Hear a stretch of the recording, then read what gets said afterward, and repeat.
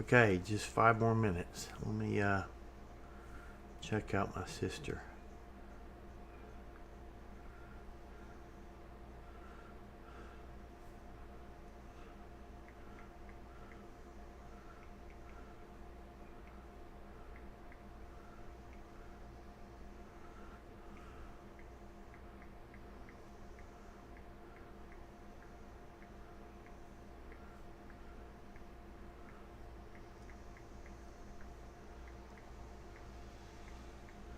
Streaming now.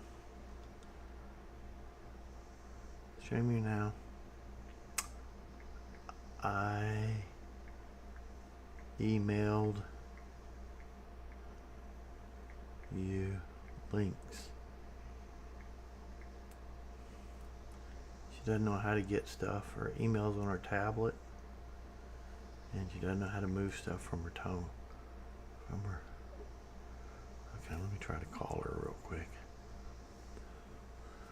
Okay, I'm going to go offline here for a second.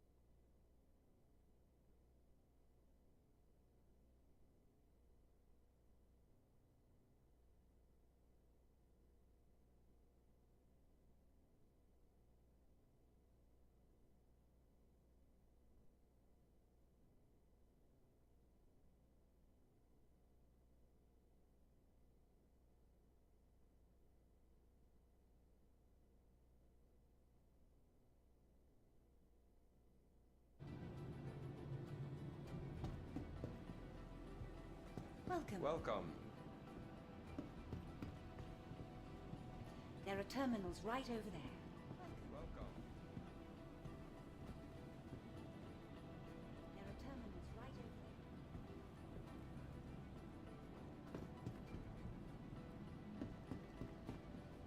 Welcome. Welcome. What do you think those terminals are for?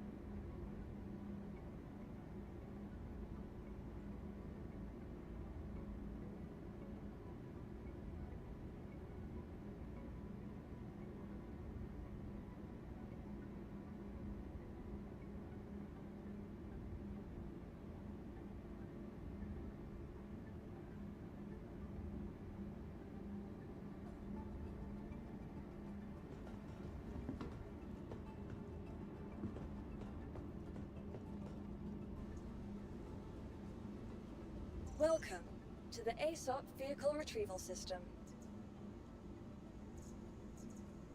Welcome to the ASOP Vehicle Retrieval System.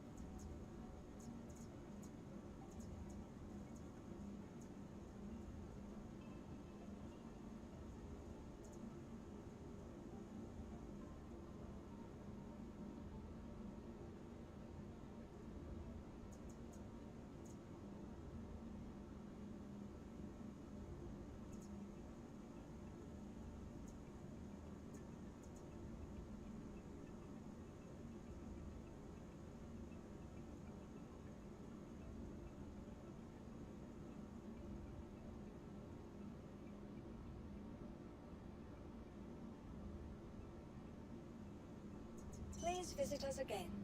Goodbye. Please visit us again. Goodbye. Welcome to the ASOP Vehicle Retrieval System. Welcome to the ASOP Vehicle Retrieval System.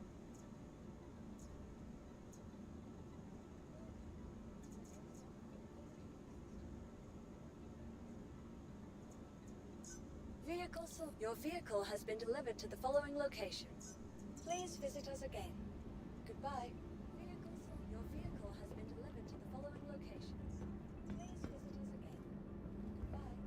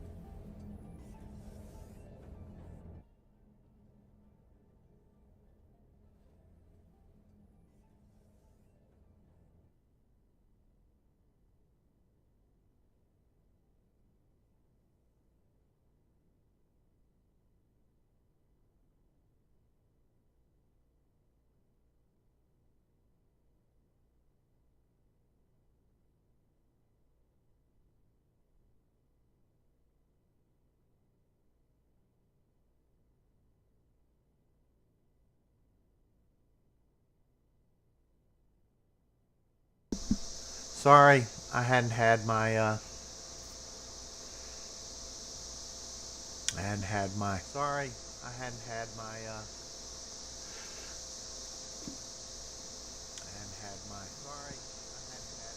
audio on, and I got audio echo. So audio echo. How do I fix that?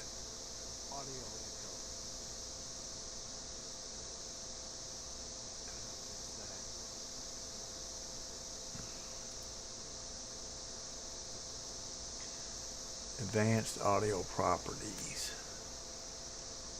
Mono. Audio. Oh, it's because the other window. Okay. It's because this window here is not muted. Okay. Here we go. Okay, so we'll minimize that window. We'll kill that. And okay. So, and I was saying I'm not used to the Twitch does about a couple second delay, not a lot, but YouTube does about a 10-second delay. So I'll say something, it won't happen. So I need to say it as I do it, not what I see on my YouTube screen. So again, I got the stick cams. I should relabel that throttle/strafe. Okay, so let's quit talking about what I have and get on with this. We'll see how some of my keybinds worked. I don't see a enter. Oh, you. Most seats want you to be behind them. There we go.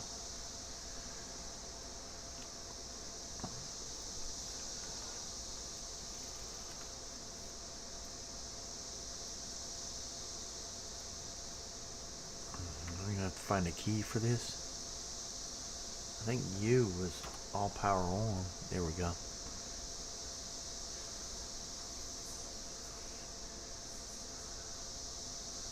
Moby Glass was F1.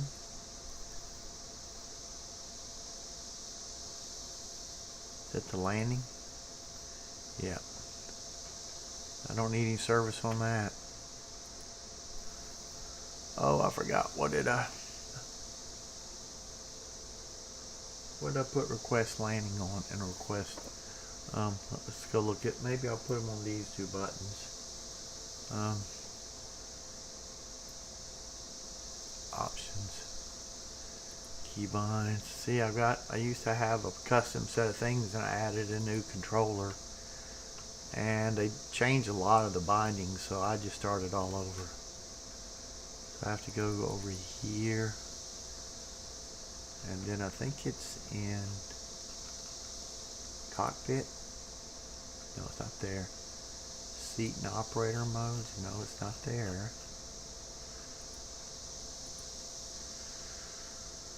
It's not. I don't think it's in flight movement. It could be.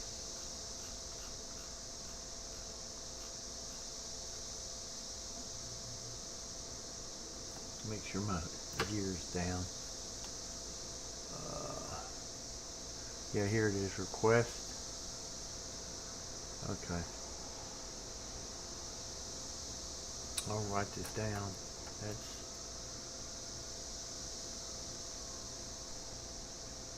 another one. Let's put request cargo,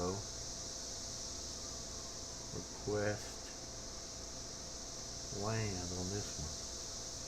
Just hopefully I hadn't assigned them. Should be 29 and 30. Request cargo is 27. Request landing is 30. Okay. That should be saying 30. Maybe I mislabeled the buttons. Then exit seat should be 30. I think I mislabeled the buttons. Yeah, I mislabeled the buttons. Wait. Let's go look at that. It said request land. This one's 29. Request cargo loading is 27. We'll reassign it to make sure. And that would be strange if this one was 30. We've got 26 somewhere else. Request cargo loader is this one. Yeah, that's 27. So somewhere I put exit seat, because I can never find a button to exit seat. Oh, I didn't put that on there. Huh. So this one's open. Let's just see what that one is. That's 28. Okay. 27. That's weird. It counts. Well, if you look at my picture, I'll just put it in my face. It's probably out of focus, but it's got 27 in the middle, and then 28 to the right and 29 to the left. That's strange. I guess there aren't 30 buttons. Okay. So I'll just X that out. So I'll be struggling for a while trying to figure out. Okay. So I got exit seat over here. I mean, if I wanted to, I could get my phone to be a camera and just show you stuff around here, but I don't. Someday I'll figure out how to do that in OBS. All this stuff's hard to do in OBS. I guess I ought to take off. They're gonna get pissed with me. So what got me? Which ones look behind? See, I wrote all these down, thinking and I just can't remember any of what I assigned. Return to game. Okay. So this is request takeoff.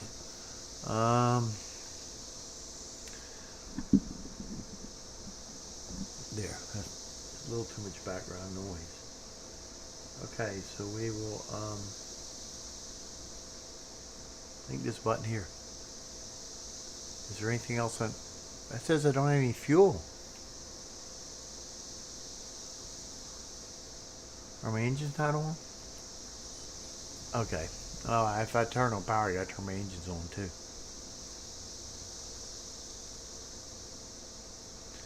So, return on VTOL, which I think I signed over here. Yep, okay.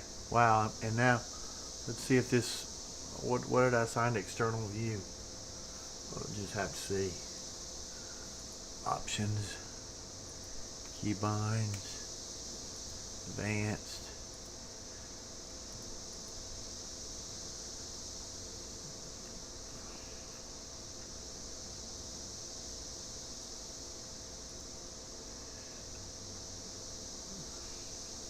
That wasn't it. Oh, you can increase and decrease the field of view actively.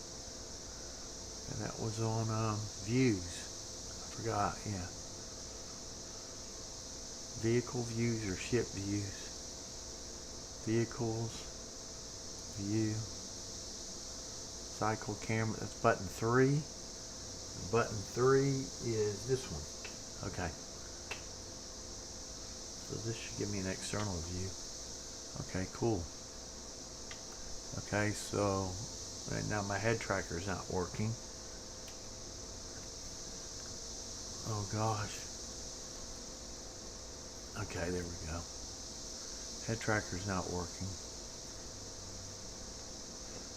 So let's go in the escape menu. And this may crash everything. And I hope I don't have any windows up. Okay, now let's...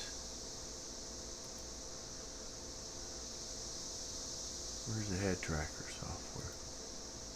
Minimize, maximize.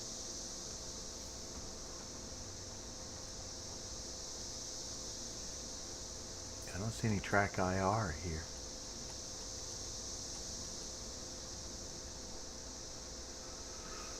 We don't need that. We're going. Where's track IR? So we'll go back to the desktop and try to figure out this track IR. What's that say?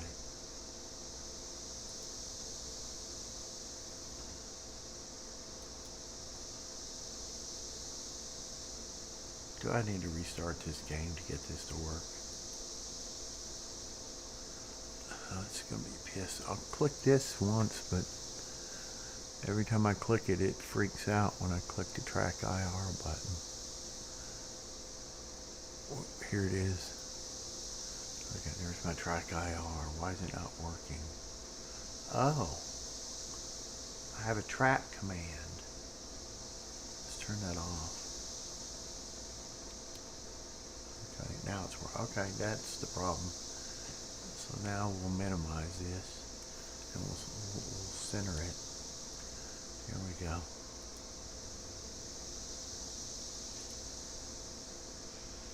Now if I hit, it's still not working.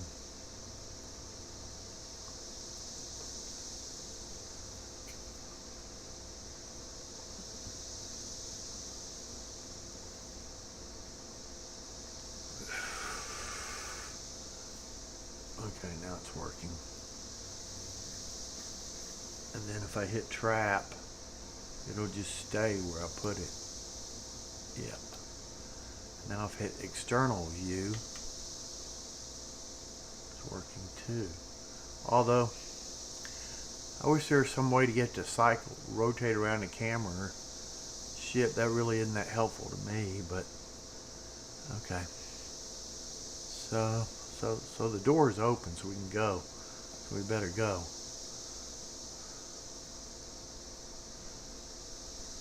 I don't know what mode, if we're in nav or the other mode.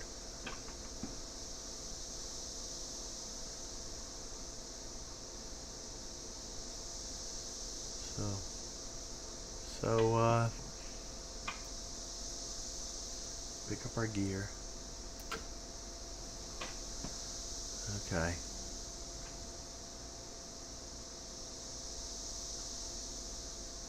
Oh, let's watch me get all confused here.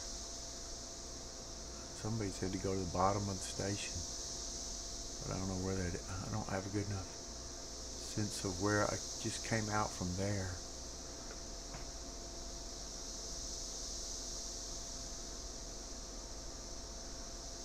Just came out from over there, I think.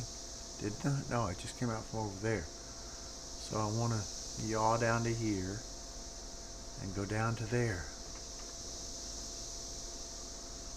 Let's see how fast we're going. And now my external view button's not working. There we go.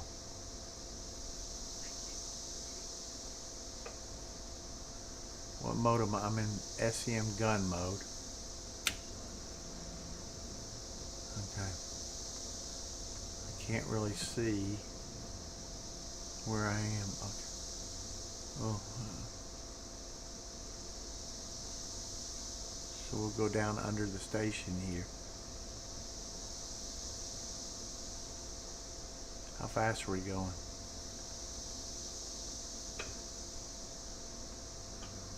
Okay. Now this should break me. This should break me. Okay. Maybe I ought to assign I can use a boost to brake. It doesn't matter.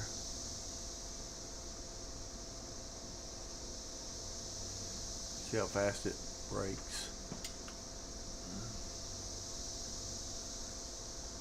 Yeah, dropping gear probably is a faster way to, and now we'll roll back.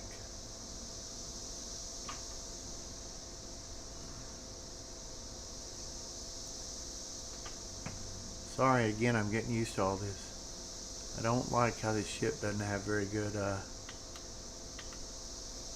top visibility. Should be seeing, yeah, okay. Here's the bottom of the station, okay.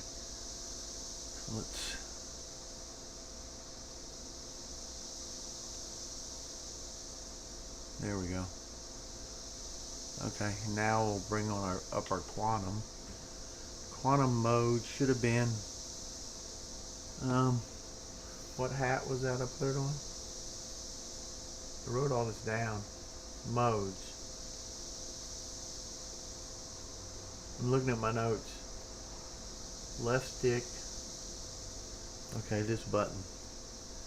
This should put me in quantum mode.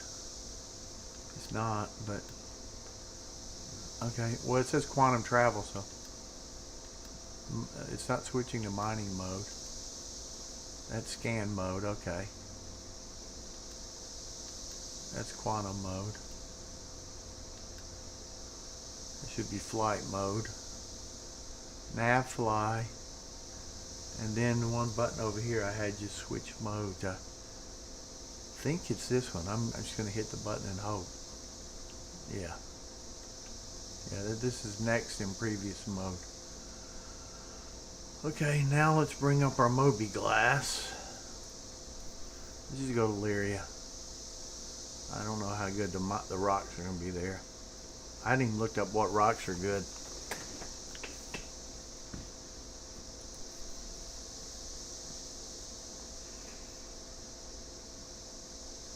Let's do a quick YouTube search. New window.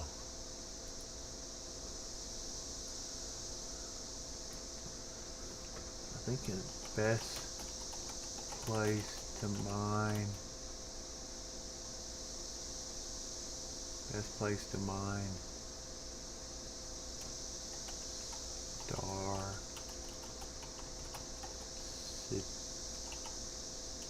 mean, I don't think Lyria is going to be too good.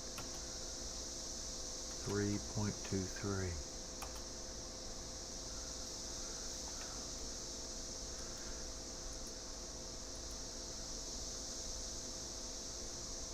I'm not going to the Air and Halo belt.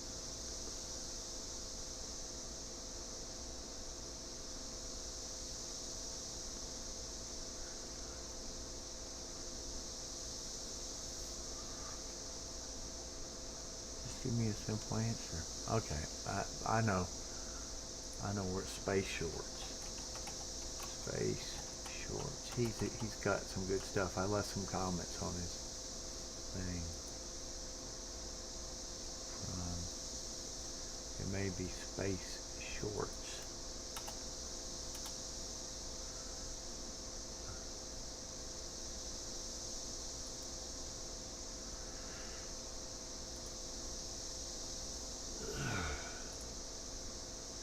See what he wrote. Start learn how. I hope I don't have to watch his video to see where to go. He didn't say. Beginning, discussing flight modes. Where'd he go? We'll go a minute into this, see where he's going. We'll just watch this here. Sides of his prospect, and I have been requested by many of you to just do a very bare bones scanning mechanics silent. Look around you, you can see the moon landscape here, and then in we go. Oh, wow, he's fast. He's fast. I made comments that you ought to do a scanning video. He's already got this thing up.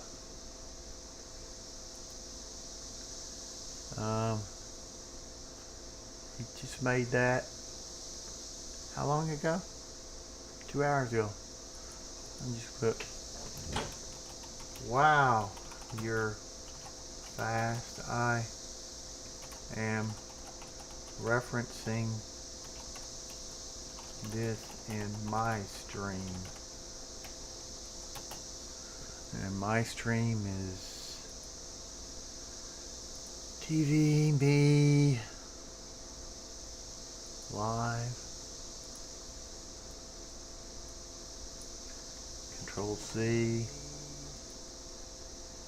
So, wow, you're fast. I'm referencing my stream. I can't remember where to go, and my guess, see, Lyria is my habit base. My guess is Lyria, where I used to mine, sucks. I can't remember where to go.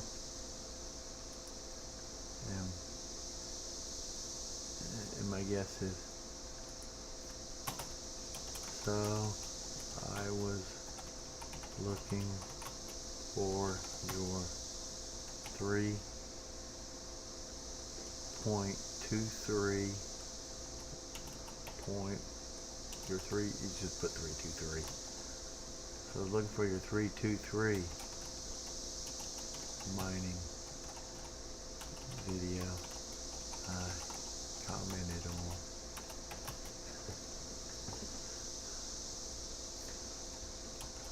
We'll watch later. We'll watch your vid later. Or, yeah, I'll return to it if I get confused, because I probably will get confused. I think I know how to get to the different modes. So we'll go back to Starstream. Here is, okay, oh, yeah, here it is. Oh, let's just go videos. It's not doing them in order, it's doing it by.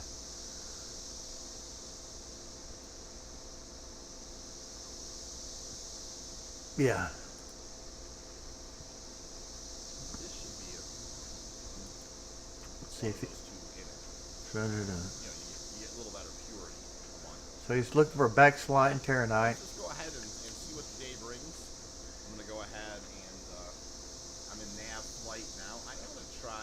Well, this is Okay, he's going to sell him. See if I can. Sometimes you can not target. He's going to sell him 10, 15. This is where we need to go. I probably need to yeah, it won't log me out while I'm in the star map. He's going to sell him at 10, 15. It's great. You know, I did out of the drama.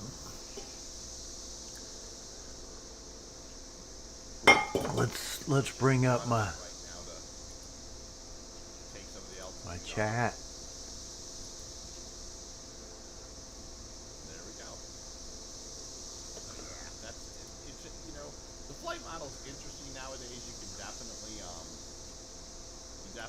cruise around pretty quick and come to and slow down a lot faster than it used to be. So let's switch over. Now I'm going to switch over to nav scan mode, and we are going to play special technique to our PIERC or peers. I don't know what that really stands for.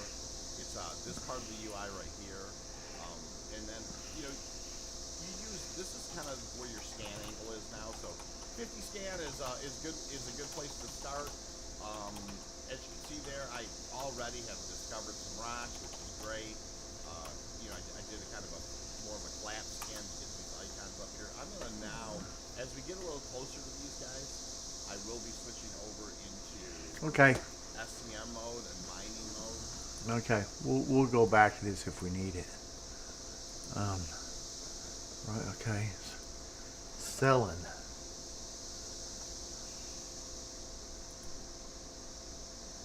SE selling. Set route. Hopefully we can get there. I mean, it'll probably take us a while.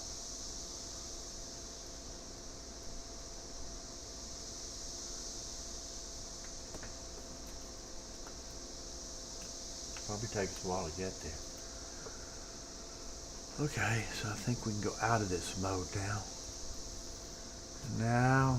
And now that thing tells us where it is. If I can remember what I set my quantum jump to, I think I set it to this right here.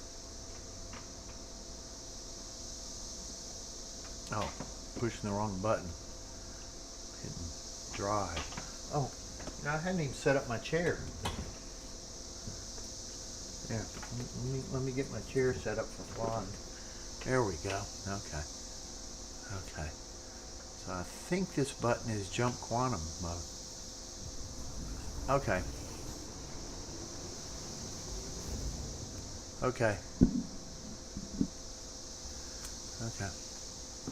Hopefully we got enough fuel to get there. Required fuel.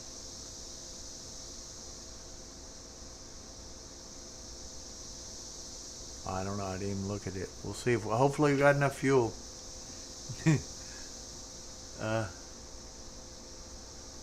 I don't know how to bring a pointer up on the screen.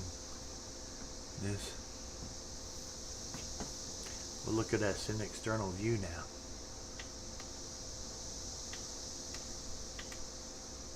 I wish it would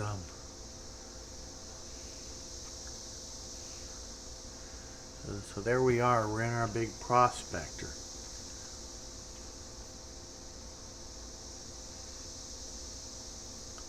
Yeah, I used to have a button. I need to assign a button to the map. Because the only way I know, I think it was F2. F2 is right. 1, 2. No. Yeah, there's the map. Let's see where we are. See, we got a long ways to go. We're right there. We got to go all... No, this is me. We left from here. Oh, okay. So we're booking along. We've covered about a quarter of the distance. I need to assign a button for this map. Okay, so we're just cruising, man. Not doing too bad. It picked up my gear. It took me out of VTOL mode. We're in coupled mode. I'm reading those buttons on the lower left. I need to get active in some stuff. Let's try this button out. I don't even think I said. Yeah, that's. So this is going to be more for when I can't read the thing. This is zoom. I wish I could move a camera around and show you my setup. I've got my F15 throttles, which have a zillion buttons, which I used to use throttle to control my speed, right throttle, and then I had the speed control on the left throttle. Now I think I have speed control. Is it over here? No, I moved it over here. Yeah. Okay, I need to invert that, but other than that, it's fine. Okay. This speed control limits how much your speeds are, but it can be kind of confusing because you'll want to limit your forward speed, but it'll limit your side speeds too, but not your acceleration.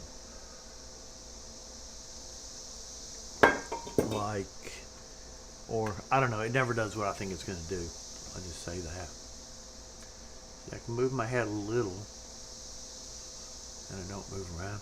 I think I took out the side-to-side movement. Yeah, I took all that out.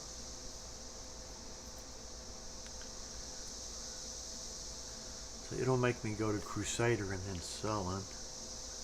And my door's locked. I don't have any doors on this aircraft. Okay, so I'm out doing something. This is the first time I've done anything.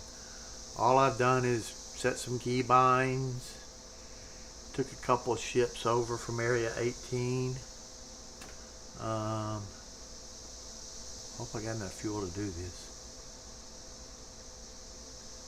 I might want to look at that. It's not giving me a lot of stuff about my fuel status. Oh, okay. I don't know how much fuel I started with, but we've done halfway and still got lots of fuel. So, and then I can recenter my view.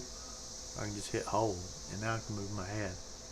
Okay, I never assigned a hold to this before, so and if for some reason external view is like, yeah, I guess it wants a quick key press. So we're cruising here, but I think we have to hit some button to zoom in and out. Yeah, probably have to hit the Z button. No, that's not working. F4 button. No, nothing's letting me zoom in and out on that. So I don't think there is a way to zoom. I think you can change the rotation point, but that's it. Some things I need to do. I hit my track IR, so it could have messed it up. Is you see those bags on the side? Space Shorts has a video on how to change those. If you have a mole, you can take the bags out of your mole, and you'll get, instead of 32 SCU, 42 if you put those bags in it. Which I have a mole. I mean, if this goes well, maybe we'll do some salvage. It does look pretty cool. Oh, and I've had a server disconnects twice, which before I would lose my little backpack and whatever I had in the ship. Maybe not. I seem to randomly lose whatever in my inventory whenever I have a server crash. I mean, I guess it leaves your ship somewhere out in space. You might be able to get another ship and go find it, but by then it's gone. Certainly not something a beginner can figure out how to do. So, let's see, turn this head tracker off. Okay, so we're getting close here. We're close now. I probably shouldn't smoke, but oh well.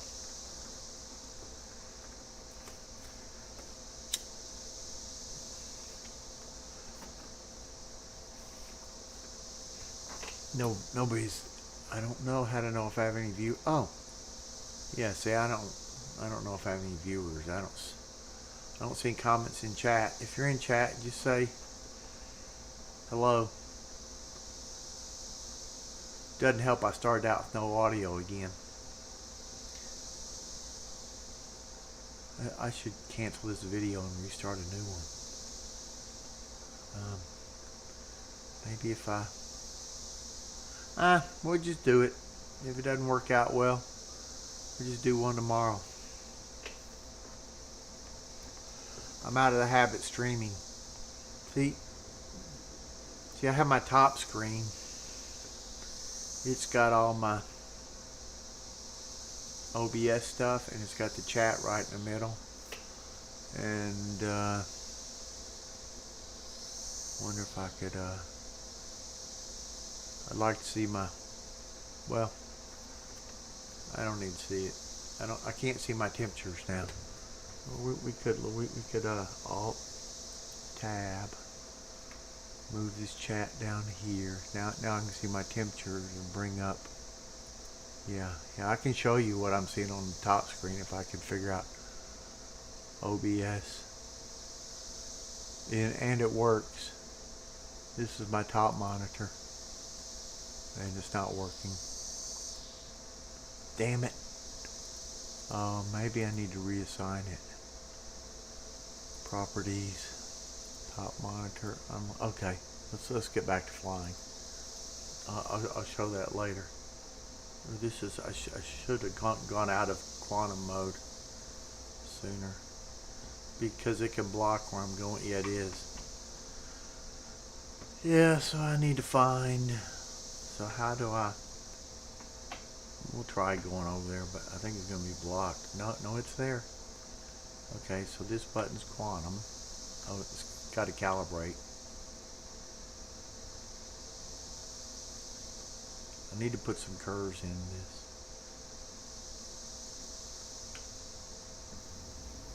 Oh, here we go. Let's go into VTOL mode when we get there. We'll just go down to the sunny side of the surface.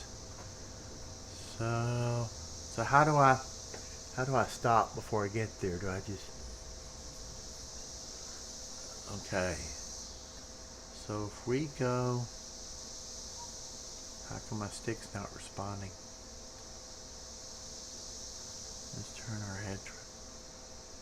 I don't know why my stick's not responding.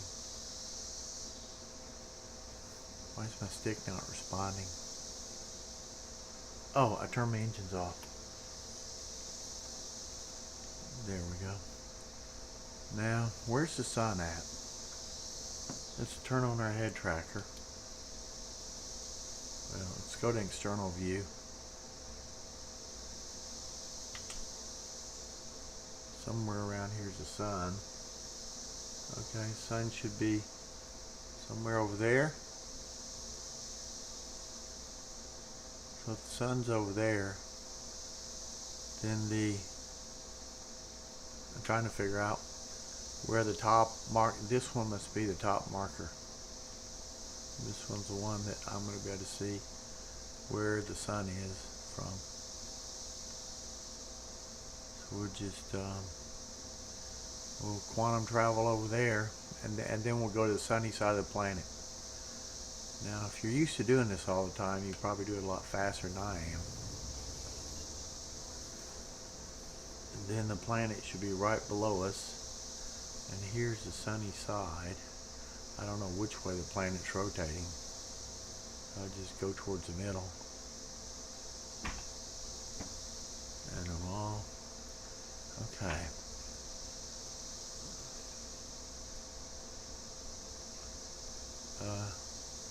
We should be in nav mode. Okay. Let's zoom this in so I can read the instruments. There we go. That's about as fast as it's going to go.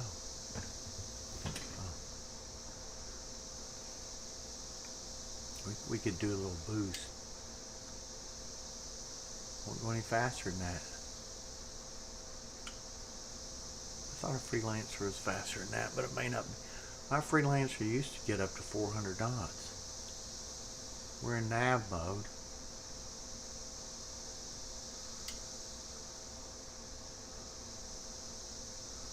As fast as it'll go. Giddy up and go. And there isn't any tricording now. Okay, let's see how fast it brakes. Let's see if reverse slows it down. No, yeah. I don't know how to set the cruise control, so I just have to keep. What's my altitude? It doesn't tell me. The more problems I have with Star Citizen. It looks brighter over here. Where's the sun at? It's brighter over there.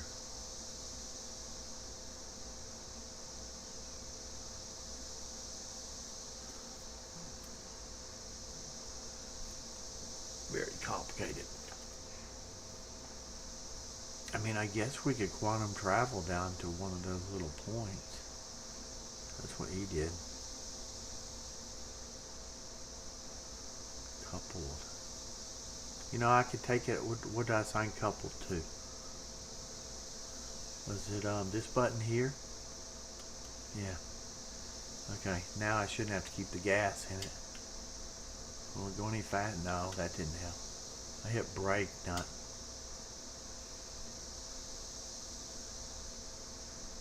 It's not going any faster than that. Okay, I took the gas out since we're in non-coupled mode. Well, we're not going. Get a little boost. We're only going 372.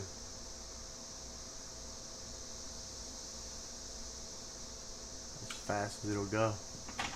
That's as fast as this little prospector will go. Now if I wanted to slow down, I could go into SCM. It slows down real quick. Nav mode. Okay. Oh, it's my speed control. Where do I have my speed control set? Damn thing messed up on my speed control. Okay, that's it. Yeah, it wasn't reading my speed control. Okay, there we go. Okay, we probably better go out of coupled mode before I get confused. It should be telling me my altitude somewhere.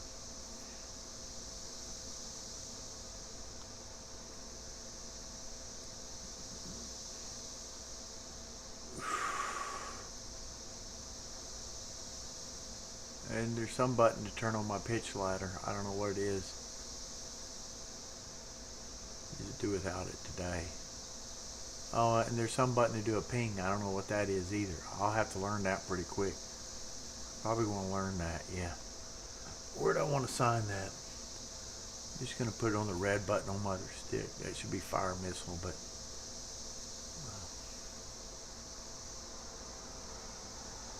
Okay, now we're entering the atmosphere.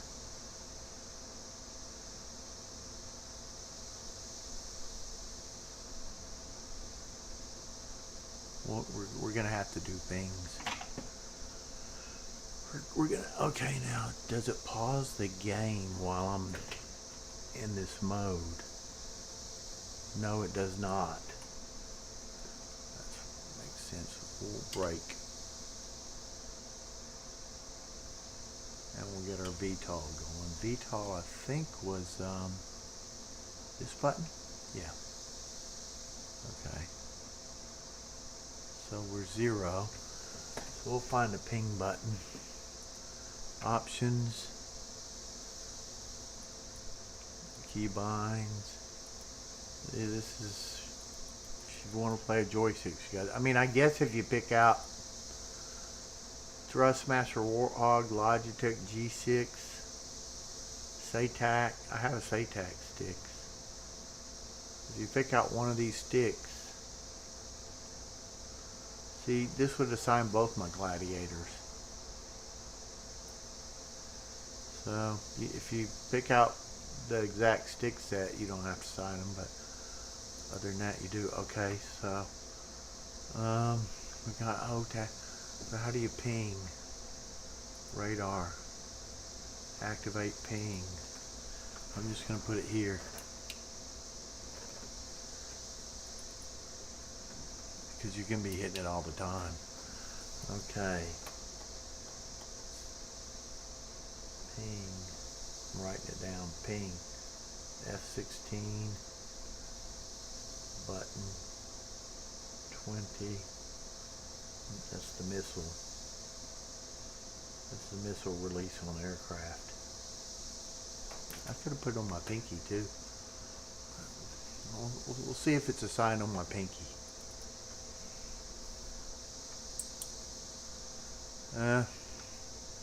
Quick. Nah, I don't think I'm going to overwrite that. Quick keys. Nah, we'll just see. What's that do? What's that do when I hit that? Doesn't seem to do anything. Oh well. Okay, so here we go. So we'll try to do a ping. There's a ping. We got a ping going. I don't know why it lost my speed control. It should be coming up and telling me. Maybe if I go in flight mode. I'm in quantum mode, flight mode. I still don't see a altitude. I mean, the idea of flying without knowing your altitude is just ludicrous to me.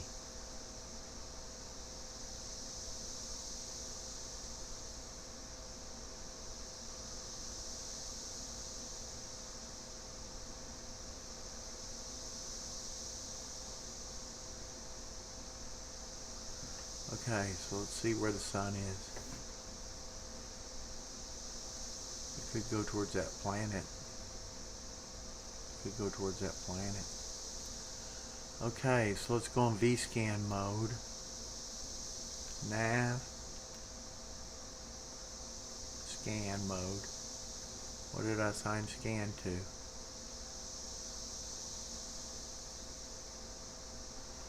Scan was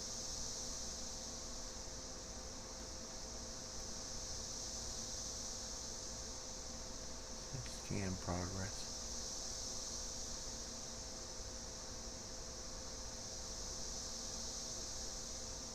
Let's go in flight mode. Okay, it says scan progress. I gotta figure out what we put scan on. Key bindings. We'll be lucky to find anything. Joystick, HOTUS, flight, scanning. Button 11. Which one is button 11? Yep, maybe that's not the one I pressed.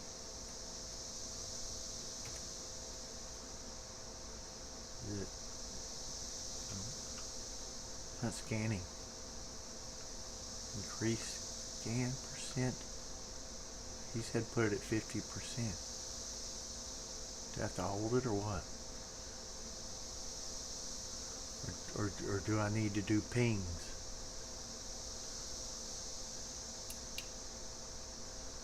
Let's just go forward. I don't see anything happening. Where's the sun at? What's that? Oh, that's the top of the thing. Go to external mode. Where's the sun? The sun's over there, so I guess if we go at a right angle to the sun, that would be good. Just keep hitting pings. There we go. Let's lower our speed control. We don't want to be getting to... What's the button for that? There we go. It's not working. Oh no, that's our... How come our nav... How come our speed control is not working? It was working earlier. Damn game.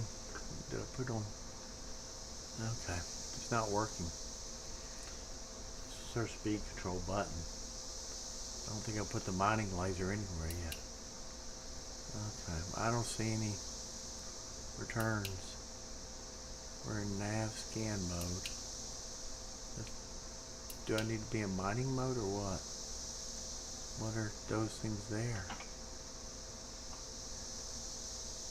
We're not in quantum mode. Maybe we ought to refer to his video or figure this out, because I'm not seeing anything. Oh, RS signature. Yeah, I don't know what that means. I forgot. I mean, I know what it means. The RS signatures will tell you different codes would be like round rocks. Wish there's a way to pause this game. Yeah, different codes would be like ground rocks. It'll kind of tell you what. Scan progress. What happens if we go in mining mode? There was this button that was mode. Then we have to go SCM and go in. Okay, so I've kind of figured out how to do it. What's this right here?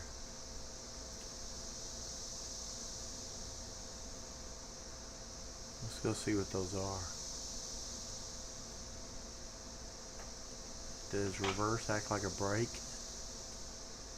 No, I don't think so. Didn't seem to. It should, but that should be that's a boost brake. So let's go look at some of those rocks. Do I need to target the rock? Okay. So I can barely read that, but I've got to zoom all the way in. And the zoom's not working. Okay. That's raw quantum. 13,000 pounds. That's impossible for me to break. Wow. That's I don't see quantum much. Raw quantum. 36%. Man, I almost want to try that, but I know I can't break it. I've got a default laser on this. I mean, I still remember. What's that? Somewhere it tells me the distance.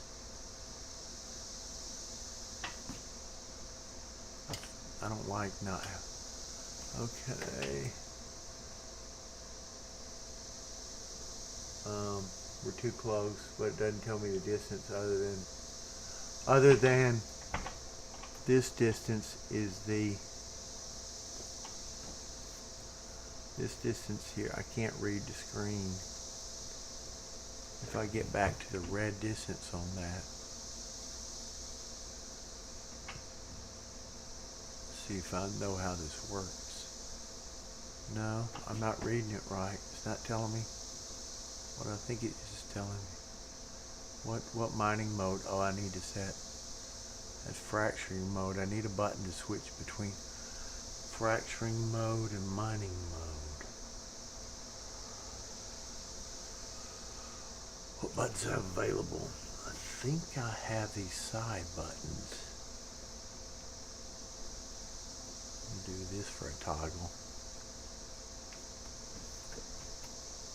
Options. Keybinds.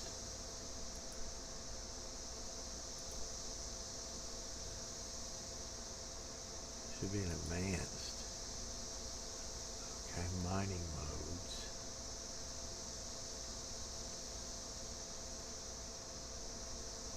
I'll have to go through all these, write down all these settings I put down, and then vehicles, mining, quantum, targeting, radar, scanning, mining. Mining laser, that's button 1. Switch mining laser. Okay, we can activate, we'll just do what I used to do. Off is down.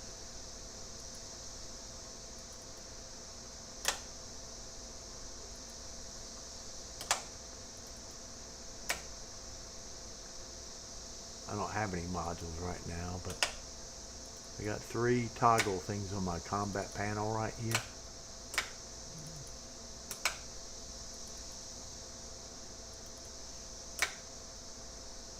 Okay.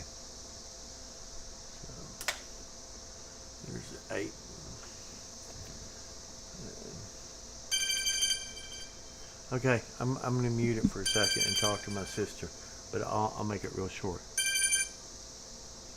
Hey, Mary. Hey, Chuck, sorry I was on the floor and I couldn't get up. That's all right. I'm streaming now. You can come in chat and write comments and stuff. I can't really talk. Oh, okay. I don't know how to do it. I checked my email, so I didn't see anything. I just sent you an email. I thought.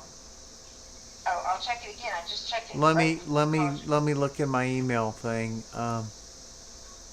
Inbox. Where's my sent items? Inbox. Sent. Yeah. Okay.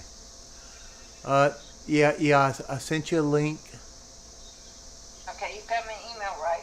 It's emirose618@gmail.com. Let me check it.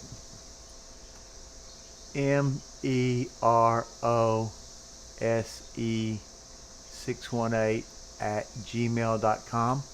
Yep.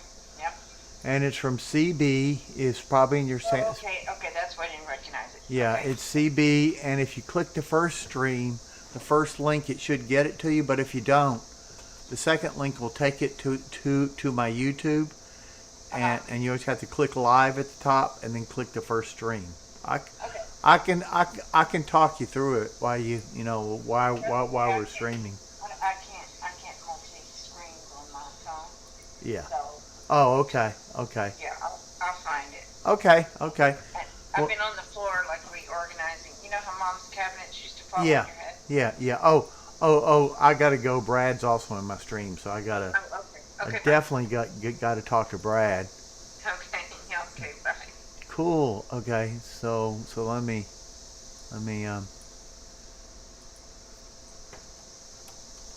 cool.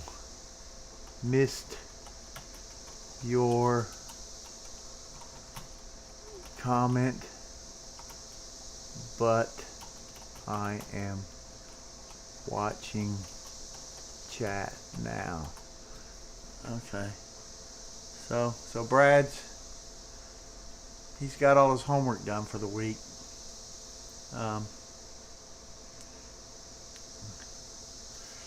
Okay, so then Mary just hung up. So I was going to set the fracturing modes. Alt tab. Oh gosh. Alt tab. I need to take this thing down so I can monitor that. Switch to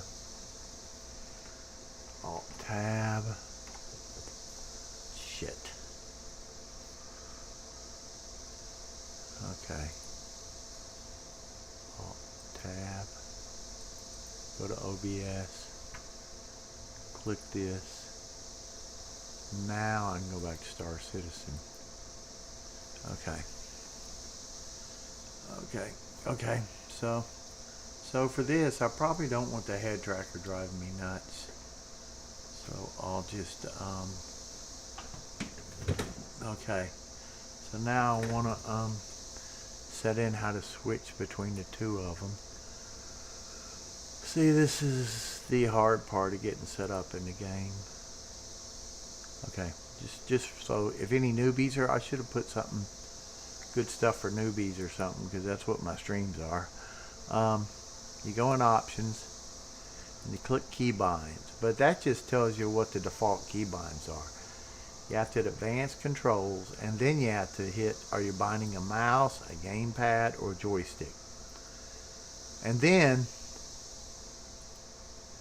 doesn't show here, but before you set all this up, you have to reset to defaults, and it's going to say keyboard number 1, mouse number 2, and then you have to start picking all your bindings. Like I've got F16 joystick 1,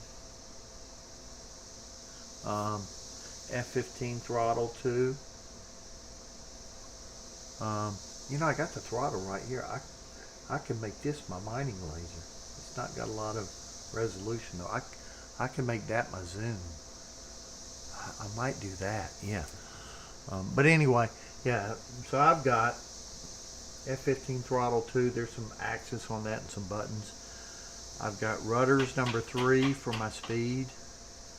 I've got number 4 is, no, number 4 is my rudder. Number 3 is my left hand stick, VKB. Number 5 is, I've got 3 panels. They're aircraft panels. My first one's the takeoff panel. It's got gear, a hook, a couple of axis on the side, a wing fold, buttons. It's got some jettison buttons, anti-skid, landing lights, just buttons. Looks like an aircraft panel. Then my next panel, I think it's number 6, is my combat panel. I think number 6 is my startup panel, which is the panel below my throttles. It's got all the engine startup stuff for an F-16, bleed air, anti-ice, engine crank. It's got refueling probe. It looks like an aircraft panel. It's got about half the panels in F. With all 3 of these panels, I have about half the panel, all the important panels in the F-16. And next is my combat panel. It has all the air stores, FLIR, radar, INS. You set your heading and altitude indicator stuff, air to air, air to ground, master arm on and off. It's got a couple of twist things you can set comms in. You know, it's like a kind of like a scroll wheel on a mouse. And then it's got a jettison button. And so that's all my panels. And I think I got 8 assigned to my Azeron keyboard because it always thinks that's a controller. But anyway, but you wouldn't normally, you'd only do that once, set all your controllers are. And then every time I click something, it'll say input whatever I set here is which 1 through 8. When I choose something here, I'll show you the flight.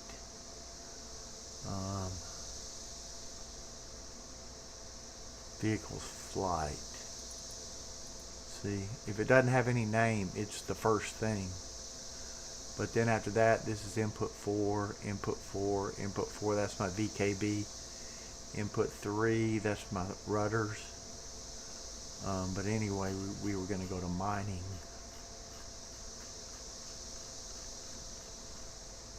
Run out of gas or water will be vehicle Moby glass. We ought to put that on something.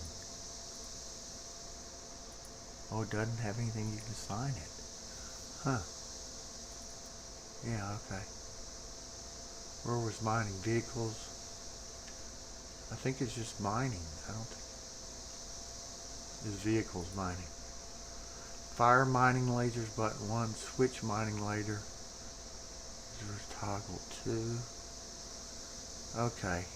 We want to delete this. Fires, that's fine. Switch mining laser. What button do we want that on? We could put that on. Now it will tell you if you've already used that button. We could probably want to have that on my hand. Let's just make it right here.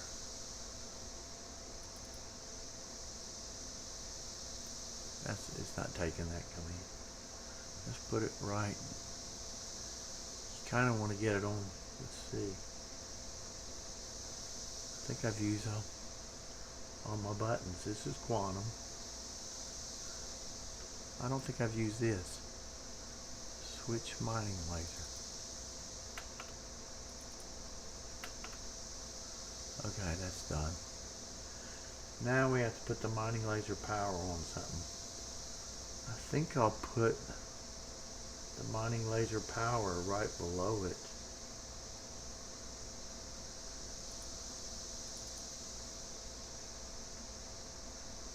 Uh-oh. Okay. And yeah, I'm looking for an axis, not a button.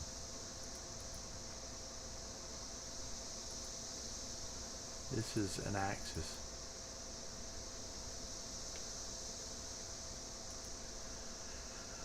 Z-axis input 4. I probably want to invert that.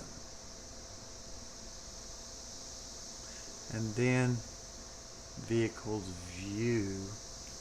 No, view is. And then speed control we'll put over here. Vehicle speed control.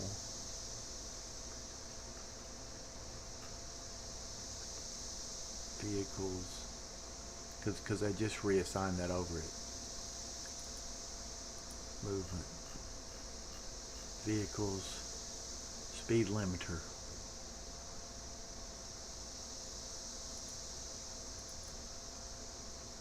Okay. So that's on my panel lights on my takeoff panel. Okay, so I got mining power is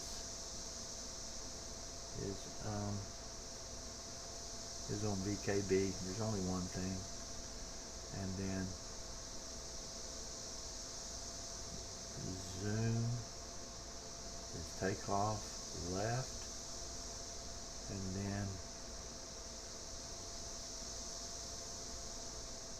what else did I just assign? Oh, speed control,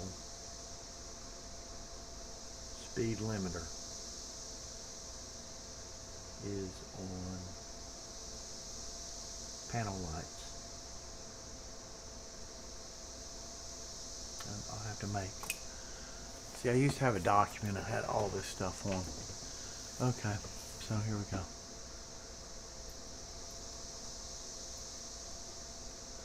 So now we're in mining mode. So if we want to get in flight mode, we would.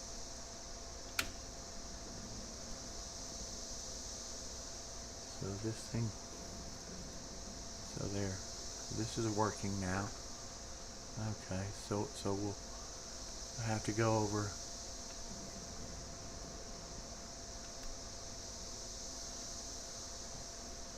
What button did I assign switch fracturing mode? Gosh, I forgot. Escape. Oh, I remember. Fracture. Extract is away. It's the top button away.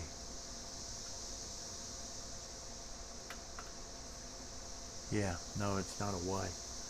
Fracture extract VKB, and that button is number 22. So there's a lot of stuff to set up, man. So, ooh, man, see, I'm used to doing the old way. Okay, so that's aluminum and inert right there. I don't know what did, somewhere I thought it told the distance.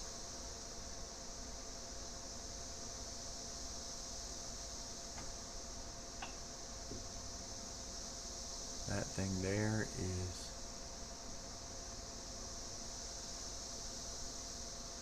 laranite. Is that something I want? I don't think so. I don't know what anything's worth. I should have watched that video of his. I can't remember. I think I maybe want laranite. Can't find the rock. See, the icons are bigger in that since I got my screen stretched. What's that? It's reading it. That's quantum. Oh man! So quantum's worth 3 times as much, so I could suck up that quantum. But it'll start a quantum timer. Maybe we'll just do a quick run and take everything here. Since I'm doing so bad, I might as well take that quantum. I mean, I could easily pick up that quantum. That's a. Okay, so we'll see. We just may make this a quick trip since I've done so much key binding laranite. I think laranite's okay.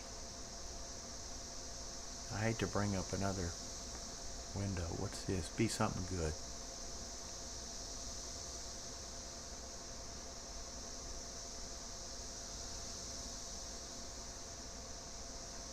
Yeah. Hey. Yes. Let me. Yeah, Mary. I'm in my spaceship, and I'm trying to figure out. This is what my spaceship looks like from the outside. I'll show you. Isn't that cool? And there's my character in the spaceship seat. And I'm trying to space mine. And you see these, let's see.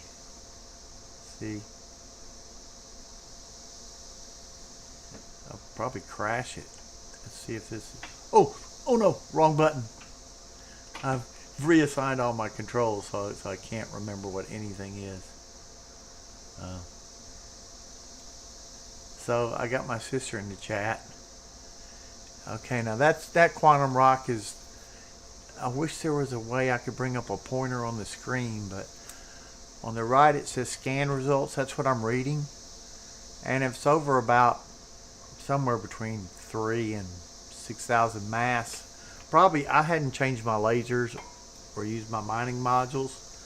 Mining modules can make your laser do different things, but with the default laser, probably somewhere around 3 or 4,000 is the biggest rock I'm going to break. I think. I hadn't done this in so long; it's kind of hard to remember. But see, and then I have a head tracker, so I can see I can look to the side when I move my head. I'm explaining this all to my sister, but anyway, there we go. See what that rock is.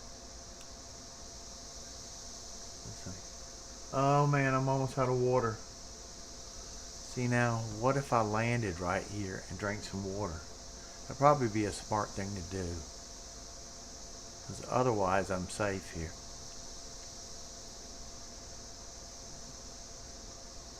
Just, I mean, I guess I could go up a little. If I leave my engines on, I should be able to get out of my seat. I'm gonna assume. I hope the thing doesn't crash. Maybe I'll get real close to the ground just in case my plane falls out of the sky. I don't think it will, but I hadn't done this in so long. I don't know. We'll just go down real slow. I don't know why my head tracker's not working. Oh, I need my gear down.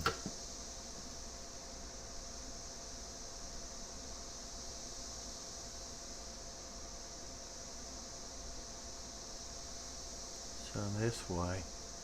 How come my head tracker's not working?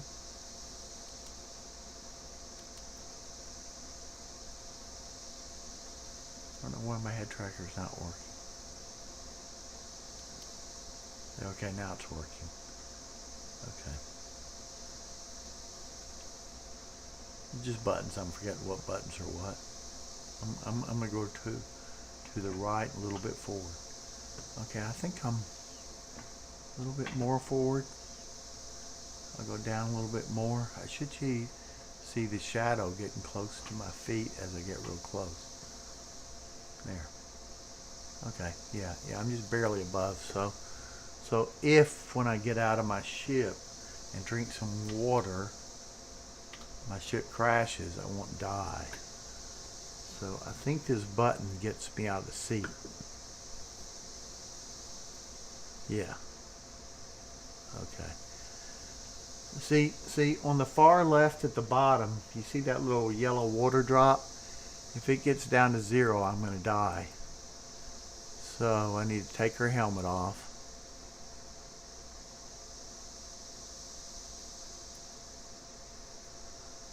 And I've only got one water. I left all my water over there. Okay. Well, she better drink it. She's in trouble. Okay. Let some look down at her hand.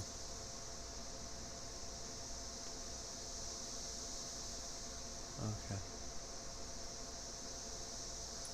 Let's not drink it all. Let's save some. Oh, it's still not. Usually that much water would have. Well, she's almost. That's all the water I've got.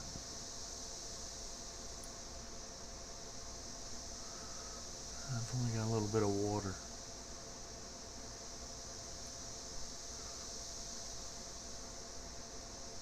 She may have drank it all. Damn it, she threw it down. Stupid. I don't know how to pick it up. I think it was empty. If she threw it down, it's probably empty. I don't know how to cruise. Inspect.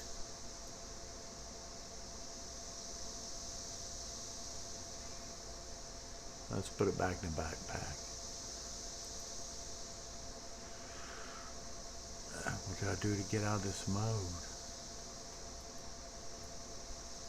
She keeps dropping it. Okay, I got in the seat. Well, I've got a little bit of water. I got to quit piddling around. Okay, so I'm back in the seat.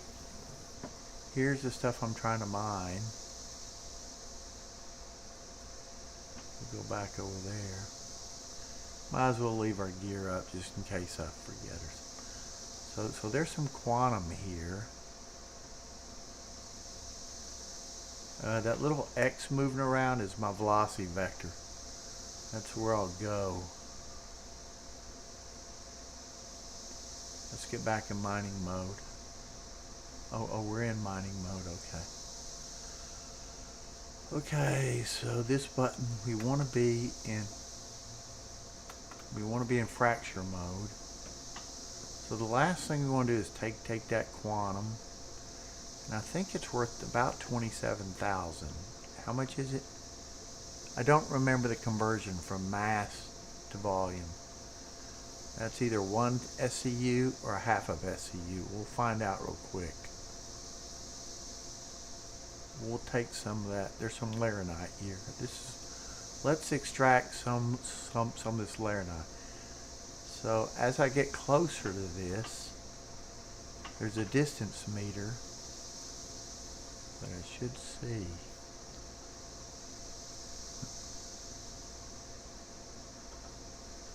There we are. So what's our distance? I thought there was somewhere it told you your distance.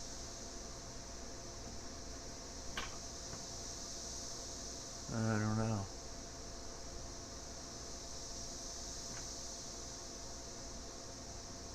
Yep. That green thing on the upper right says I'm 4.43 feet away. If I get closer, oh no, optimal. I'm 20 feet away, 22. I want it to be right there below the white. Okay. So now, I think I put my mining laser power here. Let's turn away from this and turn on our mining laser and just see what it does.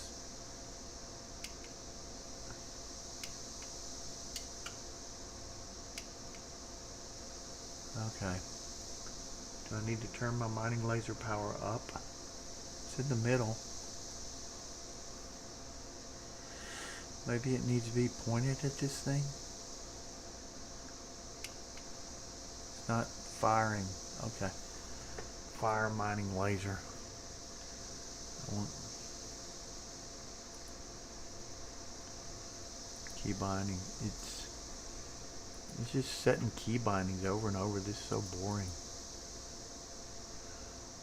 You'll find mining in this list of things. Vehicles, mining. And you know, if I was to go fly, a fire mining laser is a toggle. Let's put this right here. Okay. Yes. Okay. So I've got everything assigned on the mining laser. Back. Okay. Let's turn off the head tracking for a bit. Okay. So now we'll just go over here and make sure I want to see what the, okay. I want to see if this intensity is working. Okay, yeah, it's doing what I think it is. Okay, so let's turn it off. And let's get her, I'm hitting the wrong buttons. I mean the wrong flight inputs. Okay, so we'll have to break this rock at least once. Our distance is pretty good. Probably move it back a hair. When it's green and right, okay, and now we'll fire it and see how fast it goes up.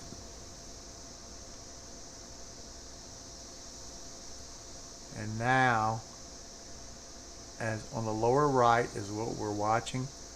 Another good trick is to get it so So your rock thing is in the, yeah, on the right. It looks like a dial. As I turn this mining laser up, you see that green thing going up? You see how that charge goes up? What I'm trying to do is get that charge to go all the way up to the green. So we want to do a kind of slow climb. So we're, okay. But I don't want to go into the red. So 24%'s barely moving up. That's what I kind of want to see. And as I get in the green, I'll probably drop it to 19%, bring it up, and then I want to move back.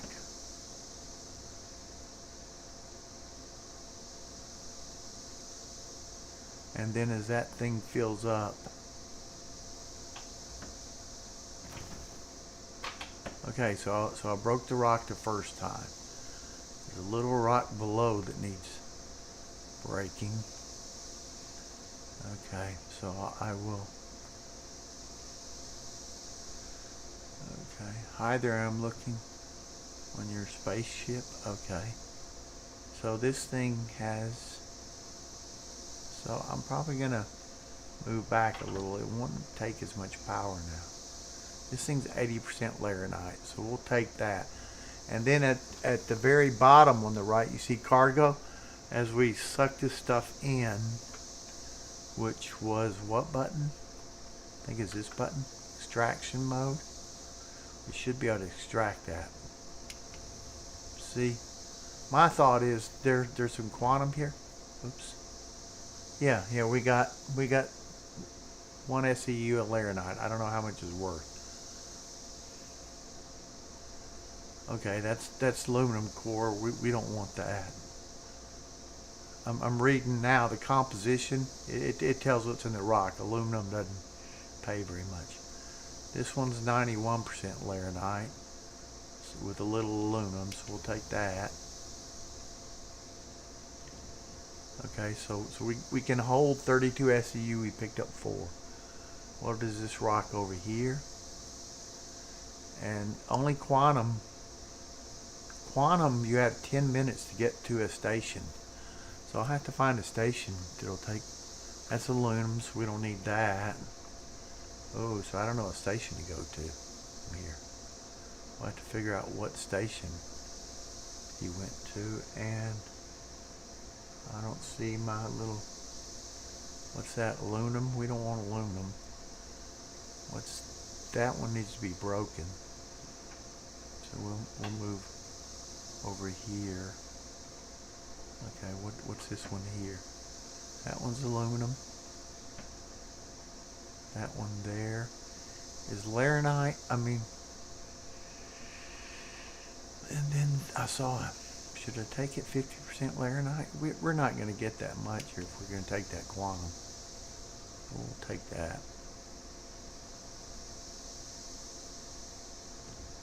Okay, so we'll see what this. Now that one's yellow. That means it needs to be broken. That one's got laranite. We'll try it.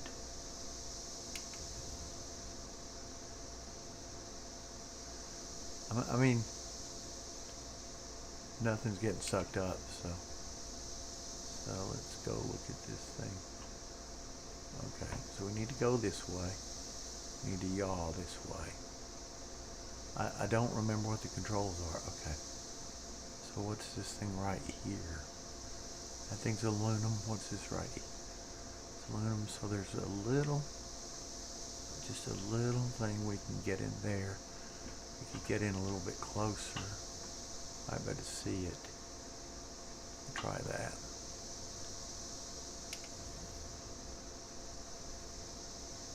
Now this is the one I want to take. That one.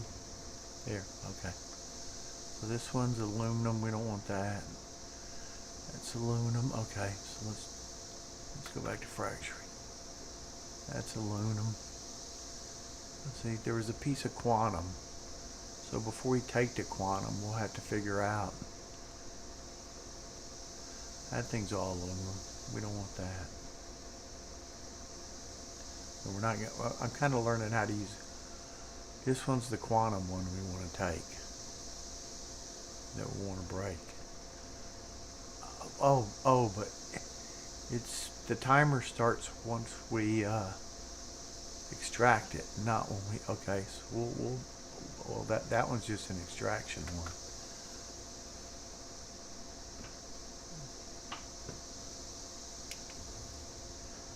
So we'll have to find what station to take the quantum to. Which will be a pain because I'll have to go send the ship over there to. Oops, wrong button. Okay.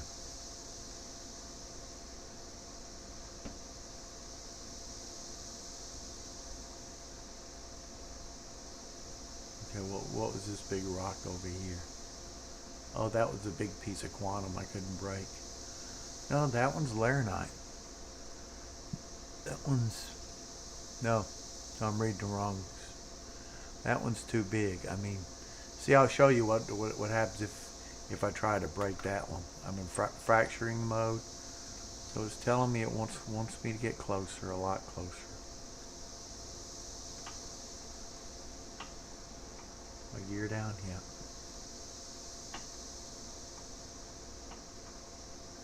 There's no way I'll be able to break that, but we'll try it.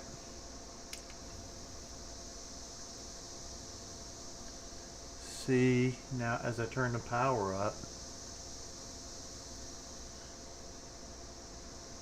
I shouldn't see that thing's too big for me to break because the charge wasn't into the rock, wasn't going up. So that's why I said yeah. So I'm not going to waste my time with that one. Soon, once I learn these flight controls, I've swapped. My left hand used to do the throttle. It's now doing strafe. My rudder toe brakes used to do my strafe left and right, and I think I just had a small axis hat on my hand do up and down strafe, but now I've got my left hand does that. See, I'm not rotating. Okay, so we got it. We'll set a route. I mean, we can go ahead and break that quantum rock, but we can't extract it. Okay. So where was the other rock? Oh, here's the other rocks. Here's the other rocks. So what was this rock way over here? That thing's aluminum, or that was a little piece of that other rock. I think we've got it. That's the little piece of quantum.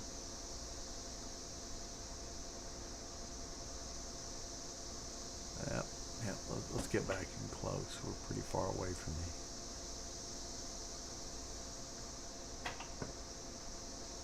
We'll get a little less.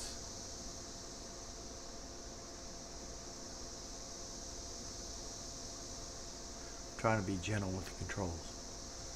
That's aluminum. That one's aluminum. That's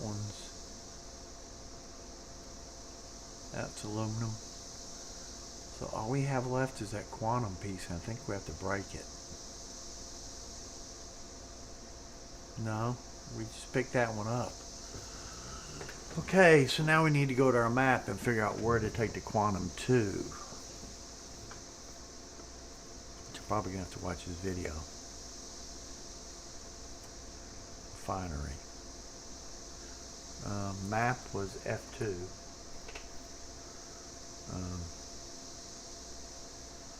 So we're in Crusader.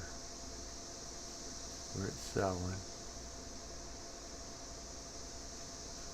So I don't remember. There's Crusader. Saphir Station.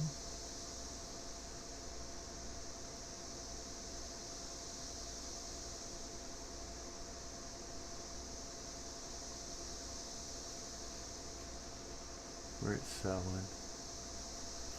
I need to find which. Okay. So where's a refinery?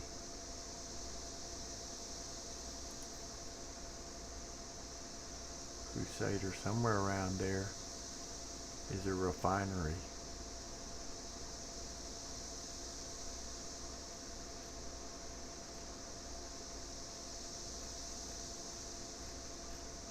Okay. Crew RL1.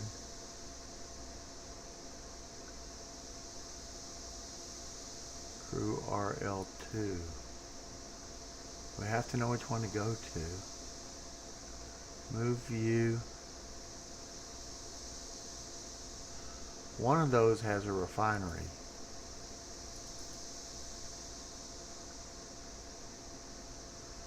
No, it's a mining claim.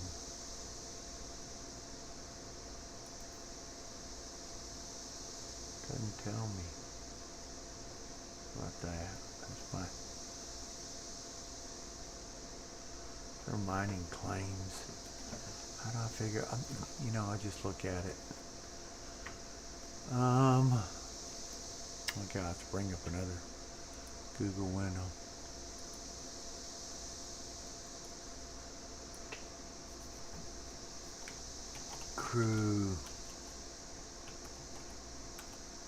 Crusader, Star Citizen,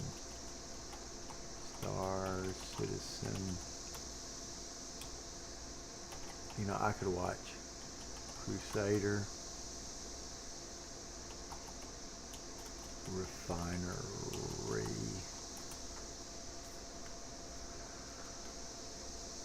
Where are them refineries at?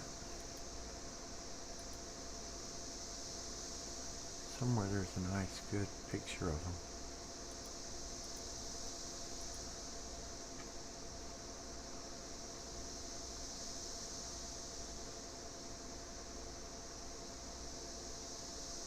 Port Olisar, I don't even know where that is. You can check for buyers in there. Oh gosh. Mining. I don't know how to get through this. Just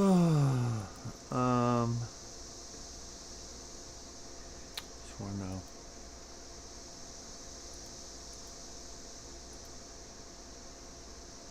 That's not telling me a lot. That's not very useful.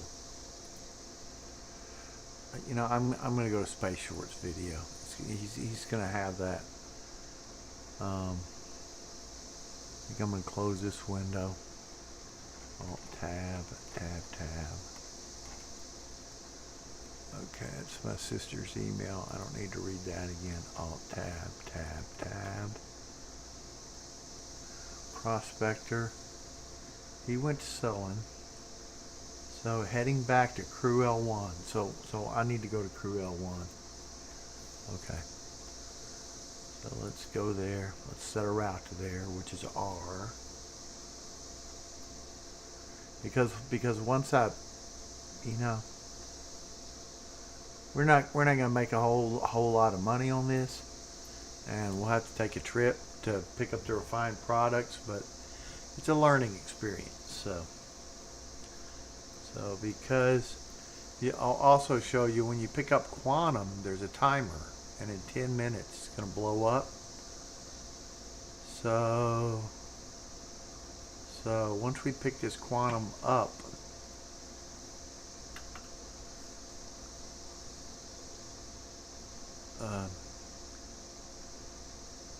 once we pick this quantum up, that's aluminum. I mean, I don't think the aluminum is worth even. It's probably going to cost more to refine it than it does than it's going to make me. But I don't have a very full ship either. It's only 16 SCUs, but the quantum's worth 3 SCUs of the other. Quantum's worth about 3 times as much as these other Laranite type things. And I don't even know if Laranite's worth that much. I think it is, but I don't remember. Okay. That's the one we want to get, so we'll get in a little closer.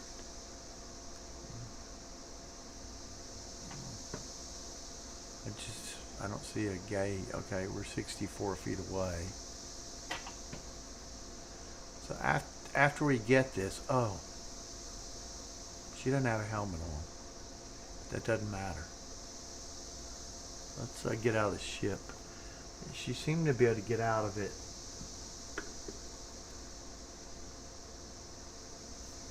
She could before. It didn't work. Let's get out of mining mode.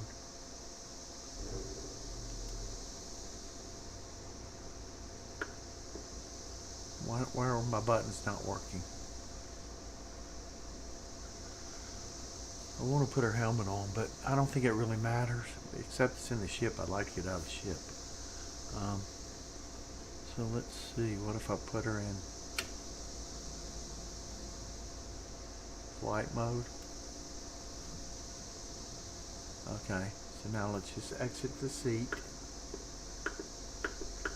There we go. Okay. I can show you my ship real quick.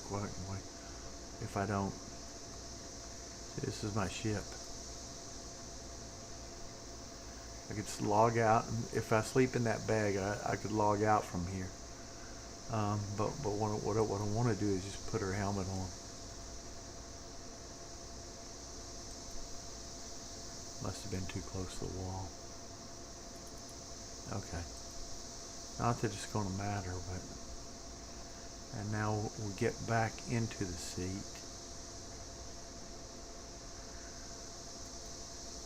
I can never... Okay, there we go. And now we'll go into this mode. Mining mode. This is extraction mode, so we'll extract this. So after we do this, we're going to leave. And we're going to nav quantum mode. Okay. Here we go. Volatile cargo. Okay, that thing's gone.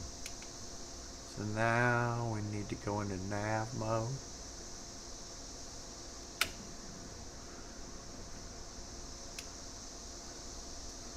Pick up our gear. Oh no! No! Why aren't you flying? Don't do that to me. I don't know what happened. I must have put in a wrong input. Okay.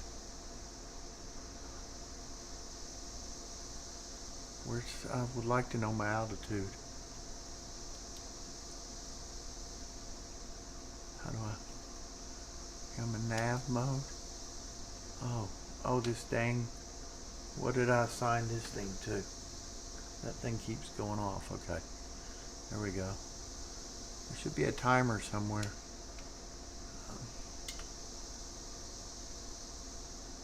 Okay, we're going 50 degrees up.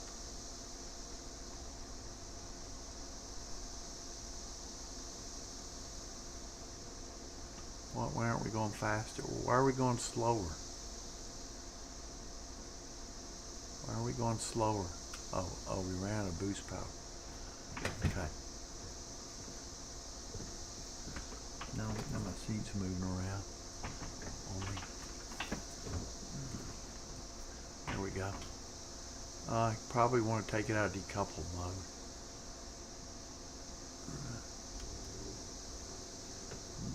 Then I won't have to keep giving it throttle. I'd like to have an altimeter here. Okay.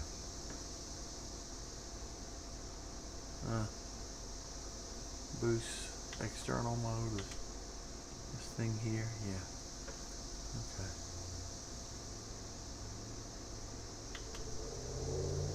See, I only have about 15 minutes to get this gear out. Okay. Somewhere it wants me to go over here, but right now I just want to get away from the planet, and I need to remember I'm in decoupled mode. Okay, hit some boost. I should be able to. I should be able to. Yeah, I should be able to go to this marker now. We'll just take it out of decoupled mode. Okay. So I'll have to check the ship in at this station. I may just take the money from it. Quantum was what button? I forgot what button I put. There it is. I don't see the timer when a little light will go off when I have 10 minutes, and then another light when it have 5 minutes. So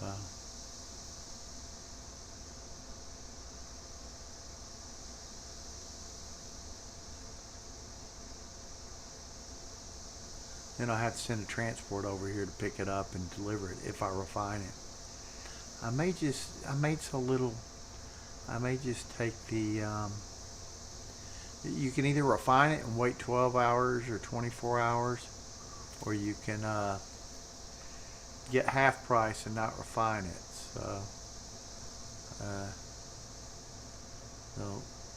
I think quantums were 3 times as much. It used to be worth about,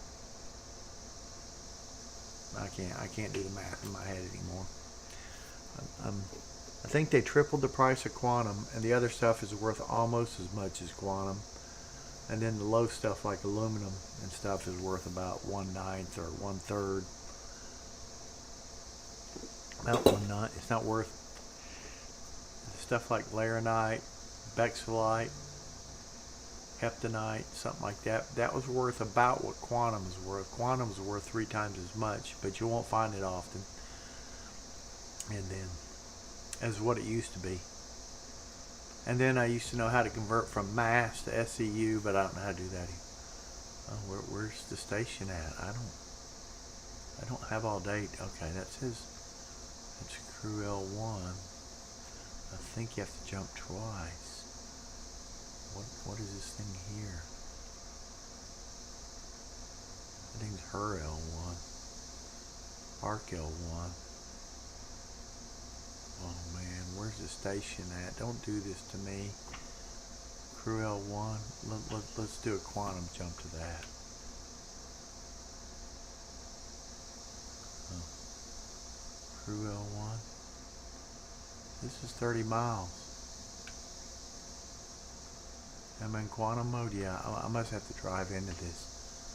Okay, let's go into flight mode then. I don't see anything there. I can't be it, man. Crew L1A. Gosh, it won't. Okay. No. Shit, I gotta get this quantum fuel in, people. Arc L4. Crew one of them's.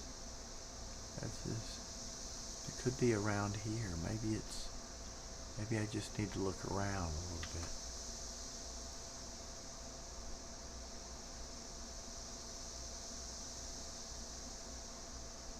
Do we see anything that looks like a station here? No, all I see. Let's go to our map again. F2.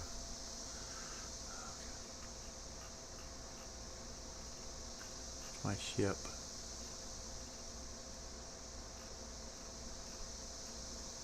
Crusader.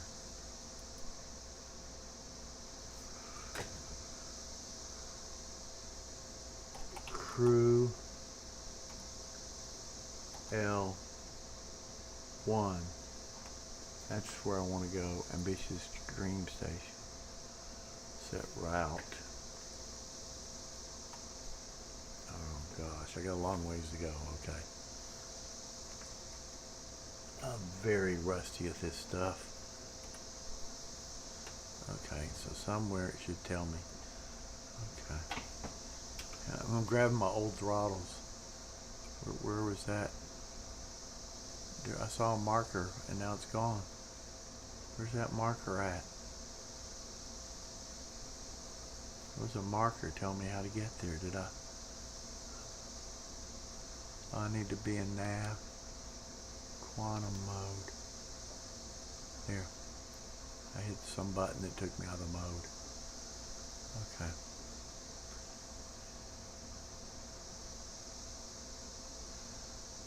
That quantum timers. If I was mining on Leary, I would have been back at the station by now. I'd be getting out of the plane. That quantum time. Usually I set a timer, or I write down the time or something so I know. Okay, yeah, this is where I want to be. And then I remember the button to request landing. What mode? I'm in nav quantum mode.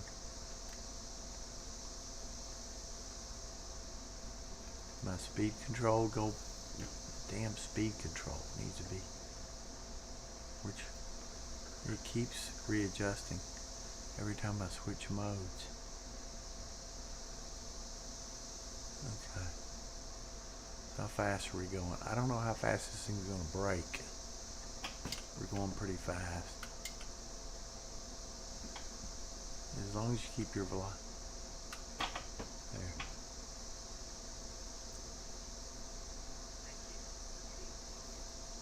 Okay. We'll request landing here.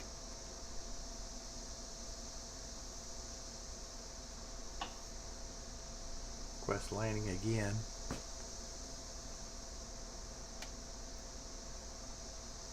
I think this button was request landing. But if it didn't work, you can always do this. Go to your comms, friends, and hit this. Okay, the button never works. It still doesn't work. Okay, so here's our assigned landing bay hangar 2. Is that on this side or the other side? Can't tell. We'll see if it starts moving away or not. I think it's, yeah, I think it's down here.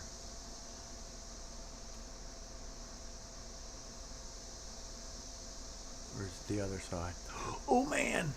I didn't know there was structure. It's way down there. It's way over there. Okay.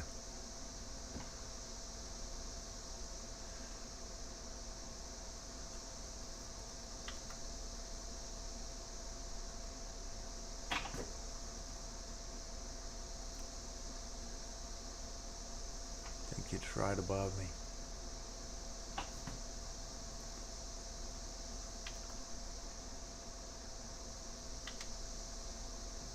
Now I lost track of where it is. I need to take my gas. I'm trying to remember what my controls are. Okay. I don't see anything above me, but I can't really see them. Okay. Oh, this is confusing. I'm disoriented now.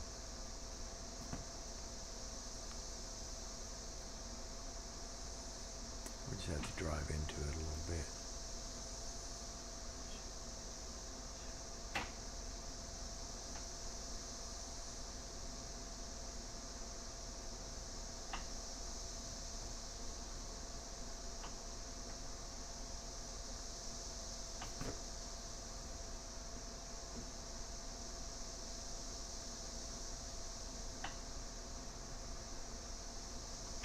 There it is right there. And now when our gear's down, it's going to slow way down.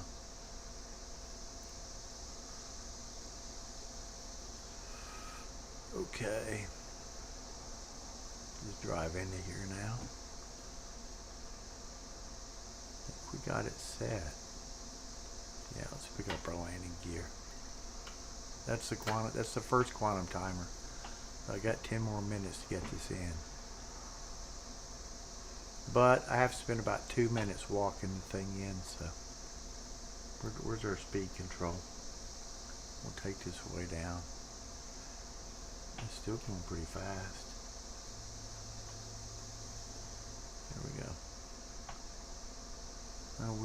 We could go in SCM mode.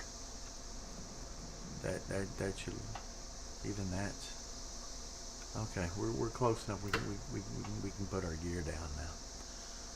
We'll get an external view to make sure we look like we're. But I've done this enough landing. Oh, that's not rudders. I keep forgetting. I keep pushing my. I'm using my speed like a gas pedal.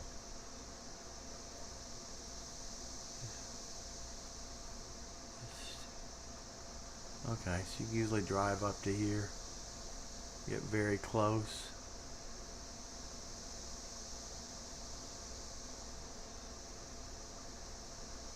I don't think my brakes are working. I don't feel like they're doing anything. See, usually, I'm pretty close. You can get really close to that. And then we'll just put it on the ground. Nice smooth landing. There we go. Cut engine power. I think you cut engine power. I can't remember if you leave it on or cut it. I think you cut it. Okay. So we go back in a normal view. Well, real quick, since oh, that was our engine power. Okay. I want to refuel it. I have some time, so might as well refuel it. Auto. This is refueling the thing.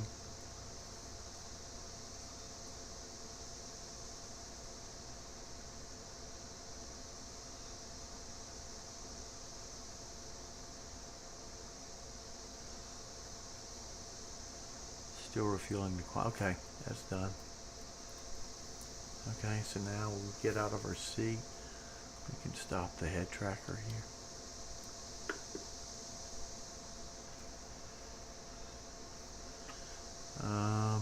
I think we're just going to take the money for that load of quantum.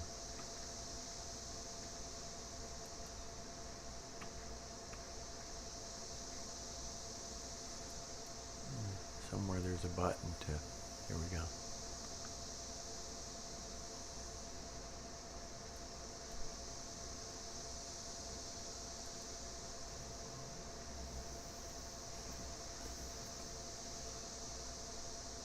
There we go.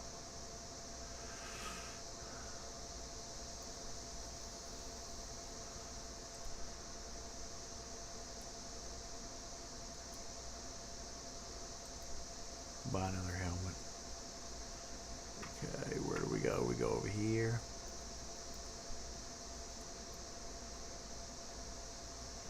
I have to go to the refinery. We'll have to check the ship in and then go to the refinery.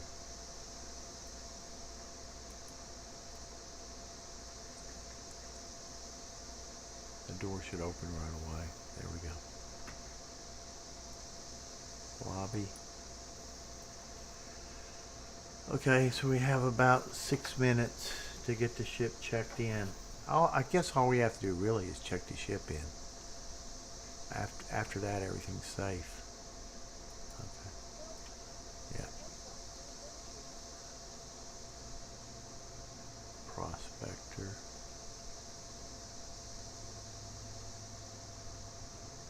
Store. Okay. Once we have it stored, once we have it stored,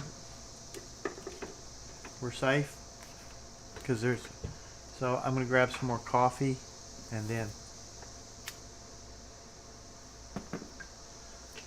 we'll sell that quantum, and then we'll go back out there. I guess maybe I need to move all my stuff over to here. This is where I'm gonna mine. I might use some mining at Gorilla one, but it doesn't really matter. We'll see how much money we made. How much money do we have now? Should have about, let me get a couple of bookkeeping things done here. Right here.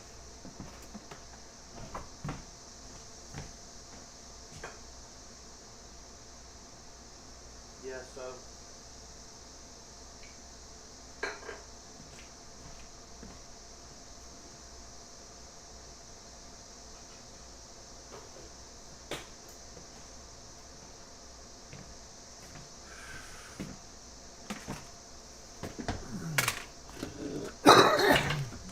Okay.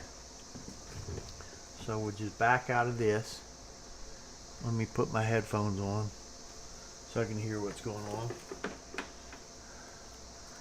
Wonder if I can get my head tracker working. See what happens when I hit this.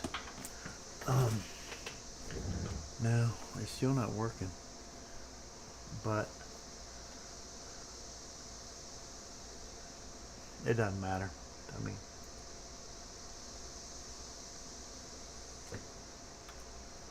okay, I think there's separate buttons for the head tracker to work when you.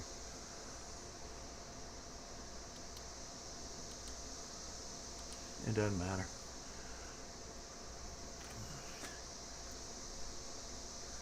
Okay. Let's go find the elevator. I don't know. I didn't been to the station a lot, but we'll have her jog a little bit. Where's the elevator at? I mean, there is a map now. I hit map. And then I think these zones are refinery. I think those are the elevators. Yeah, we want to go there. Right click or left? Okay.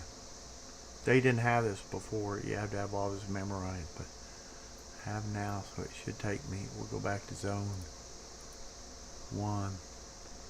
Still not telling me. No. Well,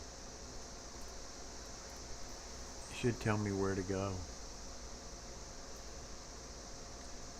There's a map in the, you can't really see it in my stream except on those bottom two. You can see the 3 screens. Although there is a command that I can do. Options, graphics, yeah. Aspect modifier, we'll put this over to 20-30% back. Yeah, it moved the map over to where you guys, we'll bring it in just a little more. Aspect modifier, 20%.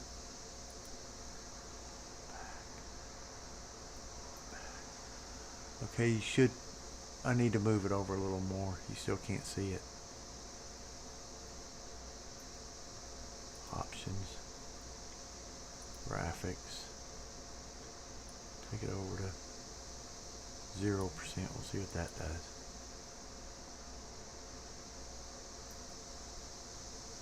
You definitely see it now. Okay, I'd probably like to have it over just a little. Options, graphics, UI modifier. Put it about 10%.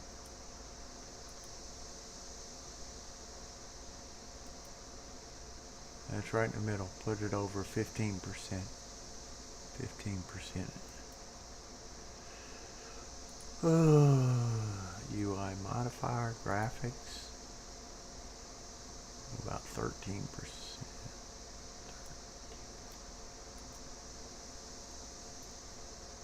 Yeah, that's exactly where I want. Okay. Okay. That's not where I want to go. This thing said to go where? It said to go over here. Yeah, here's the elevators. Okay, then we'll go up to the 3rd floor. Refinery. And now I can make twice as much if I refine it. Or half as much if I, let's see how much money I got.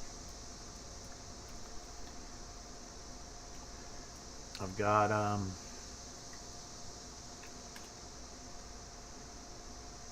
21,000. I think I started out 27, and I've probably spent about. See, I bought a gun for 1,000. Probably bought 1,000 in clothes. 2,000. The rest has been fuel. So I spent about 5,000. Bought a gun. I think I bought something else. Can't remember what. Oh, some multi-tools. Yeah, I probably bought 1,000. So I probably spent about 3,000 to 4,000. So about 3,000 in fuel. Now, if I go look in here, I bet that's about 10,000. It's not a lot. This prospector. Oh, so I can get 23,000 right now today. Or if I refine it and wait days,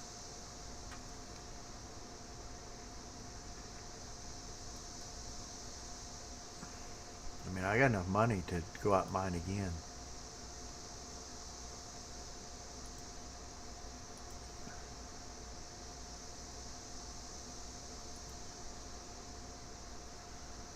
Okay, there's a number of methods. This gaskin no. I can't remember. I know this one is oh, I don't recognize. Dynex Salivation is the best one. Fine. Laranite. Get quote. 16 hours. I'll have. Oh, but it didn't tell me how much I'll make. What the quote would say. Total cost is 2,000. This thing yield. Okay, the yield will be 7,000 Laranite. So I've got.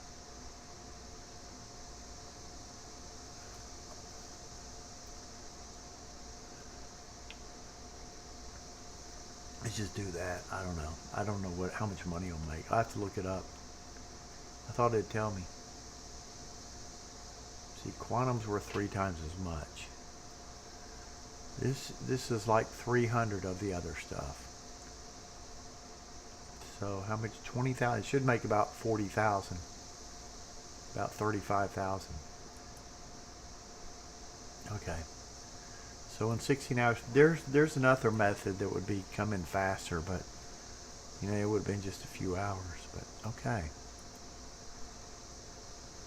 So we got that going. So when that gets done, we have to take a cargo ship and deliver it. That's the thing I don't like about this. Is a long ways from anything.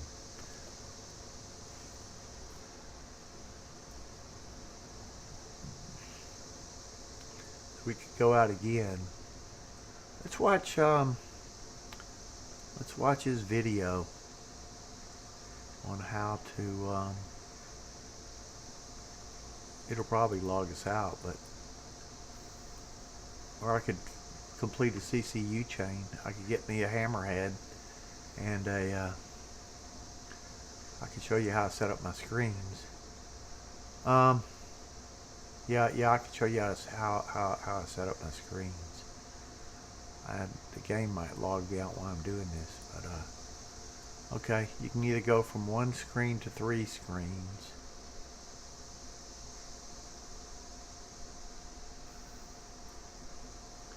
Oh, we need to go to Galleria. I don't have any stuff here.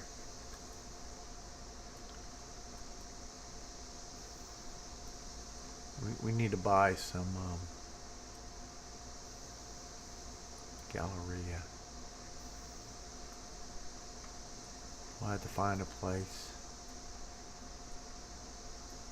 See what shops are in here. Can we buy some stuff here?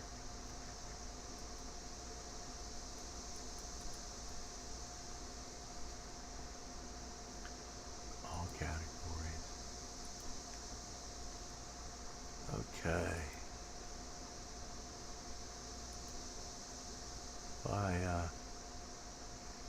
15 of those. Okay. We'll buy some med pens.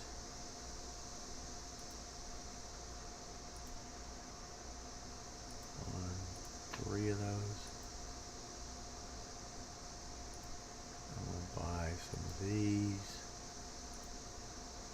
This is if you get out of your ship, hopefully when you're used to playing, this would give you oxygen if you forgot to have your helmet on. But I'm not used to playing, so I don't think I'll be able to do that, but we'll see. But you have to have them on your belt, so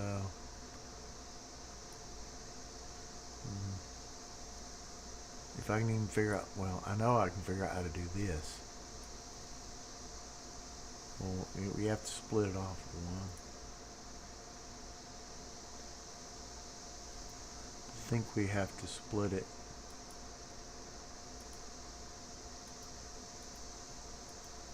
Split command's not working.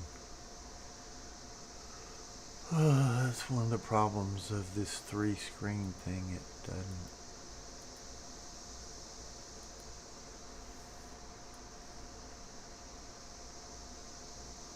Oh, there it is. It's over there.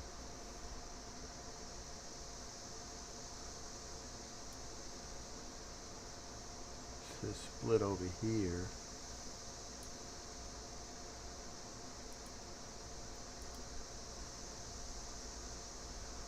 Somewhere, how do I split that?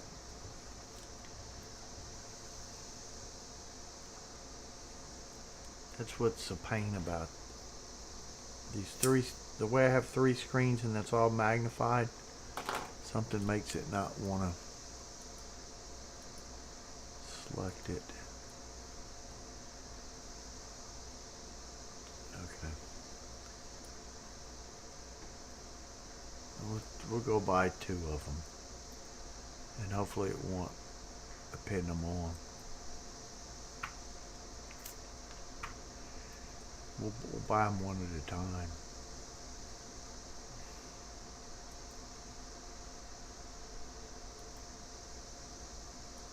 Selenius. Buy.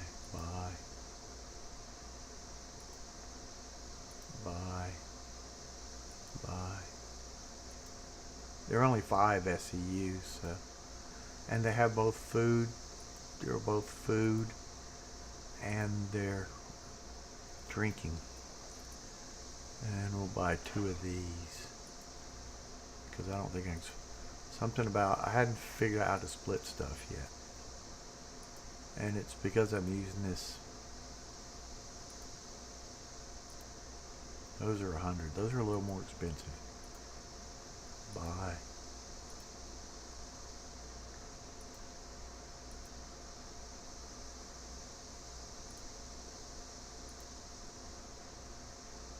think she can put those on her suit.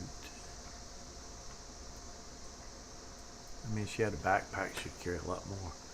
I don't know why. I don't know what this is telling me. I hit inventory and this comes up.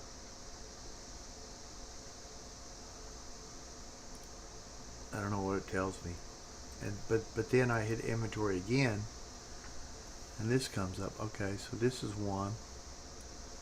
Put one in her suit there. One in her suit there. I should be able to split this. Maybe when I move my mouse to just the right spot. Yeah, I have to move my mouse a little to the right. It's just not. Oh, I have to go over here and hit split. Split 1. Split 2. Split. So over here I have 2, and when I select it, split comes up on the other side. That's what I didn't figure out. And I just hit split. Okay. I got a bunch here. I didn't split them. There's 2 here. Split. I guess I have to hit 1. There, it split them. Okay, so now let's rotate her, and I think she can carry. This is like Maybe she needs to have a... I thought these things went on her somewhere, but she may need a backpack to carry those. I don't know. I could have sworn they went... Oh. Oh, she has to have an armor. Okay. I may have bought an armor too, which I really didn't need. I had a bunch of armor in storage. We'll see what else is in this Galleria.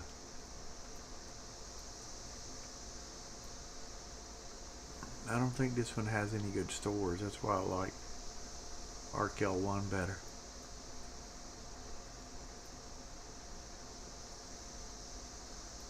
Okay. So in 16 hours we'll be able to deliver that to somewhere and get $30,000. And now remember, I should have got at least 100,000, close to 100,000 out of that little mission, but we get her another flight suit here.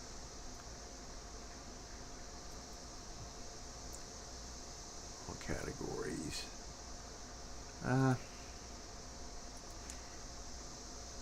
What is this? Slight? Okay. Buy that. I mean, I have a bunch. If I just fly somewhere else, I have a bunch of these things, but... And I don't like any of these armors. Armor. We'll get her a leg piece. Categories. I think that's torso. Legs. The red one. I don't like that. Doesn't match your suit. Get that one. Is it light? Yep. How much did that cost? $1,000? See, I just spent $4,000. Okay.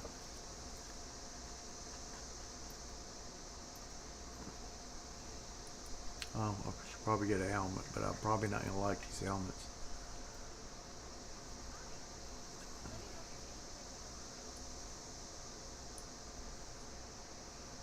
It didn't go on her.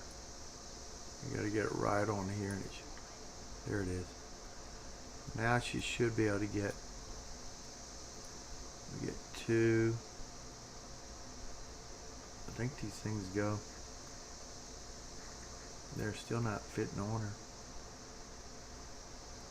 What if we hit equip? Equip. There we go.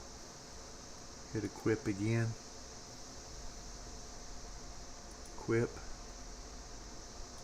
See on her butt, she's got 2 health ones. And we'll put 1. I don't know how to drag them over, but if I go over here and hit equip, I don't even know how to use it if I do, but I thought you could hold 3 of them. Didn't equip. Maybe 1 goes in her arms, or 1, 2, 3 slot. I guess you can only equip 2 of them. I'm kind of tempted not to carry the oxygen pen, but I'm very doubtful I'm going to figure out how to use it in time to not suffocate.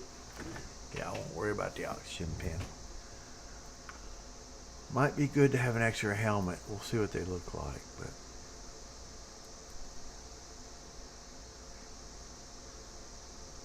I don't really like those. I guess we get the pink one. Don't really like it. Get her 1 more helmet.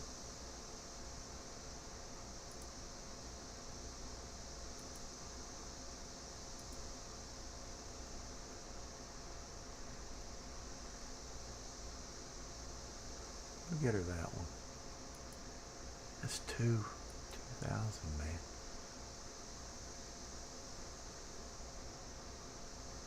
Did I buy it or not buy it?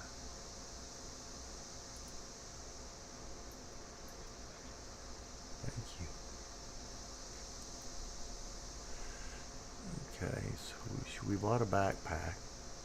We can put that on her. I think the backpack will hold a helmet.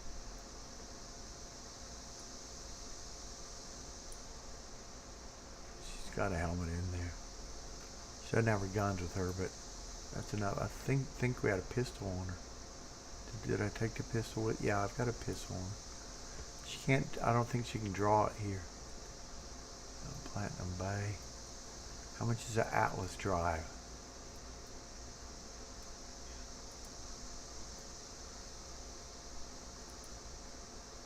I can't read that. Systems. Quantum drives.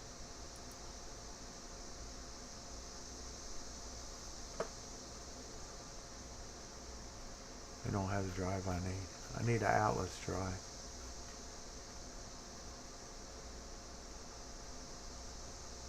If I remember right from this game, you have to go look.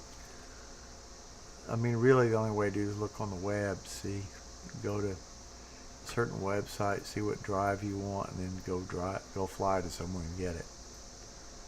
So we'll just live that slow drive for a while. So, and then that's not working. That should be working. Options. Keybinds. Advanced keybinds.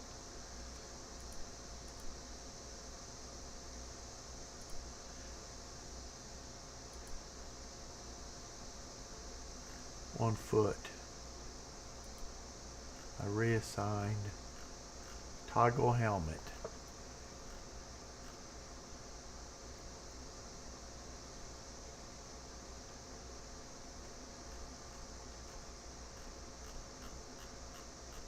Toggle helmet. It says N. It's not working. I don't know why. Oh.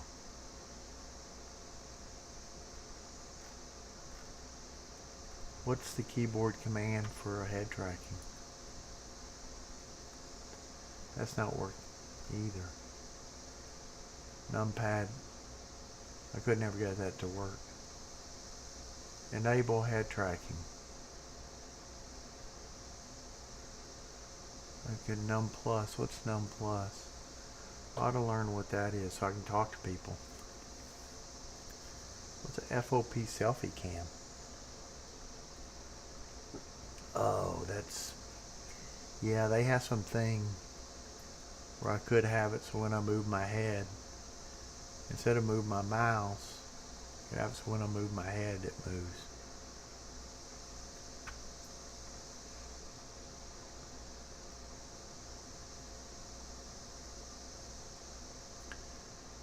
What do we say that was?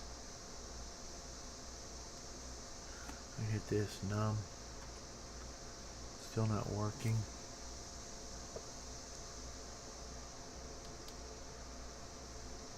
Let's go to track IR. I don't think I can see track IR from here.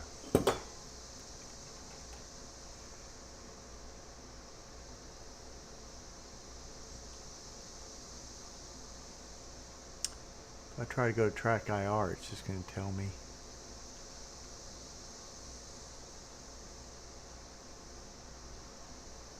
I think that's a window I need to unminimize. Okay, let's just try it.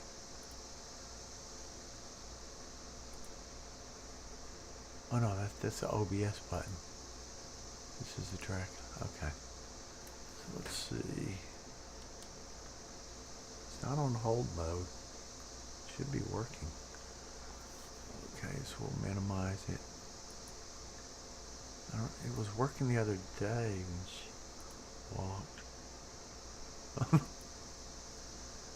So why is it not working?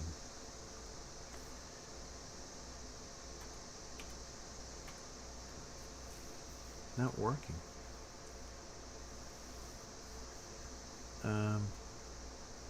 Not working. Maybe it's in settings somewhere. Options. Game settings.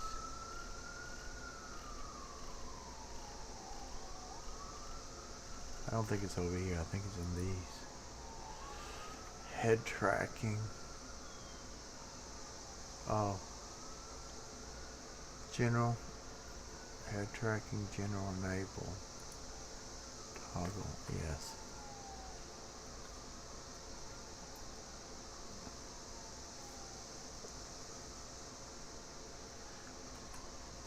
Still not working.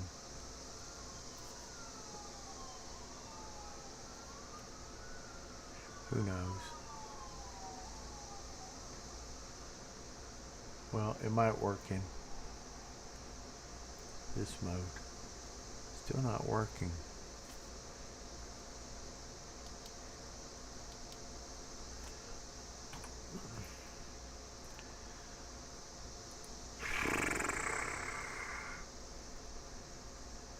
Kind of pisses me off.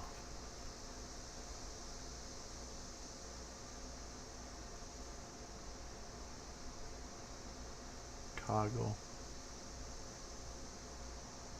Auto recalibrate. Disable while seated. Disabled during. Yeah, okay. No. Yeah, I want it disabled during AI. Yeah, all these things I want it disabled during. Okay, should be working. Yeah, there now it's working. Yeah. Okay. Okay. So I can walk around here and pretty much I can probably walk around this way and just from, if I would zoom her out a little bit, I could probably walk around like this.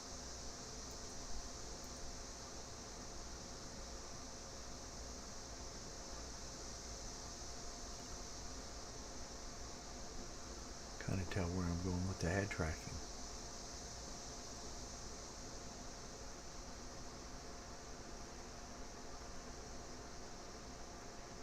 So that's pretty cool. Okay, so maybe I should log out for a second, and then we can watch Space Short's video on the scanning modes, and yeah, we'll just watch the video and comment on it. Yeah, we'll do that, and then maybe I'll do one later. Yeah, we'll do this. Escape. Exit to menu. Oh, I need to save these settings. Yeah, I've done a ton of settings now. I may have to come back in to save that.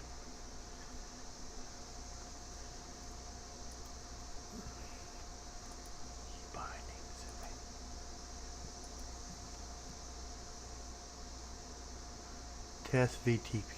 Okay. Maybe I need to just change this to just say just SC.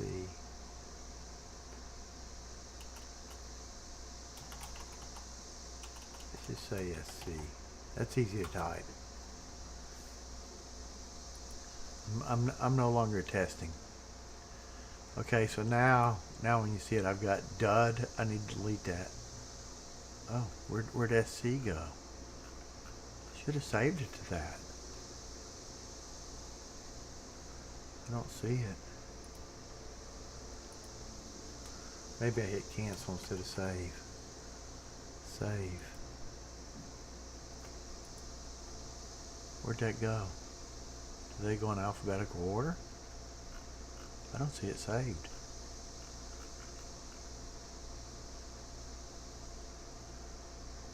That's not good.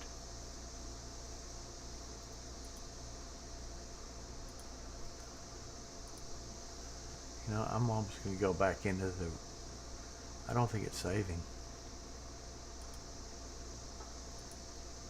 Yeah, okay, there it is. Yeah. SC. Okay. I guess they go in chronological order. No, they're alphabetized. Okay, so delete that dud. Okay. Let's quit the game. And then I can show you some things I set up. Okay, so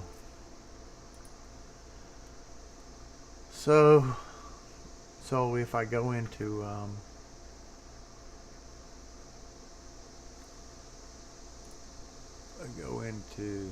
this is where my game's installed. I'm gonna bring up my Star Citizen folder.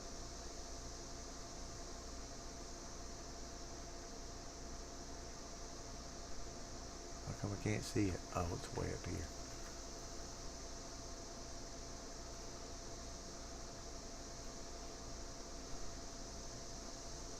Trying to find it.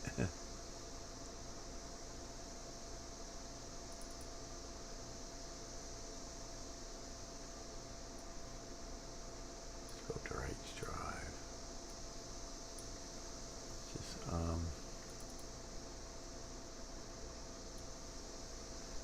Just put a link over here. Okay. So if we go to our Star Citizen folder, you know, you probably only have live unless you install these PTUs and stuff. But if you create a file called user config and you put this stuff in it right here, I'll paste it in the comments. Paste it in chat. I don't know if you can copy chat. Okay.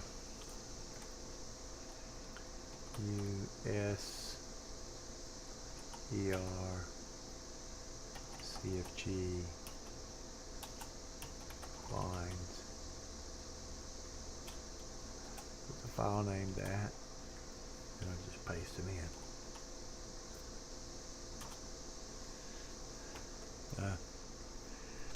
Probably be easier to read if I hit this. I'm not sure what that con restricted does. I think it lets you add some console commands. Just R width equals something, and then it won't let me put in space. And then, yeah, it's just R width and R height. If you change a normal monitor is 1920. So if you want to do 3 screens, you would change it to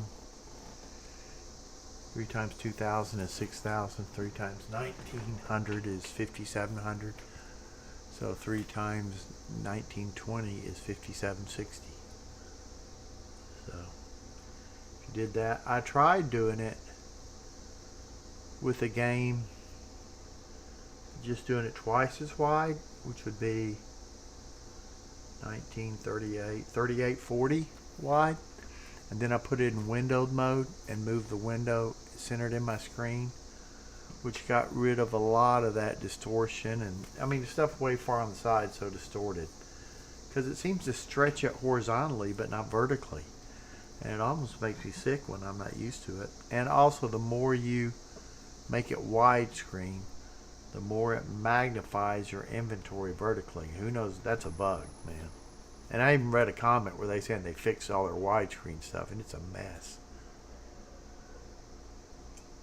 If she was in the world and looked straight ahead, let's say you saw a circle straight ahead, and then you turned to the side and saw that circle, it would be about twice as wide, and it'd be an oval.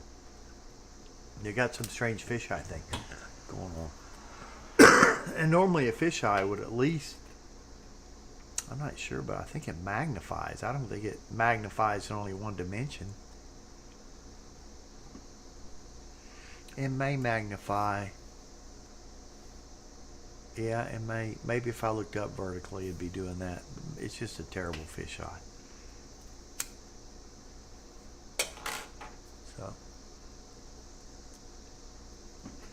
So anyway, if you want to go to that, just create that file, call it user config, and you might I'm not sure if you bring this back to 1920, if it doesn't go back, you can always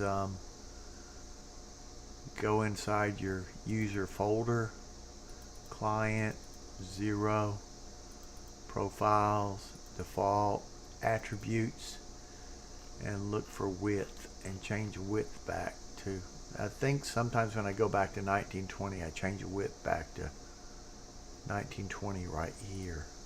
So there's some Star Citizen stuff for you. And then we'll find Space Shorts video.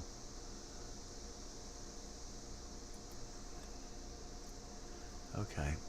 So we'll watch the scanning one first. Well, he'll just go into the specifics of scanning in that one.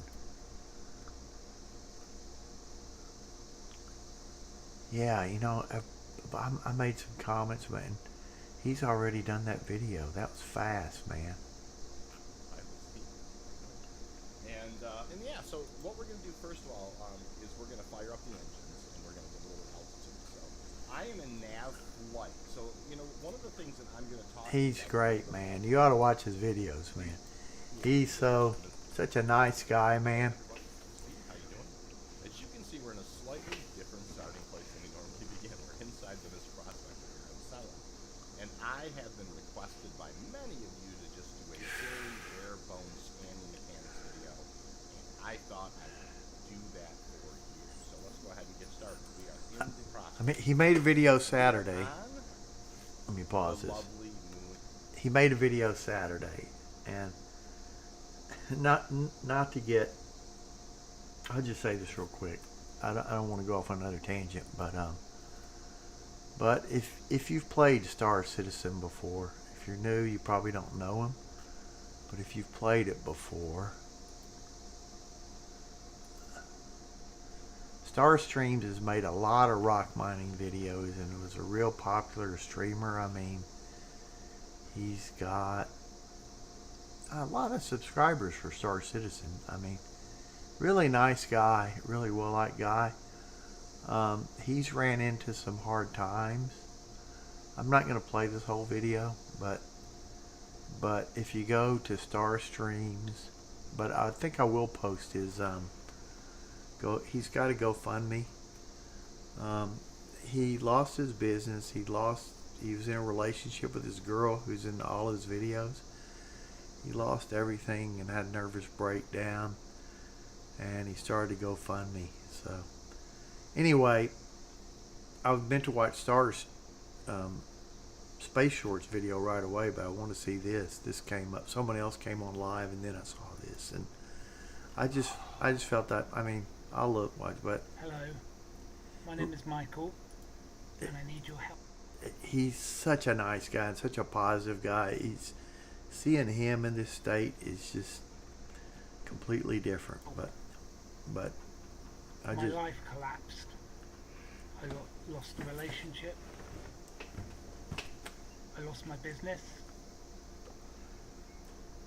I ended up here. But before here, I hit rock bottom, had a nervous breakdown, was in hospital, then was living in my car.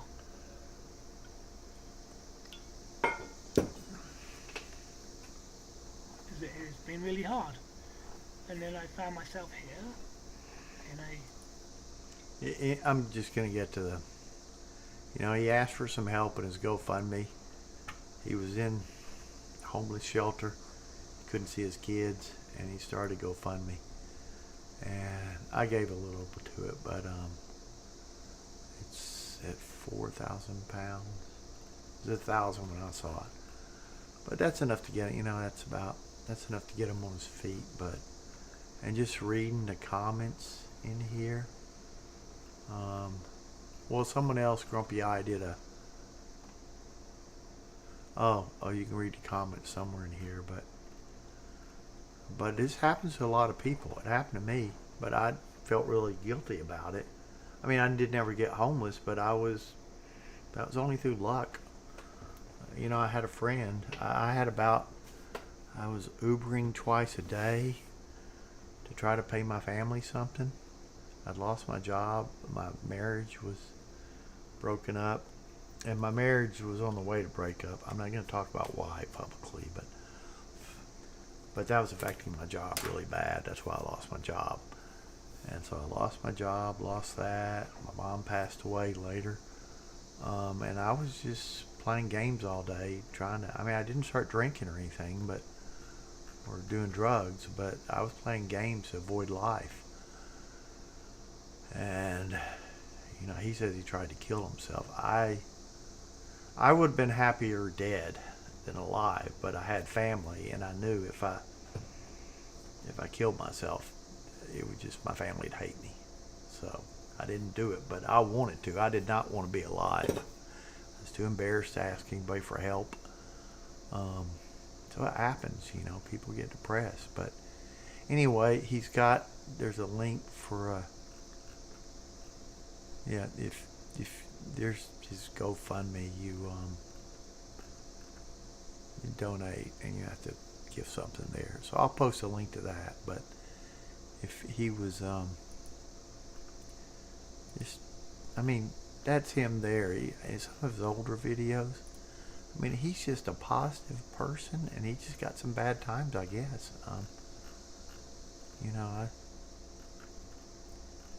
I know I'm getting sidetracked, but this kind of hit me hard, and I wanted to help because,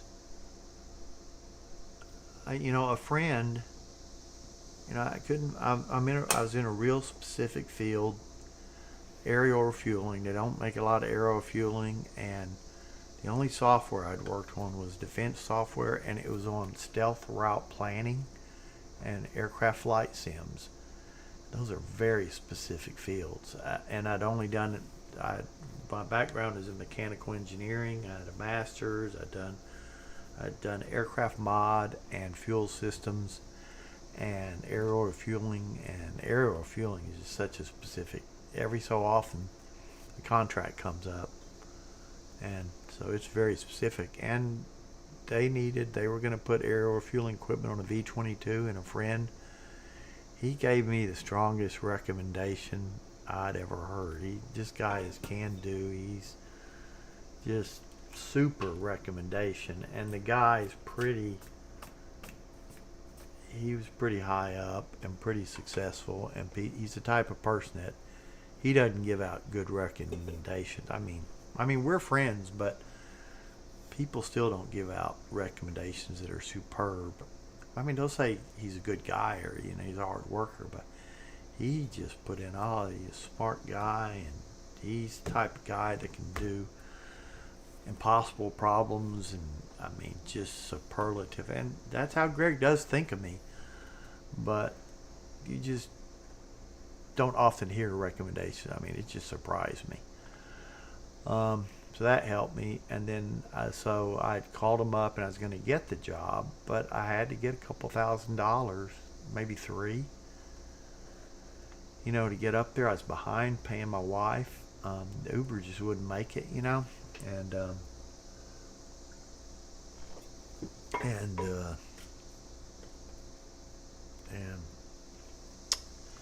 yeah, so I asked some friends to help me out, whatever he could, and some of them said no. If a friend asked me and I didn't think there was a chance they could, I wouldn't. I'd help them if I could, but at the time, but I'm kind of careful about loaning money to friends, because it can break up friendships. But a few of them did, and that's the hardest thing. And ask some relatives, and that's the hardest thing I'd ever done in my life, to ask. I was an adult, 50 years old, and asking people for help, that's just so hard to do, So anyway, I think back on it, and I think I was kind of saved, and if I can help someone else out, maybe it's a karma thing, if I can. So I gave him a little bit more than I would normally give a person, but that I, was on YouTube or something. I don't really know him that well, other than I've seen his streams, and kind of like Space Shorts, I've seen his streams, but, I come kind of going off on a tangent, but, This is Hello everybody, how you doing? It's Michael from Starstreams back with another video. Today we're going to do a positive guy, you know. size run of rock mining, rock gem mining, using a ground vehicle, which is a grey cat rock. I want to try and keep this as short as I can, so I'm going to basically aggressively explode. So we're going to head down to the planet, and I'll catch you when we're there. It might be worth noting that what we want to try and do is avoid mountainous areas. We'll probably head over here, this section here, and then we'll work our way up. If you want to know how to rock mine, listen to him. But anyway, he's just the nicest guy, but he's run into hard times. Hopefully he'll get his feet back on the ground. You know, I think some other people helped him too, and he's pretty, I think once the Star Citizen community knew that he'd had, I mean, lots of people learned to rock mine from him. He just loves rock mining. Space Shorts loves prospector mining, so we'll go back to Space Shorts. But I'll put his GoFundMe link, or I'll put his, maybe I'll put his link in here, but if you just click his first thing, I'll put them both in. But if you click his videos, this is him, you know, and he's just had some tough times. I guess he lost his job and business, and it's just tough, you know. So anyway, I wish they could fix the problem.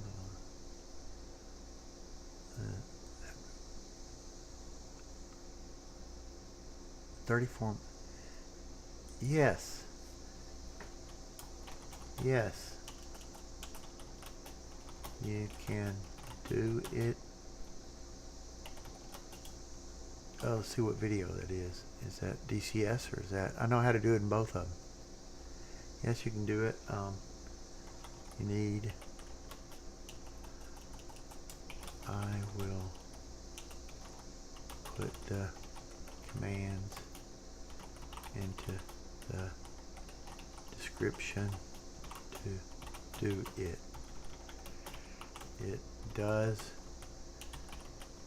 distort some things, but is nice too. I'll put the commands and instructions into the video description. You know, I'm glad to help. I have it's a lot harder doing DCS to do this. I have a DCS video where I've got paragraphs in a long file you got to put somewhere, and I go into how to save it. And so I'll do this for them. Yes, you can do it.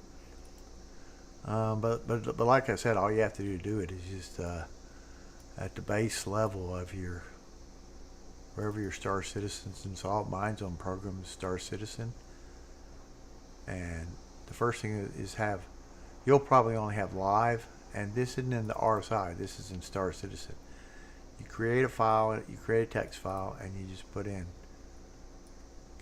you really put in the resolution you want it to be. 3 screens is 3 times 1920. So put that in, and it should just come up. Now to get it back, I hadn't tested it. You used to have to do this to get it back to 1080. You had to it's kind of intuitive. You go down to user, client, 0. Here's your custom characters, and here's your control. We just made these files here, and then you go down to profiles, default. It's possible you may need to go on attributes and switch this back to 1080. It may, when you try to, if you just put 1080 back, it may mess up. I can't remember. Maybe we could test that here later, but you may not need to do that. But the first thing to do is just switch the user config at the top level of the thing. Just put in R width equals and the R height you want, and that'll do it. You know, I don't know, you can adjust the FOV now. You used to not be able to do that, and you can also move some of these HUD elements. You saw me go into Star Citizen and the things and change that.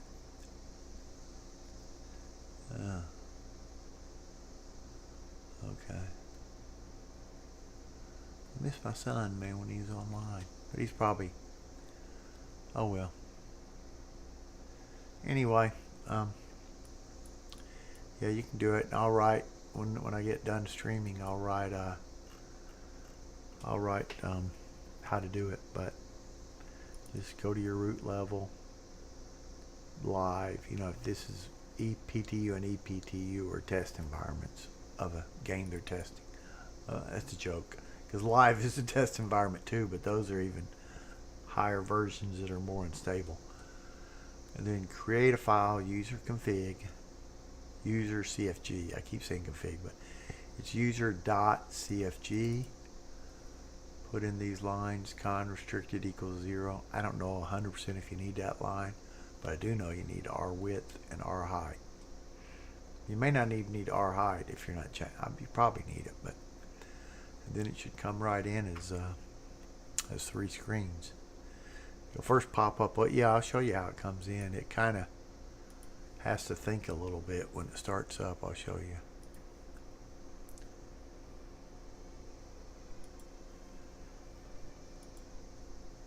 So, I mean, I just changed it back from, oh, yeah, and if you want to do different things, you always have to kind of change it back to single screen before you do something new. Give it a baseline to work in. Or I found it's best. Because I was running, I had the width 2 screens wide, and I put it in windowed and then moved my window over to the middle. And it looked better because that stuff way far to the sides is way distorted, but it looked better. But yeah, so see how it's coming up? That's because my first monitor is my main monitor, I'm guessing, and it's trying to do it to the side, but then after it reads some more stuff, it brings it back to the middle. And I'm running in borderless window, because the other one I was running in windowed mode and it looked better, but the frame rate was just really bad. So maybe in windowed mode it's not doing it. It's just not good. It's just inefficient for the graphics processor. And then if we go to options, since you put that in user config, there's a graphic option for that.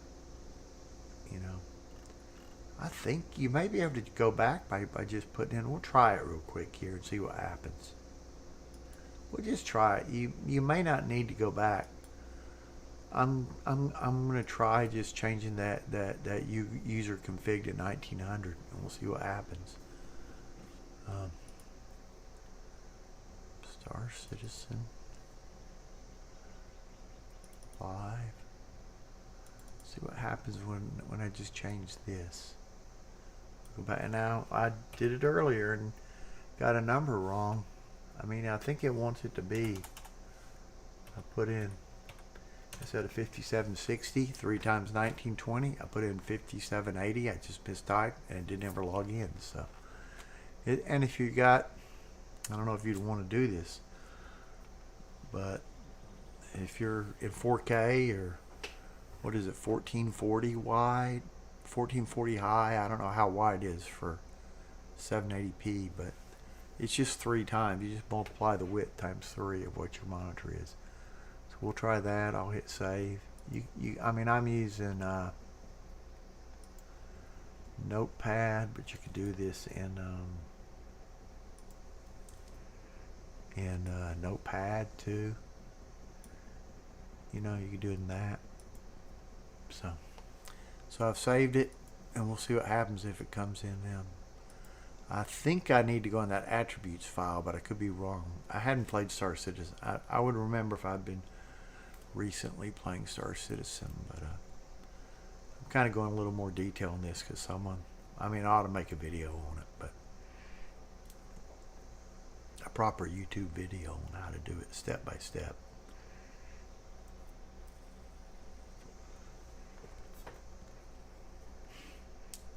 Need more coffee. That's background from my Cyberpunk. It's a highly modded. Those are modded clothes and a modded motorcycle.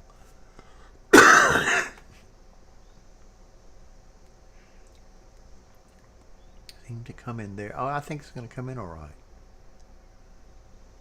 I think we'll see. Sometimes it comes in trying to do 3 screens on one screen. Yeah. If that happens, you just go in, you just drill down in the user folder till you get to the attributes file. No, it works fine, and I think it works fine. I think. Well, we'll see. We'll make sure. Yeah, it works fine. You just control it all from that user config. And now if we look in options, it doesn't know what 57. It doesn't know. It's forgotten that because we took it out. Then if I want to go back, this is single screen. Single screen. There's nothing on the sides here. You just see that's just my. Yeah, that's just my other monitors. But now if I quit the game, and after you quit the game, you need to quit the RSI launcher. I mean, I don't know if you need to, but just to be safe, I do. Go back to here. Go to live. We created this file. Put in con-restricted equals 0. It says that allows more console commands. However wide your monitor is, multiplied by 3. If you're a normal non-high resolution, that'd be 5760. I would think you'd be, what is 19? It would be 2 times that if you're running high resolution HD. What? 1920 by 2. If you're running 1920. 3840 by 1080 times 2. It'd be 3840 times 3, which you're going to need a powerful graphics card to push that many pixels around.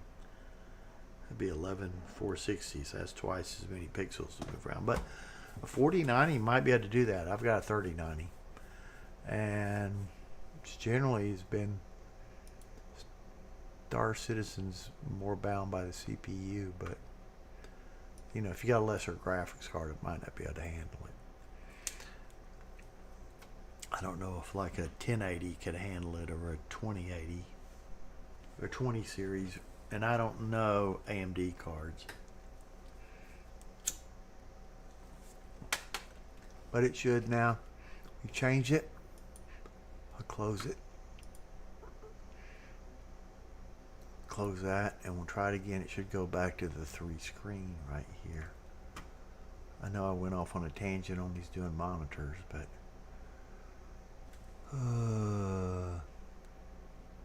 but it's something I had to search around a long time to find. It's not real clear how to do it. Somebody did one on how to do different sizes, but most people use NVIDIA ultra wide. There's a lot of stuff on before I do this, you will find a lot of YouTube stuff on. I almost hate to go in this because you could adjust image, manage 3D settings. Okay, you can turn your 3 monitors. See, this is my main monitor. This is my left. This is my right. If you go into this, you can make 3 screens, 1 virtual screen. But once you do that, now every game's going to want to do that, number 1. Number 2, your desktop is it's really 2 monitors now. And it's going to want to open up windows the size of 3. Like if I opened up a word processor, it's going to. So I really don't like doing that, and I found it didn't offer any advantages. I mean, I've done that, like to get Cyberpunk to go 3 screens wide or something. But I think Cyberpunk, you can just go in and type in a resolution wherever it stores it and get it to do that too. I've gotten Cyberpunk 3, but Cyberpunk really can't handle pushing that many pixels. And my DCS is 3 screens wide too, but that's a whole nother ball game. I've got a video. If you play DCS,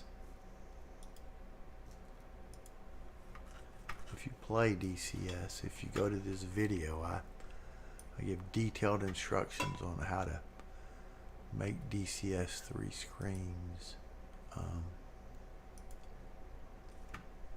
See, it's in my videos, and it's not really labeled. I don't change the label on that, but it says 3 screens plus F15 formation.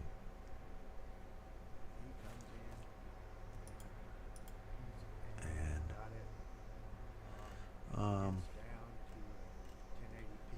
I have a comment here.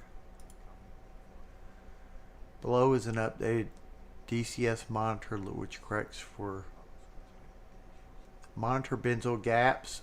If you notice, I don't do this in Star Citizen, but the gap in between where the picture, what I call it, the little framework around the monitor, it's not a picture, and when you put the next monitor slid up to it, there's a little area, and if you draw a diagonal line in the game, the lines would go diagonal down, straight over, and diagonal down unless you move the DCS drawing environment over. So this does that. So I think this little introduction, any code. So all this is At the bottom there, you can see on the left is my indicated airspeed. detailed instructions on where one might be able to do that. Okay, so this is a little introduction. I should probably edit this and fix it to get my grammar right. And Edit. second over from the right is my This- engine speed. Oh, He's gonna fly. well, I don't know about why they're bringing it 270, in. and then he'll lose some altitude. Okay. This is the thing about YouTube. Overshot him a little I'm just bit. gonna cancel that. For some reason, it threw a I keep the throttles about threw a carriage return after instructions. It'll match I 270, guess I could edit just a hair more. instructions on. He speeds up to 280. So I need to edit it. Go to Any of his moves, and I've hooked up my instructions track IR 4. to I could have sworn that said. show that I made codes. show you Yeah, what it looks like change in it the to- cockpit. Oh, here it is. Yeah. No. Delete. Space. I had to turn the voice volume down for the exterior. Oh, I also wrote detailed instructions on. This is where instructions on. This is between here. There's a space problem. Space. Return. Okay. We'll save this and it should come in with the proper formatting. YouTube's auto formatting it, and it still didn't come in right. Okay. On instructions, edit. Go back here.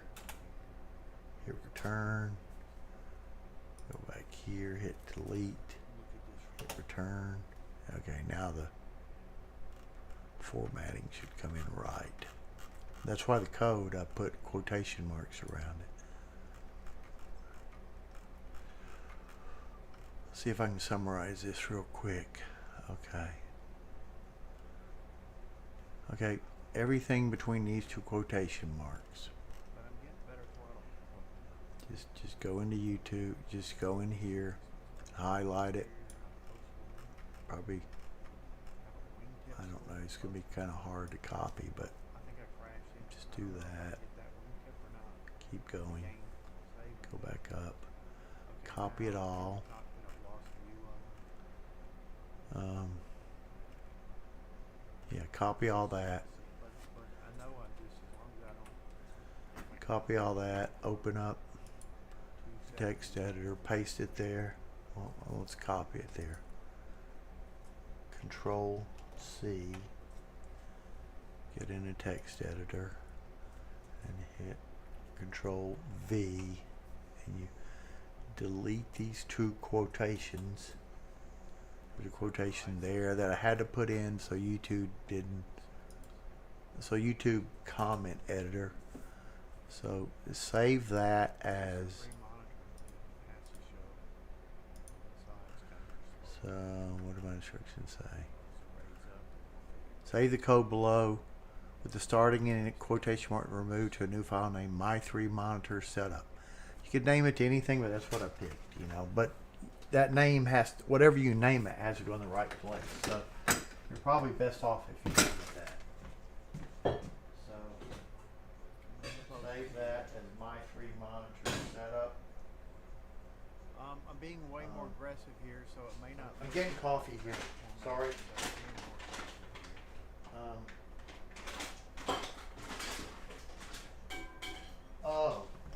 And then after you save it, I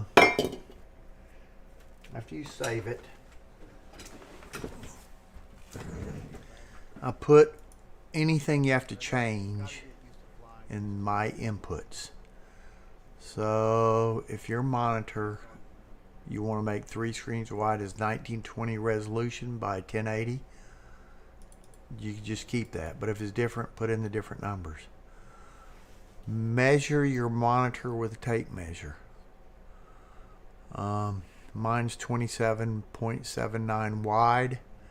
Now measure the gap between, you know, go and look at your 3 monitors side by side and see how much black space there is in between the pictures. My gap is about 1/2 inch. So this will move the DCS frame out.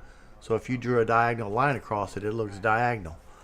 If you don't do that, if you had a gap of 0, but your monitors are 1/2 inch apart, horizon will look like it'll go down and then straight over, and then it'll look like a little zigzag. I'm really cutting out from the. I'm not having DCS render the things that. I mean, you're missing some stuff, but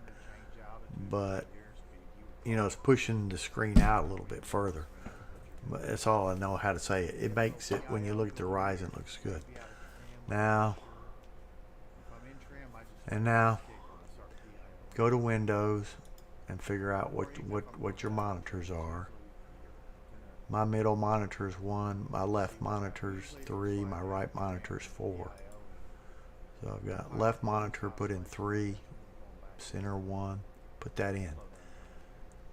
Don't change any code. That's all you have to change is the width of the monitor, the gap between the pictures. You know, take a tape measure, a ruler, do that, and what your monitor numbers are. Windows kind of randomly assigns those.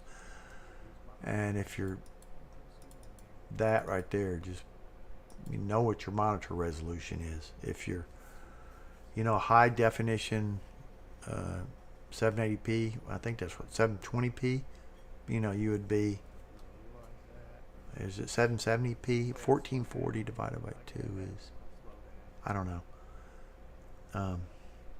If you're what is it, 780p? I don't know.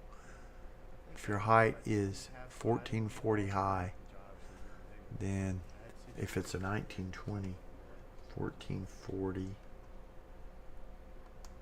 delete 1440, I think it's 9/17. 9. Oh, I can't remember.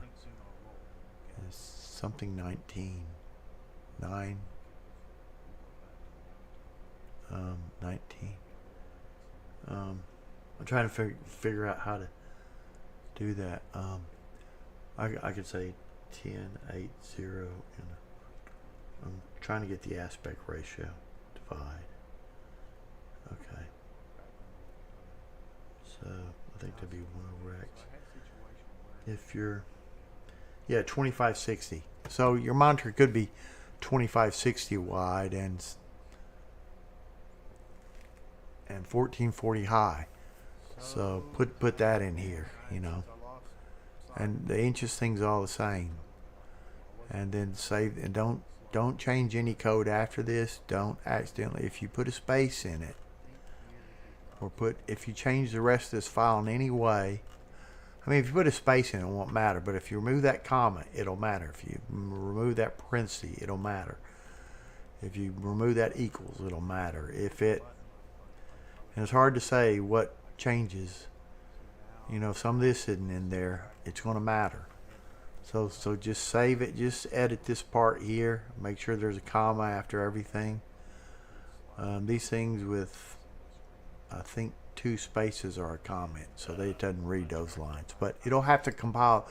DCS will have to compile this file, and if it can't compile it, the results are unknown of what it'll do. And the only way to fix it is complicated. I go into how to fix it, but if DCS can't read this file because you accidentally put in 2 decimal points or deleted a bracket or a comma, the game won't be able to compile and load this file. This file tells how to use these screens, and the results will be unexpected since DCS will guess how to. So this file tells it how to handle it, but if it can't compile it, DCS will have to guess. In such cases, the menus may not show up, so you'll have to just Control-Alt-Delete and stop the applications.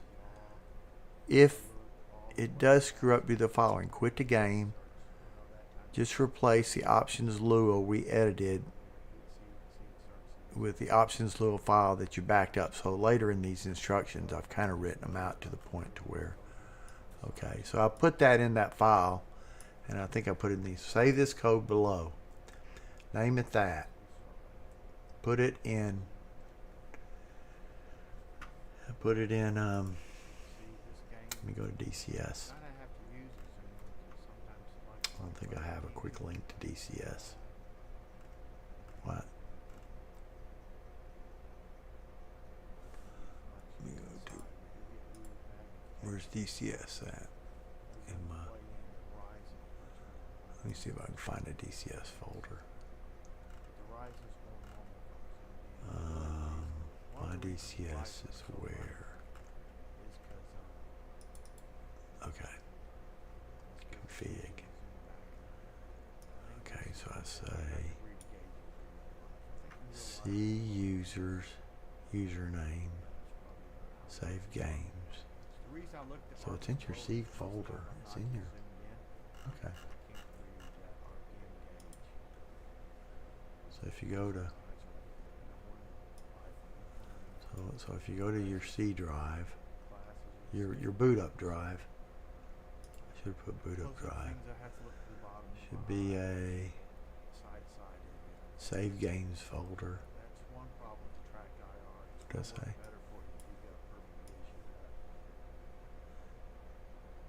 No, you have to go here to your users folder. And then that's your username. This is where DCS puts it, yeah.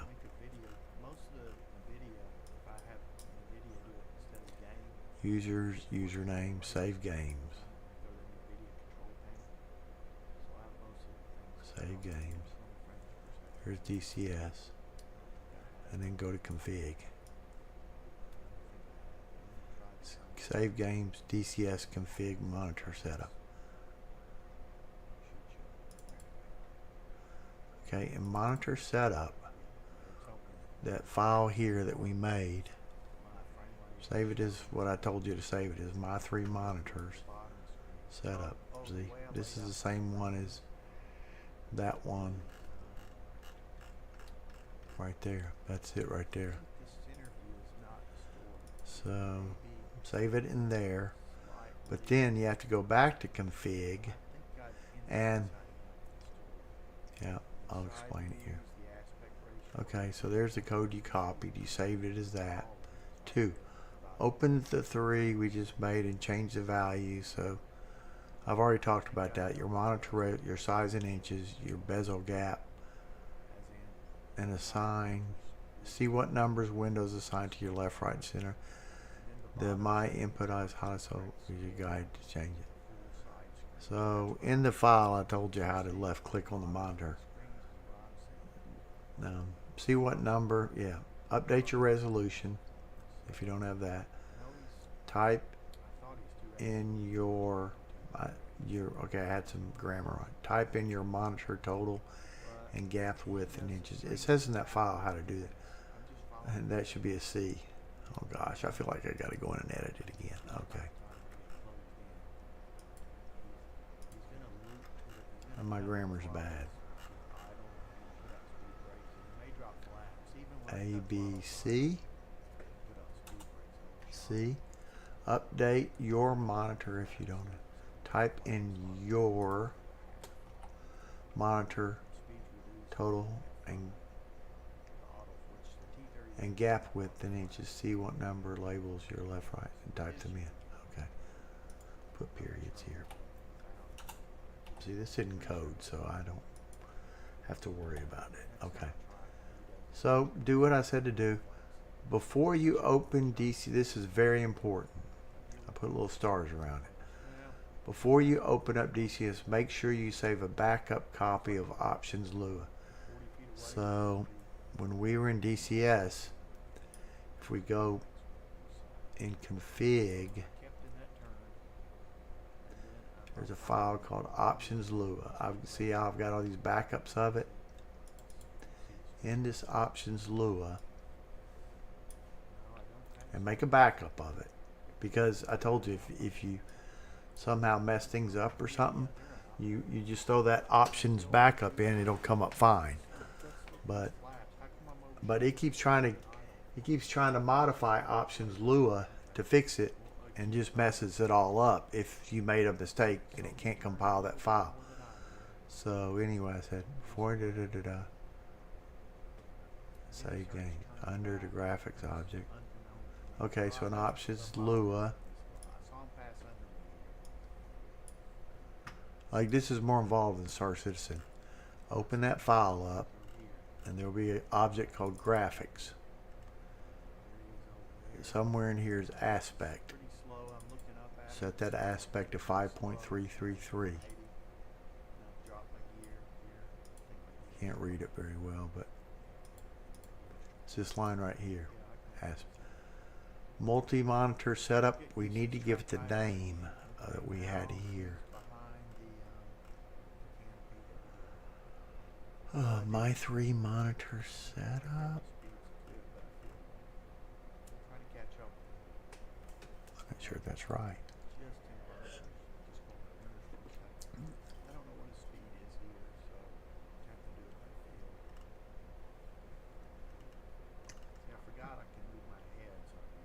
Oh gosh. Where was that file we had?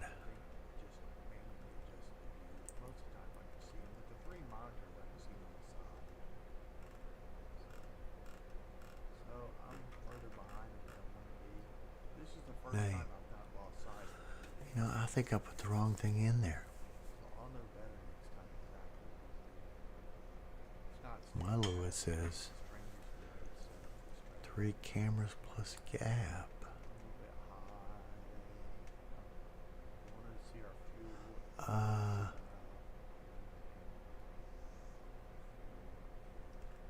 I'm not sure if this works.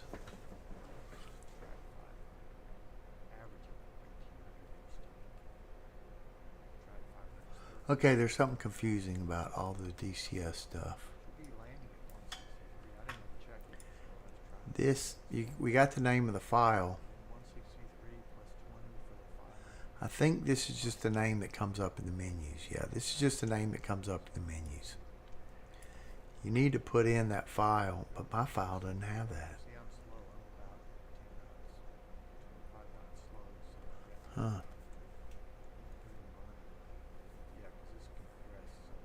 Oh, but that's maybe because my file, yeah, I named my file something different, yeah.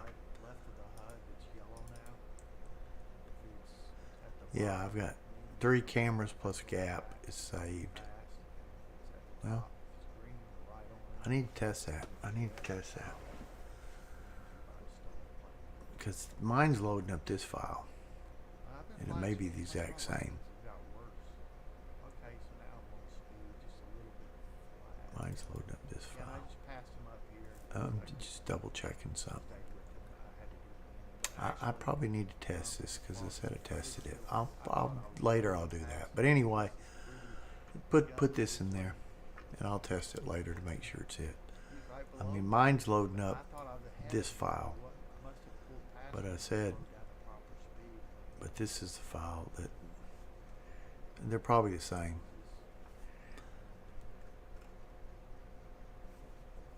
The only difference in the two files is in this one that I'm loading up. I've got the display numbers in here, and the part you're not supposed to touch. And I originally said to go in and touch this part, but after I changed it so after you don't have to change anything. Inside these brackets, I've got left monitor number, which I assign up here, right center, which I assign up here. So you don't have to go into the actual, you just have to go in this input object and make sure you don't change any commas or decimal points. So it should work fine. But anyway, long story short, in Options Lua, you need to back this up. In case things get messed up, you just take, if you hit Windows copy, it'll make a copy, and then just delete copy and get your original back in there if it messes up. But anyway, going back to my instructions, put the aspect, put that in there, and put the width in there. There's width in that object. Options Lua. You have to put trust me, mine doesn't say that, but it should work either way, because I'm using a 3 cameras plus file that's just wasn't made easier for you guys. And then somewhere is width, that changes. This name gets the whatever file name I told you to use, and then what was the other thing I said to change?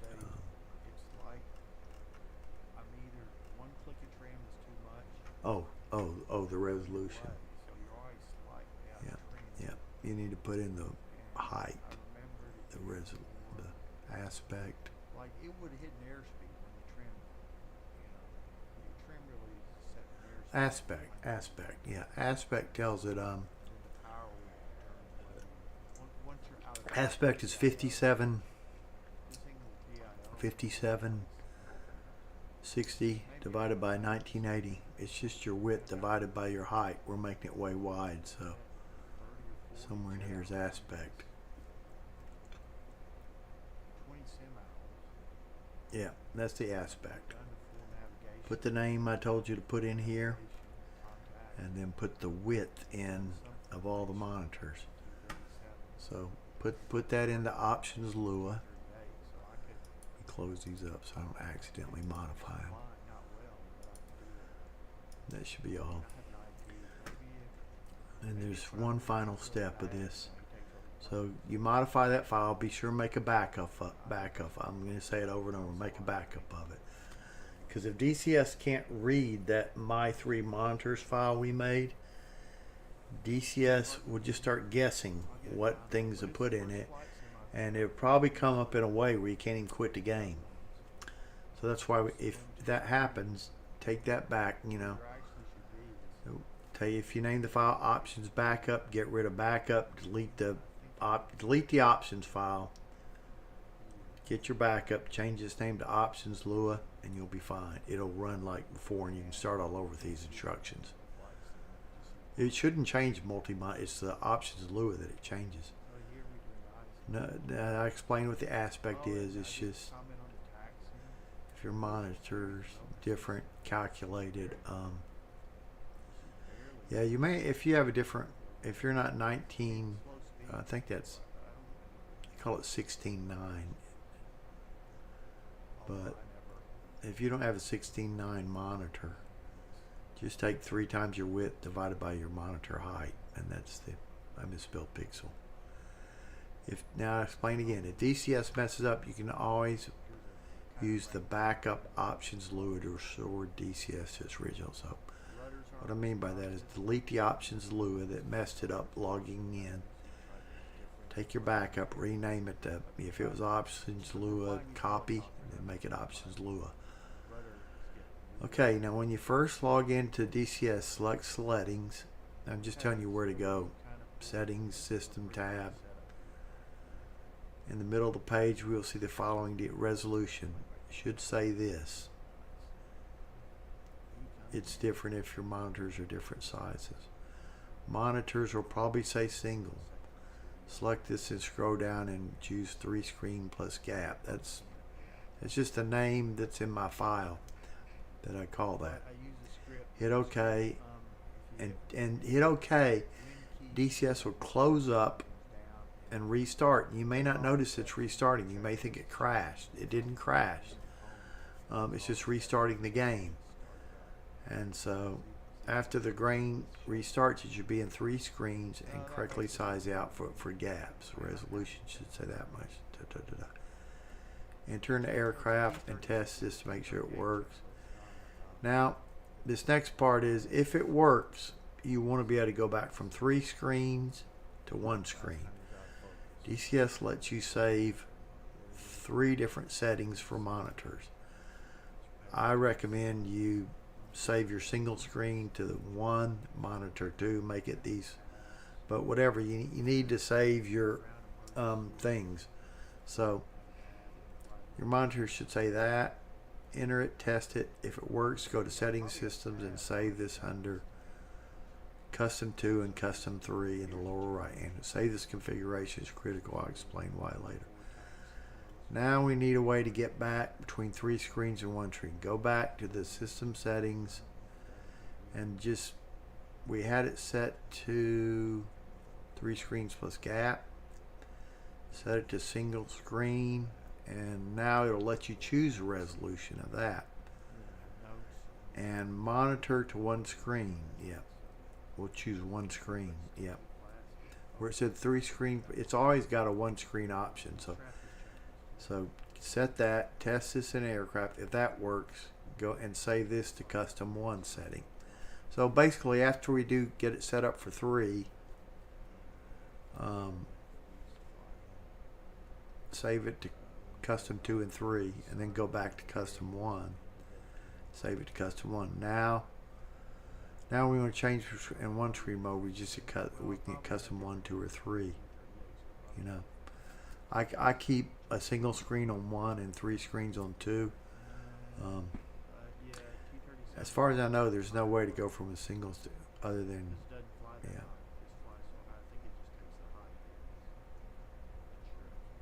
Yeah. And as far as I know, if you don't save these things, you'll have to go and edit the options Lua every time you switch between them. These saves change your options Lua, so you can go at. The only other way would be to every time go in, put in the aspect ratio, put it in that, and put that in. But since we saved that, you know, those are what saved. So I think they're pretty detailed instructions. I do emphasize 3 things in it. Back up your options Lua file to the default configuration. You could throw a zillion different files in your multi-monitor, but it can be kind of confusing too, because DCS has a few and you can get confused about it, and that file name's not really seen anywhere other than in the code, but you won't see it in your menus. But so anyway, I wrote detailed instructions on this if you want to set DCS to 3 screens. And I really shouldn't have gone into all this because this is a Star Citizen stream, but we'll go back to when I got off topic, like I always do. So off topic number 1 is help out Star Streams if you can, and off topic 2, because I saw somebody say something about Dirk replied, same. I'm glad I found this out. Oh, that was the Star Streams thing. Thank you for streaming it to me and others. See, Grumpy streamed that. Grumpy and someone else streamed. I wouldn't have known. I kind of watched some of Grumpy's streams because he's probably, I was pretty anti-Star Citizen months ago. do a little bit, but at least if I crash the game now, which happens all the time, every time I've crashed, every time this, not I've crashed, the servers crashed. Every time their servers crash, I lose all my stuff. So,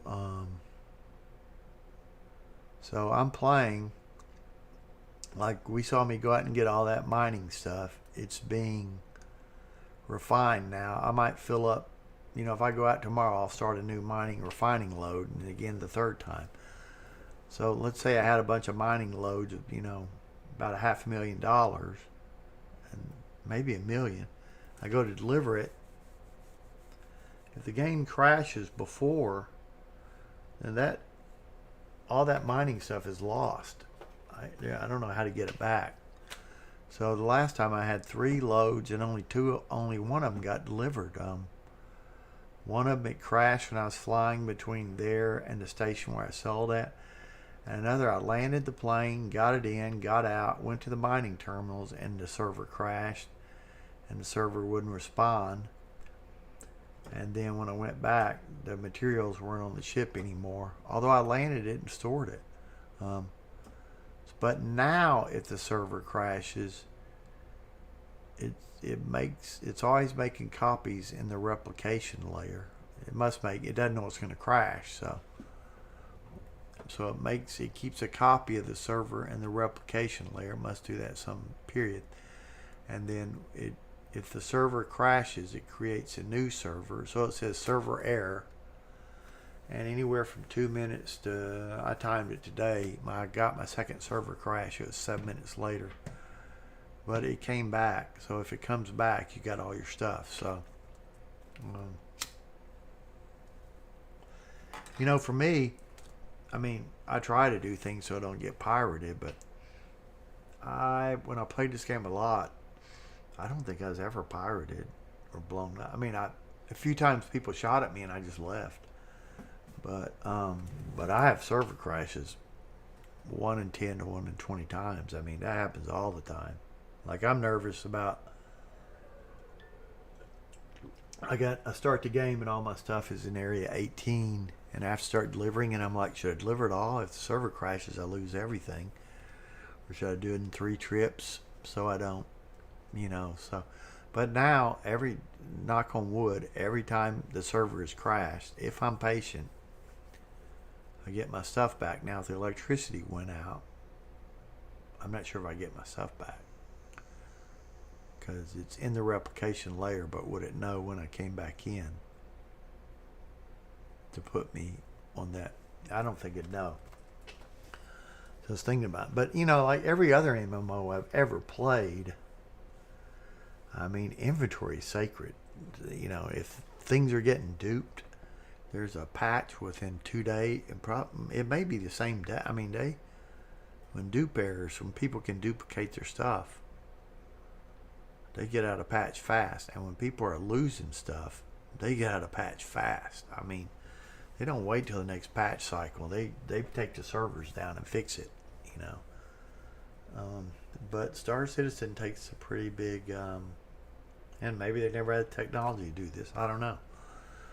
But they, you know, losing money and gaining money, they take it as kind of, right now there's, if I go buy a bunch of cargo, as I understand it, if I go buy a bunch of cargo for $1 million and go to sell it somewhere for, it's usually 10%, 15% profit, for $1,150,000, I can go in and sell it, and then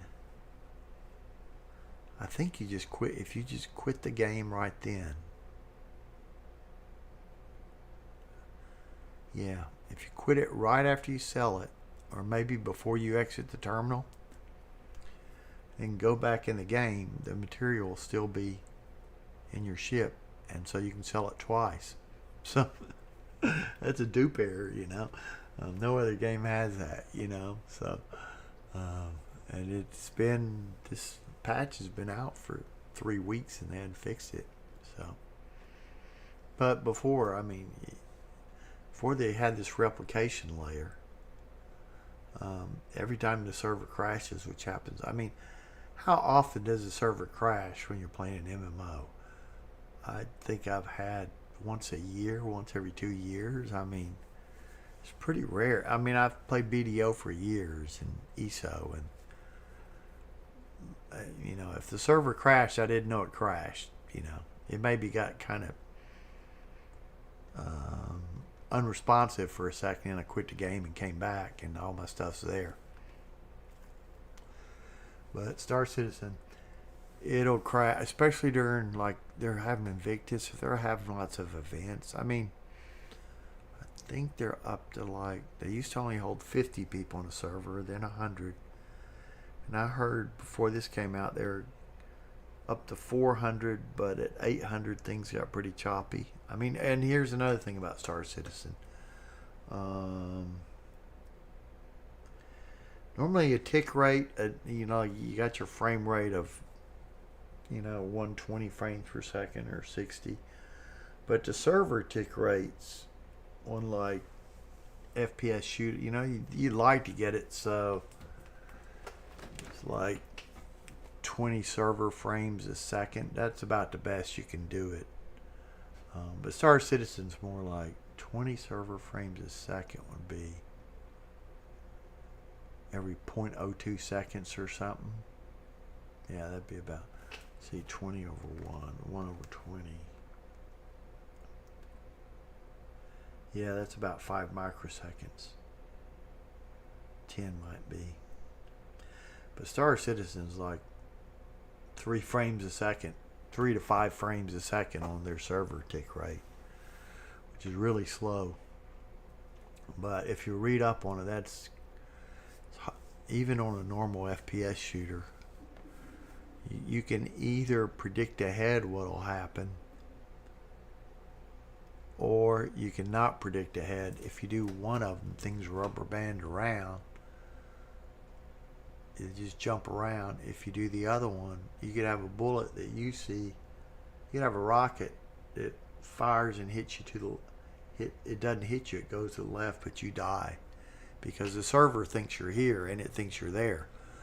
And that's, you might be able to get a faster tick rate from that, but you're in a different, you're seeing a different place you're in than the server and everybody else. So that's if you have a lot of prediction. But you can get a faster server rate. But if you don't, you get a lot of rubber banding around. So you're going to have one or the other, you know, the faster you get the server rate. So it's a kind of hard problem to solve. But the Star Citizen's about, when I looked at the numbers, it's 5x to 10x what most MMOs are, you know. Now, I say most, I mean, you know, I used to play ESO, and normally it's fine, but you get 100 people 200 people trying to take this siege. I don't know how many, but at some point it's recognizing about 1 out of 20 of your commands. I used to just hit heal and AOA damage, and my class did that better than other classes, so I did well in those situations.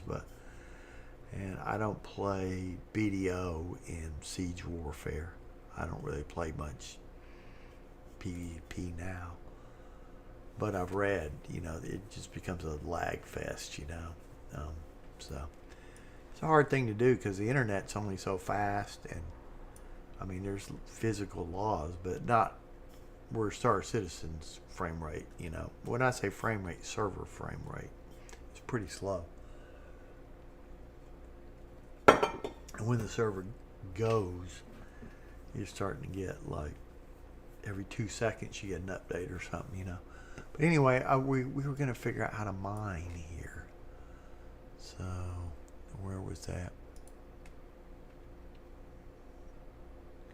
I think it was in here, and I just got off on a tangent. Because that thing about Star Streams is I had that problem. I mean, is it different? I wasn't homeless.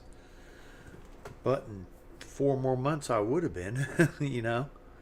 I don't know. I was barely paying my rent. I was down to, I'd gone through all my savings.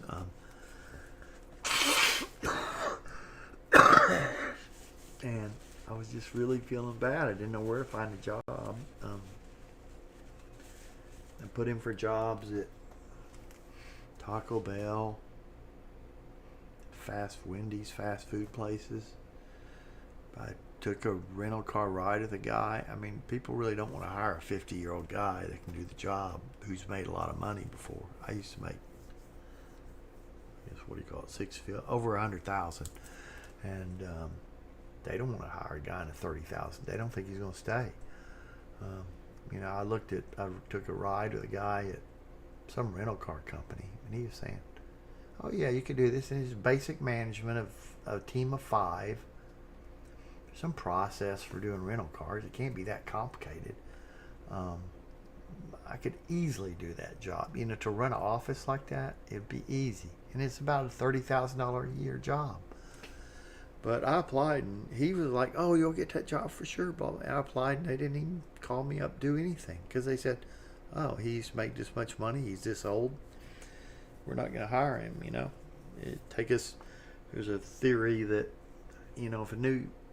if you hire a new engineer in, they used to tell me at corporations, it's going to take us a year to train you.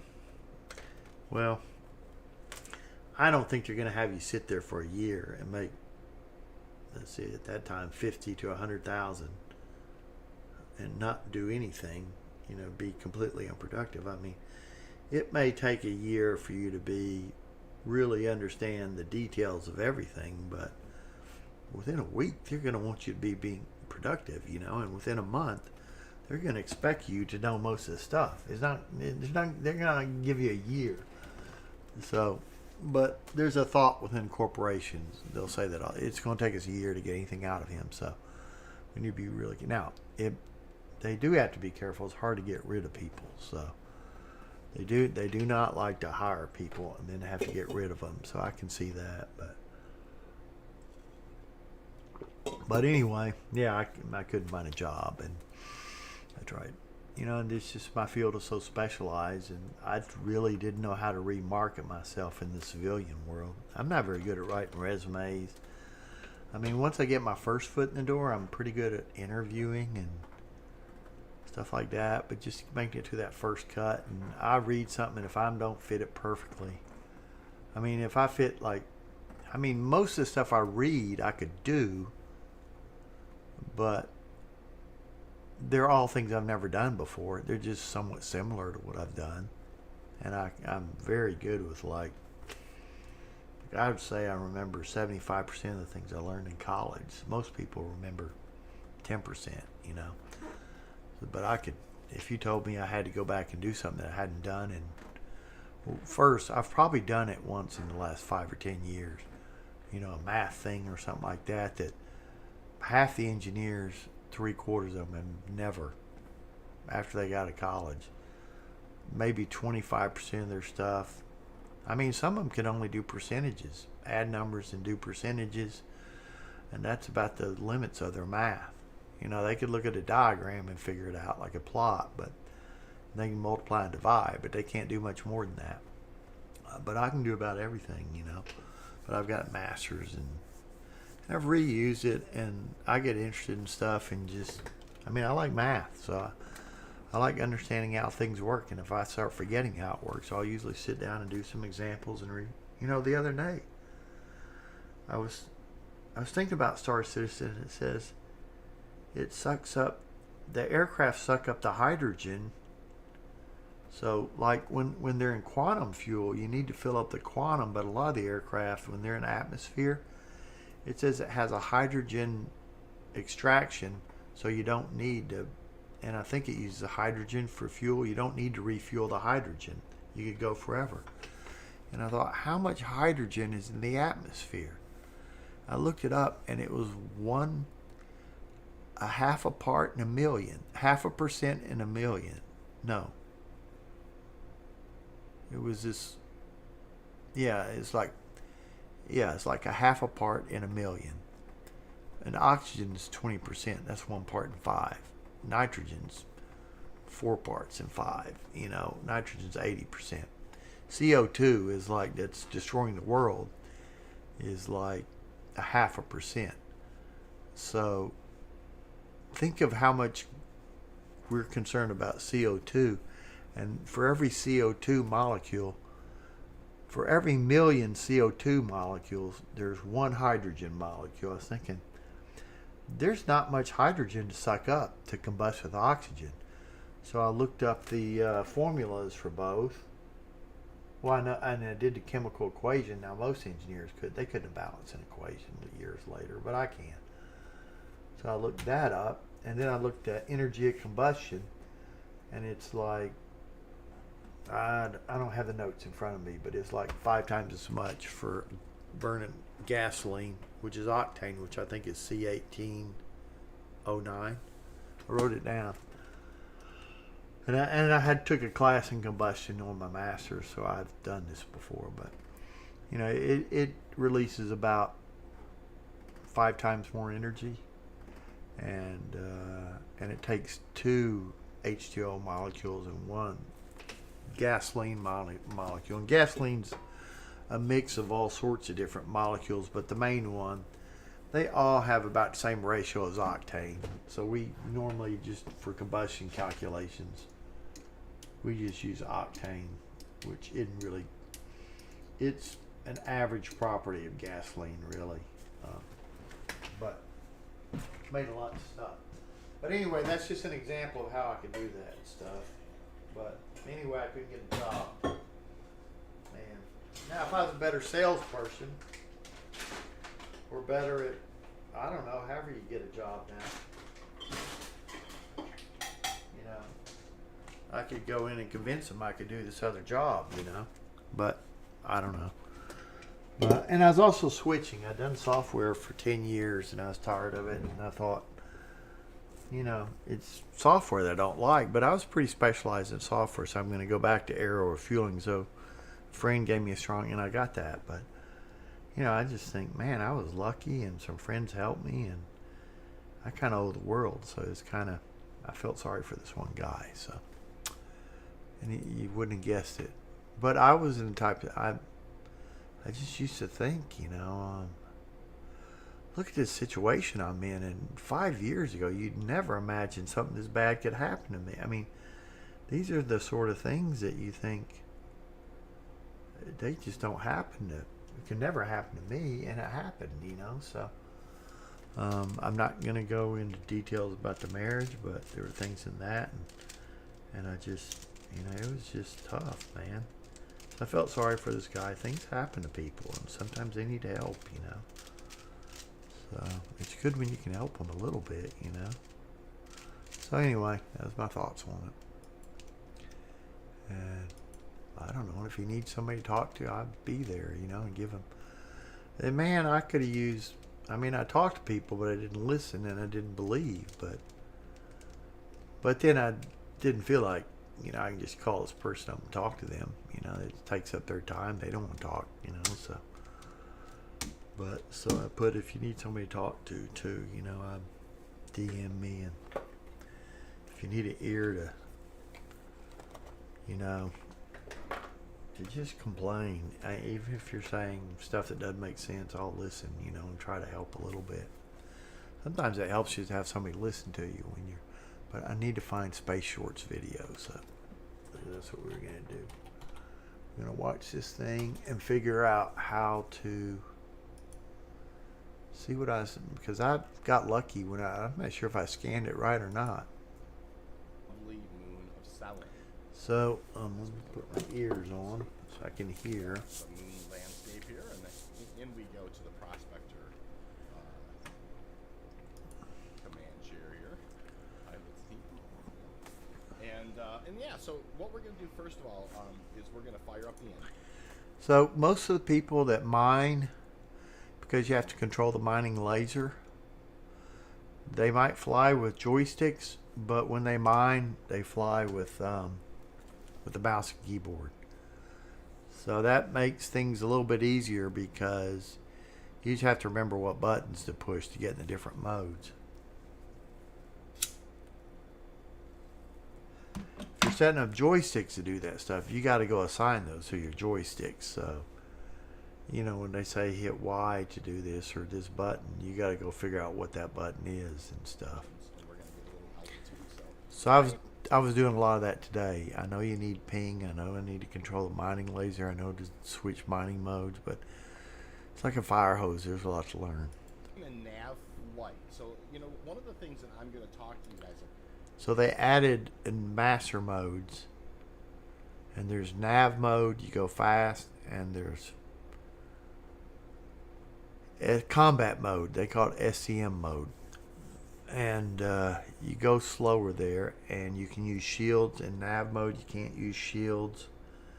But there's sub modes in those modes. To get to mining mode, you have to be in SCM mode, the combat mode. And for there, you can get to... so I guess I should have my shield on. I did have my shield on, but you can change the shield powers. But maybe you should be in nav mode then, but you can't when you mine. You can't go in... I couldn't get into mining mode, who knows. But you have to go in nav mode to scan. So it's all complicated. And it seemed to work for me is when I was in...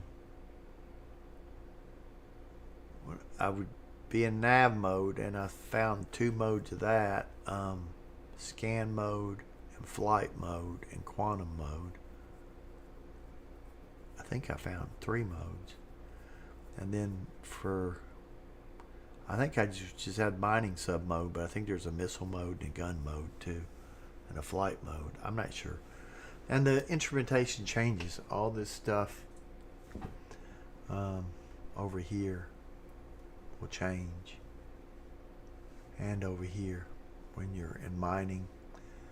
And this will change. You'll get scan will come up with some stuff here, and you need to recognize it, because if you're learning to mine, it's kind of tough, all these modes in Star Citizen.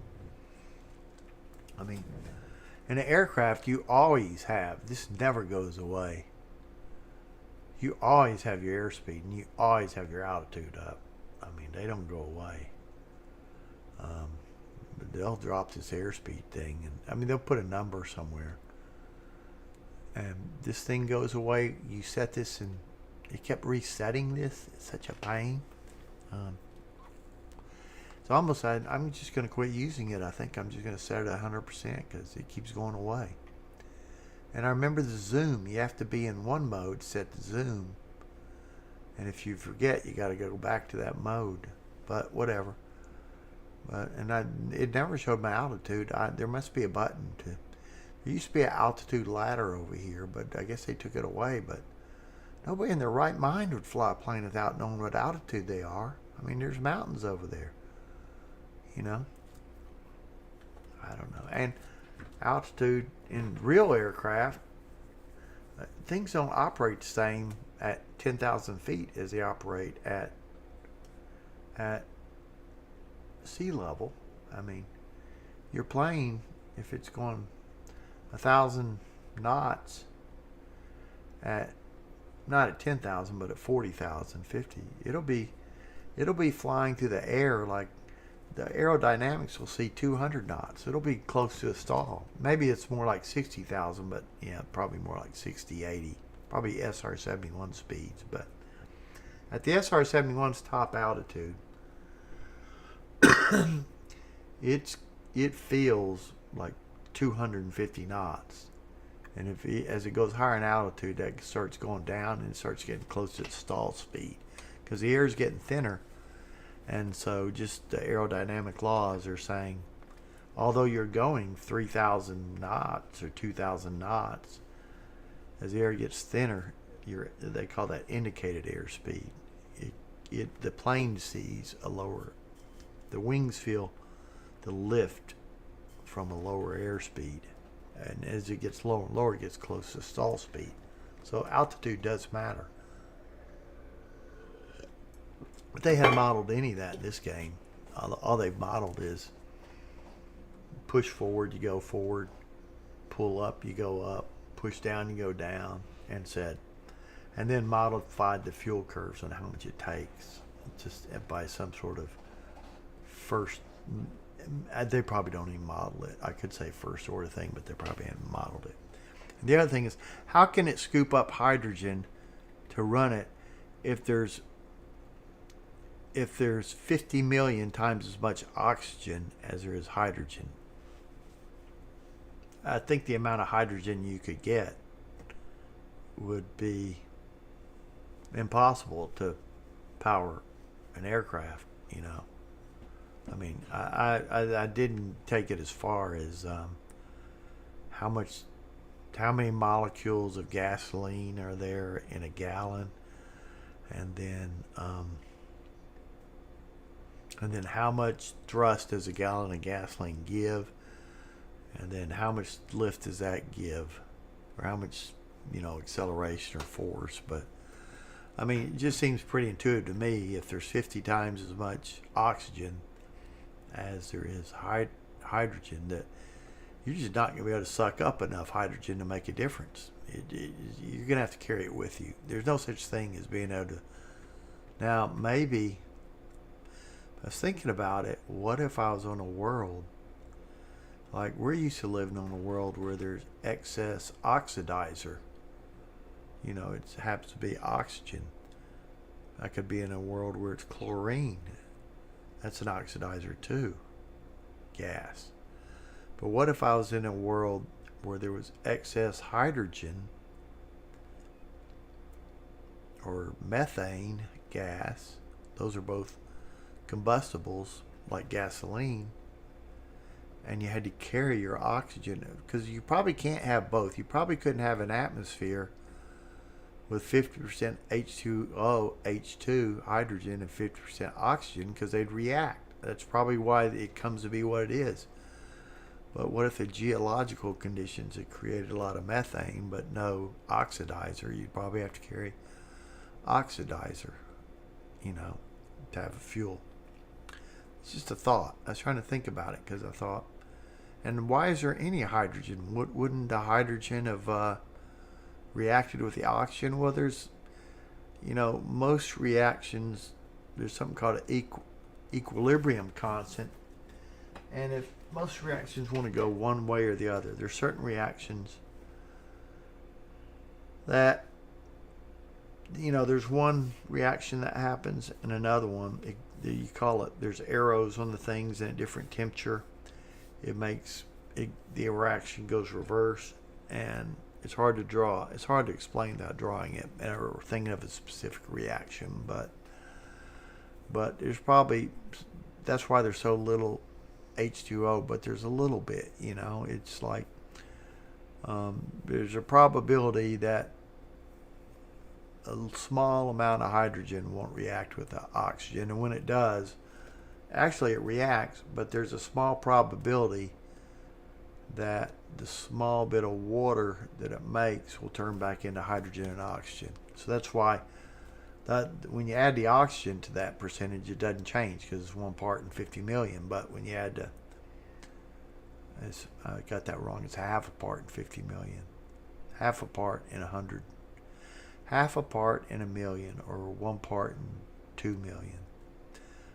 But it looked to me like I'm saying that it took, so that's 1 in 2 million, but it took 2 hydrogen atoms. That's 1 in 4 million, and the gasoline produced 5 times as much energy. So 5 times 4 is 10 million, yeah. So gasoline makes about 10 million more energy.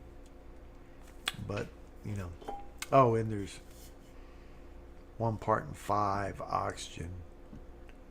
Yeah, so that's 1 in 20. So there's, yeah, so I could 40 times that. Yeah, that's why I was saying that. Yeah, so oxygen's 20%. So if I ratio that to 0.5%, it's 40 to 1. So yeah, it's about 40 million to 1 oxygen to, about 40 million to 1 oxygen to hydrogen. Million, you know, not 10, not 100, million. That's a big number. So, you know, I don't know. I don't think you're going to be able to scoop up enough hydrogen, because you're using that hydrogen to go. So I don't think when I go a mile, I'm going to scoop up enough hydrogen. So that's another place. So I was thinking about that last night. I never thought about that. And Earth, that's what Earth is, but I don't think you're going to get a significant portion. I don't think it's going to be much different anywhere else unless there's... I think the hydrogen's going to react naturally every time a lightning strikes or something. Any sort of spark, that hydrogen's going to react with the oxygen to make water. So you're not going to get a significant portion.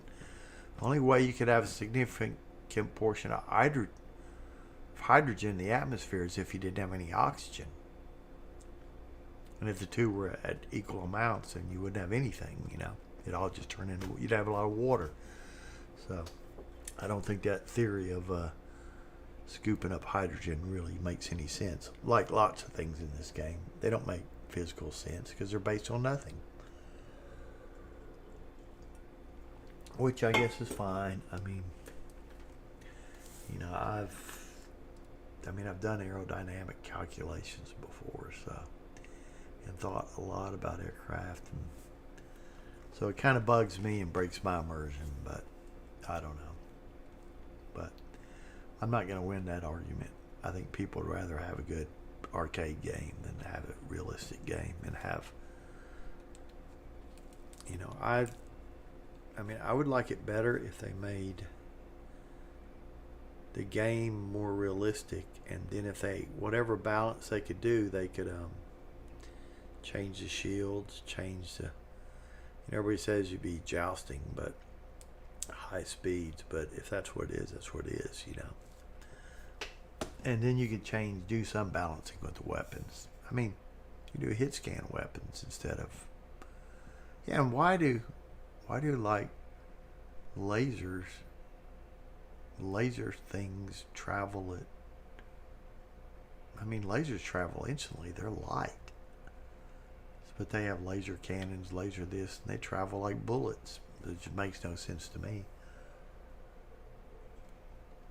Don't call them lasers, you can call them energy blobs or something, but at all.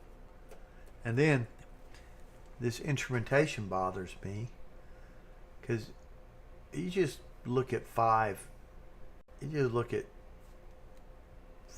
military aircraft and 5 commercial aircraft. At least go with the military. Instrumentation's been thought about. There's been studies done. And after World War II, they started doing all sorts of studies. What's the most efficient layout to give the pilot the information he needs? And then they come up with this graphic, pretty thing. It's just terrible. For instance, I'm sitting here complaining. I don't have my altitude here. I don't. Why is this thing at some pretty angle here? That's just wasted. That's giving me no information. But anyway, I've gone off on a tangent here. But that's my Star Citizen. A little bit about today is these different... But there are different modes, and they've just made it way too complicated.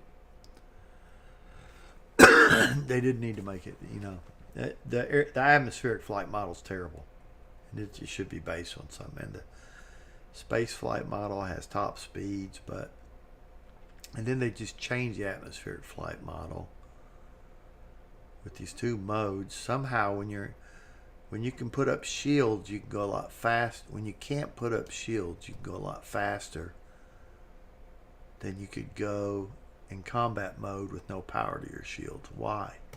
It just makes no sense to me. It was to balance the game. So it's an arcade game, not... And for me, all this stuff is so complicated to figure out. Why do I want to invest time in something? It's just an arcade game. Like if I go on DCS, it's complicated to figure out.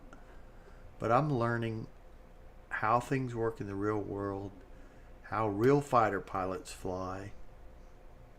And to me, I've learned something. To this, I've learned an arcade game. That's all. That's all I've learned, So for me, that's why it bothers me. But it doesn't, most people it doesn't. And probably if I had listeners here. Oh, and no, I don't have anybody there. But if I have listeners here, it probably doesn't bother them. Like I was listening to a guy, and he had a great point. He played Warcraft, I believe. Yeah, which has an arcade flight sim, and he was saying how DCS he'd go against the F-16, and he would enter a one circle fight. No, he'd be in an F-16. And the F-16s, there's two types of fight. There's a two circle, which is a rate flight. A rate flight, so you go around the circle faster than they do. Their circle may be smaller, that they go around slow, but you go around a big circle faster, and so that gets you behind him to get on at 6 o'clock. That's a two circle fight, and that happens when two aircraft come in and they merge opposite ways, and two circles are going in the same direction. You know, a one circle fight is when you both turn together, and so you're coming. One circle's doing this. You're doing passes against each other. And in a one circle fight, the smallest radius gets their guns. On the two circle fight, the fastest rotation, doesn't matter how fast you're going, it's the fastest rotation. Think of a wheel rotating. Think of a wheel with a wheel on top. If the wheel on top's going slower and the wheel on the bottom's going faster, it'll catch up to it faster. But in a one circle fight, if you've got a smaller radius, like I'm doing my hands, let's say his is a big radius, his is a small one, his guns get on him first. Two circle, you come around behind it. Typically one circle is you just keep crossing, and as you slow down it can turn into scissors. But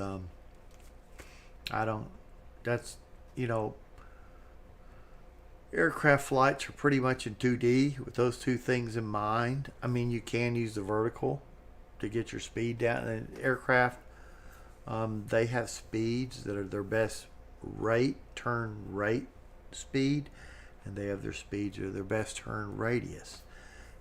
And they change a little at altitudes, but you're basically trying to stay at that speed to which one you're trying to do, or your ultimate goal is to get gunshots on them, you know. But I've been watching Avenger 1 stuff, and you had 3 dimensions on this, and all of a sudden it's just a completely different fight than aircraft. So he's got some good stuff, but you know, you're learning. I mean, they just change these master modes, lower the speeds, and he just does all sorts of analysis on why it just doesn't fix the things they're trying to fix. It just adds more stuff. So now everybody's in high speed things, basically doing passes so they can exit the fight. What you could think of as like in World War II, you had planes like I think the Messerschmitt was the speed fighter. I know the F4 is like this. It's a high speed fighter. It's not a turning fighter. It's an energy fighter. There's no such thing as energy in Star Citizen because it's not based on anything. It's all made up rules. So energy has very little meaning. You don't conserve it. Energy is not conserved due to the laws of physics. It's conserved or lost by the rules of the game. There's no laws of physics. But in a real stuff, you know, if you have a lot of energy, it can maintain that energy. So it could use the vertical. It could do a pass, do a gunshot, and then come back, use a vertical, then its speed slow, it can turn around. And that's an energy fight. And I think the Messerschmitt did that too. I'm not sure of the World War II. I hadn't done that much. I mean, I did Hellcats over the Pacific. That was World War II, but that was such an old flight sim that the only thing I noticed was certain speeds. I got a better rate of turn, you know. Yeah. But anyway, you get 3 dimensions going. And like, this isn't going to happen. He was showing, I'm looking at a plane circling it in front of me, and I'm flying towards it. And he was saying, and then the pips, you know, in an aircraft, usually you're going across the screen.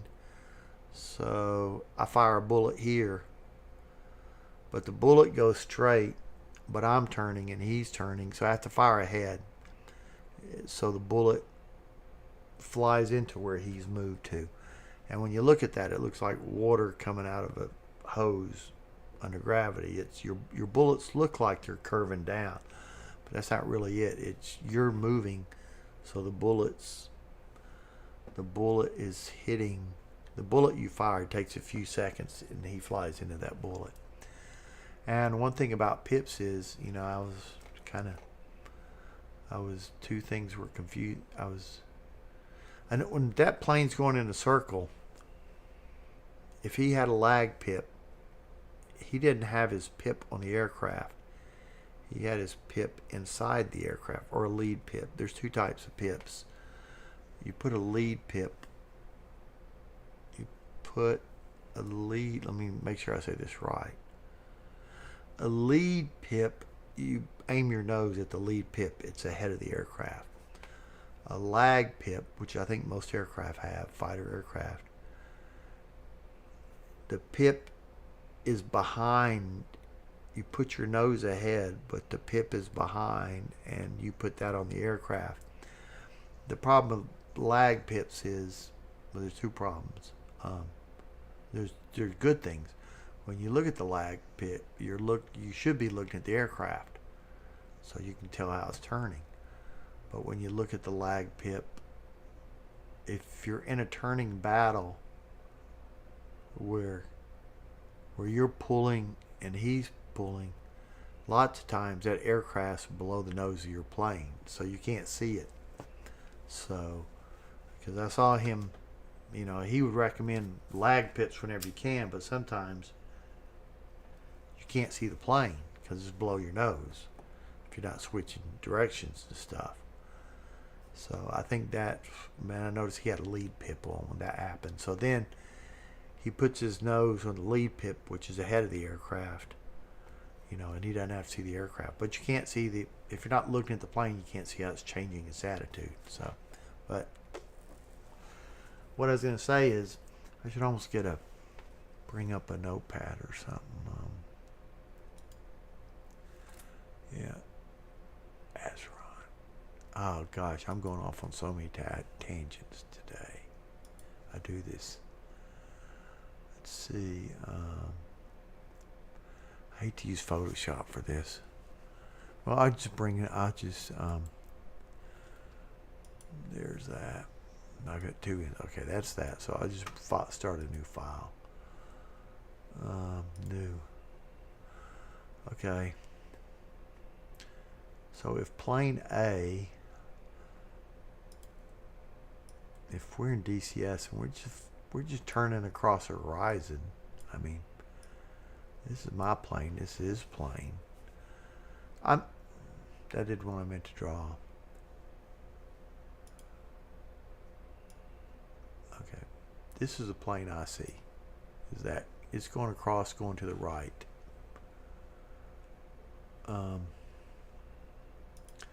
I need to fire. I need to aim at that to hit him. Well, he had a case where the plane was, and I'll put a tail on the plane so we can tell.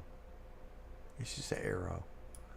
Yeah, that plane's going like this. You get it.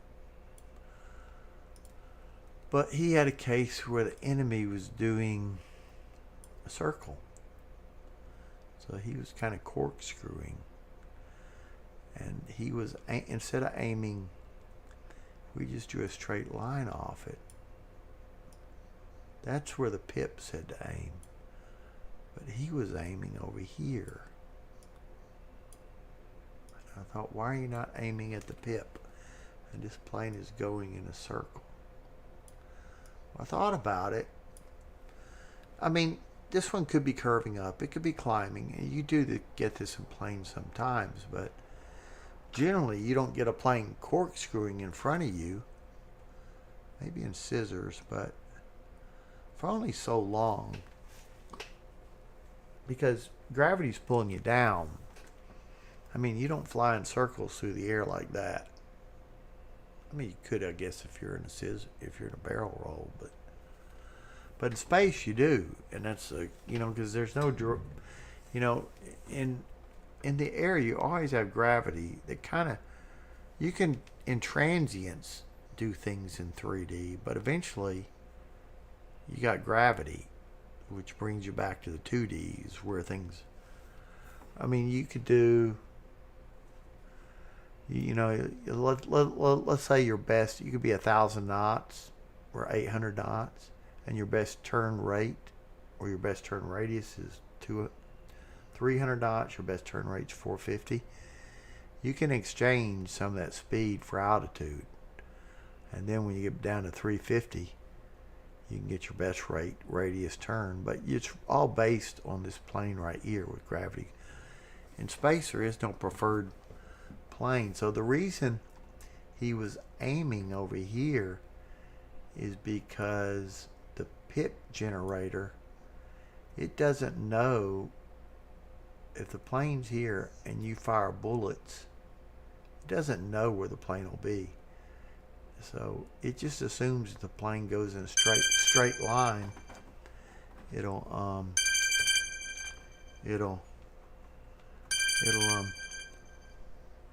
It will, can't talk right now. It'll just assume that, it'll just assume you go in a straight line. So if he flew straight, but he's gonna keep in that turn. So that's why he moved his pip inward. So if he had his pip there, if he went in a straight line, that bullet would go through the air. He moves that far, and then your bullet takes that many times. But over here, he'll be over here. So by then, and that bullet it's moved inward to take into that account. So I thought of that, figured that one out, you know. Just one Avenger One's things. But anyway, see, I went into some flight stuff, but anyway, we'll go back to, I just think these master modes made things that are already too complicated more complicated, that don't need to be. That's just my thoughts. Multiple modes that, yeah, I could see, like aircraft do have missile modes. They're about 2 or 3 missile modes and about 1 or 2 gun modes. But all those affect is your targeting HUDs. Like the HUD still has the same basic information. It's just a thing that tracks your targets and some of your radar stuff, which is on a completely different display, is different symbologies. But the basics is still there. And I mean, as far as I can tell, the throttle doesn't act as a throttle. It doesn't act as a power lever. The throttle should be a power lever. The throttle is more of a speed control. So the throttle is more simple speed, which isn't realistic. So, and then, but here, let's. Sorry, I gotta get some coffee. But I need to. We're talking about how the flight model is unrealistic. The space model, I don't know. I mean, see, aircraft have computers that fly them, but the only reason, what the computer really does is keeps the aircraft stable. They didn't use computers before they had planes with that are out of balance to be more maneuverable. But being out of balance makes them maneuverable, but it makes them unstable. It's very hard to maintain an attitude with those, and people are crashing. So they added computers to make them stable. But it still flies. I mean, now you have autopilots. You have like a constant speed autopilot that will, whatever you set your throttle will determine the speed. That's not the normal mode of it, and that's not how they think of it. And they wouldn't be good pilots if they thought of it that way, because they wouldn't understand what the plane's aerodynamically doing, so they wouldn't understand its performance. So, anyway. But anyway, there's a speed limiter. There's a speed limiter on and off mode. There's a nav mode with a bunch of modes. And there's and there's SCM mode, which has top speeds in space, which make no sense. That's never made any sense to me. I mean, there's decoupled mode, where supposedly you don't have these computers doing things, but they don't work right in decoupled mode either. I mean, if you saw the movie 2001, there's a space station spinning, and there's a ship coming in that's docking, and they have to match rotation rates so he can dock with the spinning thing. And so he just he applies a little rotation thruster until he matches it, and then he doesn't apply anything else because he's spinning. Just like, I don't know, I could spin something here and it keeps spinning. It doesn't stop spinning when I don't. But in their rotation mode, because I tested this, there's a spinning thing in one of the arena modes, and you have to keep applying roll rate to match. Once you let go of your roll stops, and that wouldn't happen in space. And that's in decoupled mode, not in. You can make the argument that, which they make, that in coupled mode, these are just set up to be easier to fly, which they are in some ways. I mean, I can see it. I just don't agree you'd have top speed. I mean, but in decoupled, which most people do PvP fly in decoupled mode anyway. So, and decoupled is like, I put in some speed, and if I'm in decoupled, I'd undo my throttle and I maintain the speed. Now in the atmosphere you wouldn't, because atmosphere is drag. But in this, you probably would, but you shouldn't. I mean, by decoupled, it means no assist. It's, you put in inputs and whatever happens. But I'm pretty sure if we test this, well, the latest decoupled said we're going to add in gravity for decoupled, so that's already, it's they got so many modes and so much stuff to balance that they made it way too complicated. I would rather the game is based on realistic stuff, and then just balance the weapons and other stuff and say that's just how it is. It's based on physics. We want to give you a realistic game. I mean, I would rather the game be realistic in how I fly than be realistic on how I sleep in the bed, how I go brush my teeth, how I have to drink something every hour, how I have to walk from here to there to take a train to do something else. I mean, those things are mundane in life. I don't really care about simulating those. But those are simulated too. They've now added cargo that they've simulated instead of, I'm going to say I want to buy this much cargo, which I should be able to do it for my ship, but I have to walk to a shop to do that. And it just showed up in your ship. And now they've had it to where now I have to go to loading dock and take a laser and pick up cargo A and move it to here, and B and C, and then pick it up and move it to here. And that's kind of like pulling teeth, and then I've got to stack it all in there. So it'd be like in real life, I got a pile of sand over here, and I'm going to simulate moving my pile of sand over to there, or pile of dirt or whatever. I mean, they're simulating things that don't matter to me. They're not fun things to do. They're not things that are going to hold my interest. Loading cargo is not going to hold my interest. But anyway, I'm waiting for my coffee to be done, and then I'll quit going off on tangents about the flight model. But it's just, I sometimes hope that they come out with a game, it's somewhat successful, and then somebody builds a realistic space simulator. But that's what I would like. But I don't think they'll ever do it. They may have tried to at one time, but I don't think, from everything I've seen, they don't have people that either understand physics and aircraft. And there's a lot of information you can learn from aircraft about physics, and there's a lot of engineering that's gone into how aircraft work that they could have built upon that they didn't. In space flight, and I don't know. I mean, do we have to completely simulate orbital mechanics? No, that's pretty complicated.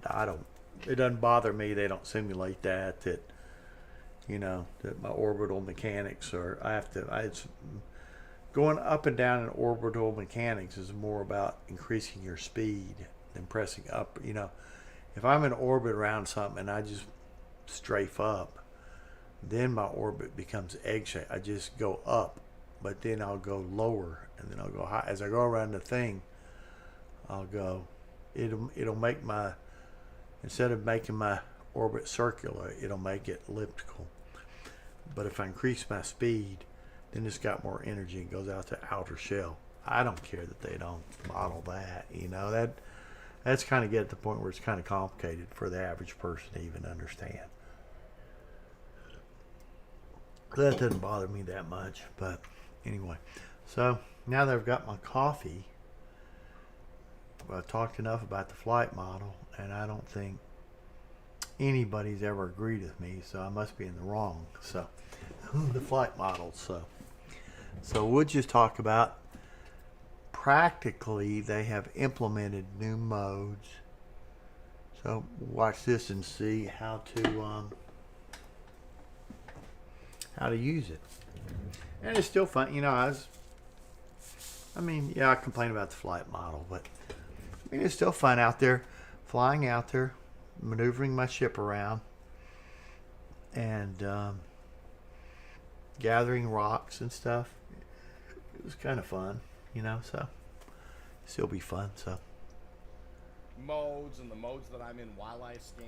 So back in summary, they added nav mode, which has sub modes, and they added SCM mode. And then the approach and a couple of other things as well. But this is mostly going to be focused around these scanning mechanics to locate either prospector, ROC, or mole minables. So all three of those will apply in this particular situation. There's some codes we need to remember. At one time in my video today, codes work. Divisibles of things, like if it's divisible by 100, then it's this type of material, like rocks, like diamonds on the ground, minerals. If it's divisible by this, it's hand minables. If it's divisible by this, it's the type of things that a prospector could pick up. If it's divisible by this, it's salvage. Now, I don't know why they came up with these codes. Could it just, if it's thousands of years in the future, it'd just say minerals, rocks, salvage. They wouldn't give me a code that I had to memorize, but whatever, Anyways, up we go. Whatever, complaining aside, it's just something we got to learn, and he's going to tell us this. Pull the gear up. VTOLs are fine. In this particular case, it is important though that I actually swap over to nav scan mode. VTOLs are not that important in a prospector, but it's a good habit to get into, because if some aircraft, like a mole, they'll fall out of the sky without VTOL. So some of them, the mole's one I'm sure of, that if you forget to turn it on, all of a sudden you'll just let go of the stick and find yourself falling, and so and then you got to turn the VTOL on. Then you're not in the habit of the VTOL. And so nav scan is really going to be the mode that I'm going to be in for the majority of the time that I'm out scanning around. The next Okay, so he stays in nav scan most of the time. So he's probably staying in that. And then when he sees certain things that he thinks are interesting, he flies in and goes to SCM and goes to mining mode. And that's when you were sending me, it was telling me what it was. Let's see, the other, in a prospector, I can get my mining nose on the ship. But if I was in a mole, I have to do it all V-scan, because, the operators in the things have access to the mining modes, but I don't have access to the mining mode. I'm 99% sure of that. That was when I went from prospector to molt. That's something I realized. I was kind of dependent on the mining. But you have to know well enough what's out there without seeing the mining mode display to be able, because you don't know where the crosshair is on it, you know, to go find it. Very important thing to discuss here is this PIERC here on this right side of the UI. This is going to dictate your scan angle, and what that means is Okay. at 0%. And I'm using the mouse wheel. The mouse wheel, when you're in nav scan, the mouse wheel moves the pierce up and down. So if you zero scan, a 0% pierce scan, that's like a 360-degree scan all the way around you. And in this particular case, as I kind of roll my ship to the starboard side, you can actually see I see some unknown markers. These are opportunity markers, as I like to call them. Okay.